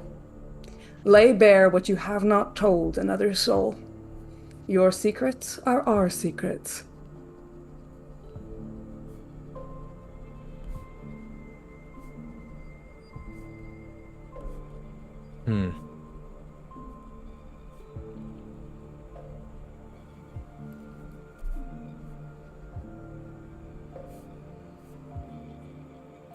I'm trying to think if there's something that Cal did during the season that he was trying to keep hidden, and nothing comes to mind. I'm actually convinced that the secret that he almost immediately, or the truth that he would not want to speak immediately, is he looks back at Atlas and probably turns back and says, "Killing him was not hard." Beautiful. Bone to blood, all that you are will be ours, and all that we are will be yours. And Vincent will look to Syndra, smiling. Syndra passes Vincent a smile and steps forward. Calor, are you stripped completely, or do you still... I imagine I still have my skivvies if I was not. He's wearing a very fashionable pair of MeUndies that just say "fuck it" on them in black. And one nipple ring, as established. And one nipple ring that is now apparent to everybody in the room. Syndra walks towards you and stands in front of you. She looks you in the eye. She says, "Calor, are you ready to look death in the face?" Yes. Good. Take everything off. And she starts to undress as well. She takes off her shirt. Oh my god. Okay. Cal, likely without breaking eye contact, takes off his very fashionable MeUndies. Even this, and she reaches forward and flicks the nipple ring on your nipple. It was fake, so it comes off very easily. When she flicks it. When she flicks it, it just goes whing. She probably meant it as a joke, and it goes whing. And she looks, and he probably just shrugs. Right off of Atlas's head, just... Oh my god. She gives you a genuine smile, Cal. Lore, full of pride and curiosity. I think this isn't going to be so hard for you. She reaches out and she takes your hands. And she leads you into the dark, black pool of water in the middle of the chamber. It feels like oil. It is thick and wraps around your legs as you immerse yourselves with her. She brings you to the edge and lays your head back against one of the cold rocks. And you can see the shadow pass over of the matriarch. She is approaching you. And Sindra holds your face in her hands, in her cold hands. And she says, "Only look at me."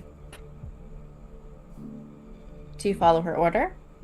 That's never been difficult. Yes, he follows her order. Yes. And you're lost in her eyes as the matriarch leans down, and you get a full look at the matriarch's face for the first time. Beautiful sculpted face that almost looks unreal. She is so old. She looks like a statue that if you would maybe poke just slightly would crumble from the pressure. But in her hand, she is brandishing a long, black, crooked dagger. And she lays the edge of it to your throat and slides the blade across the skin, opening, splitting it. Sindra presses up against you in the pool. She pins you against the edge, against the wall. And her cold porcelain skin contrasts sharply with your warm, fluttering pulse and that warm blood that just spills down between you. Your bodies are skin to skin as she begins to drink. You feel her lips just start to suckle at the blood flowing from your neck. And it is that beautiful crimson that swells. It's Sindra's favorite flower blooming before her. And you feel your own life pulsing within the walls of this place. It's rhythmic. It's a throb of your essence just getting louder and louder and louder and louder in your ears and overtaking your body. And you feel the tips of her nails grazing along your scalp as she feeds from you. You drop your weight into her arms, and you start to float dizzily in this dark, liquid tomb. How do you feel right now? I think two thoughts. Number one, I'm curious to know if he's getting the same eurific sensation, just that feeling of bliss that he's got when she's fed on him before, or if this is distinctly different. I guess I'm curious to know that first. I would say that at first you feel an excruciating pain as you feel your throat getting split open. Mm-hmm. Then you start to feel the bliss, of course, as she starts to drink from you. I imagine that Calvic's central thought, after he gets done being distracted by the fact that he's naked in a pool with Cinder who's pressed up against him, that did swell in his mind for a while until his throat got split, and maybe even a little bit after. Aside from that, I think the thought he's using to focus himself, he's probably almost like counting sheep. He's reciting to himself over and over, Vic dies, Lore lives. Vic, and I think he's using that as a way to just try and keep him, like, just to not distract himself. He doesn't want to distract himself from what's happening, but he would, like, he's like a college kid who's choosing to do this. He just murdered someone for the first time. I think his mind could be a billion different places. And I think he's just trying to use this as a unifying thought. Again, just trying to settle into himself as much as possible. He's trying to accept himself for who he is and everything he has already done, because he's accepting that that person is who he is now.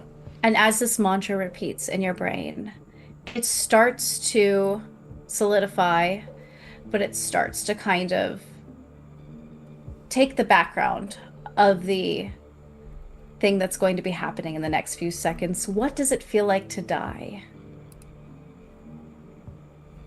I imagine that it's a fuzziness until there's a moment of clarity right before the last of his soul, his life essence, his whatever we want to call it in this universe leaves his body. And he gets a moment of full sensation, full awareness. And then it's just like the curtains close. And the world shuts away from you.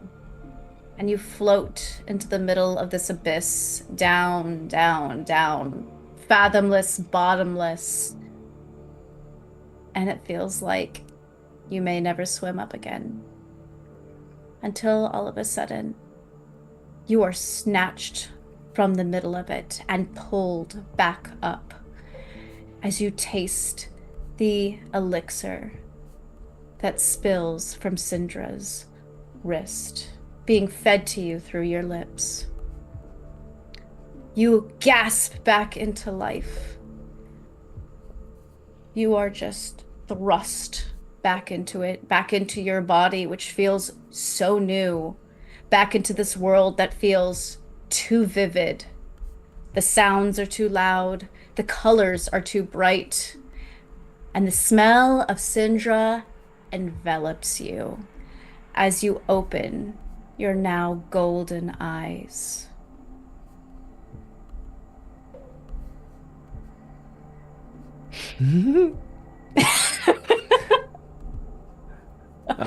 Yeah. I don't know if that's where you want the screen to go black, but I think that little giggle is adorable, and that's where we should end. I can even imagine Cal making that noise as he wakes up. That's exactly the noise he makes. Cal the moment his exactly eyes- does. Yeah. And that's where we're going to end tonight. Damn. What an episode. Holy shit. Well done, everyone. bye, Calvic. It is much later than we said we were going to end Yeah. tonight's stream, so I think we're going to skip the goodbye or the most of the announcements, closing announcements for tonight.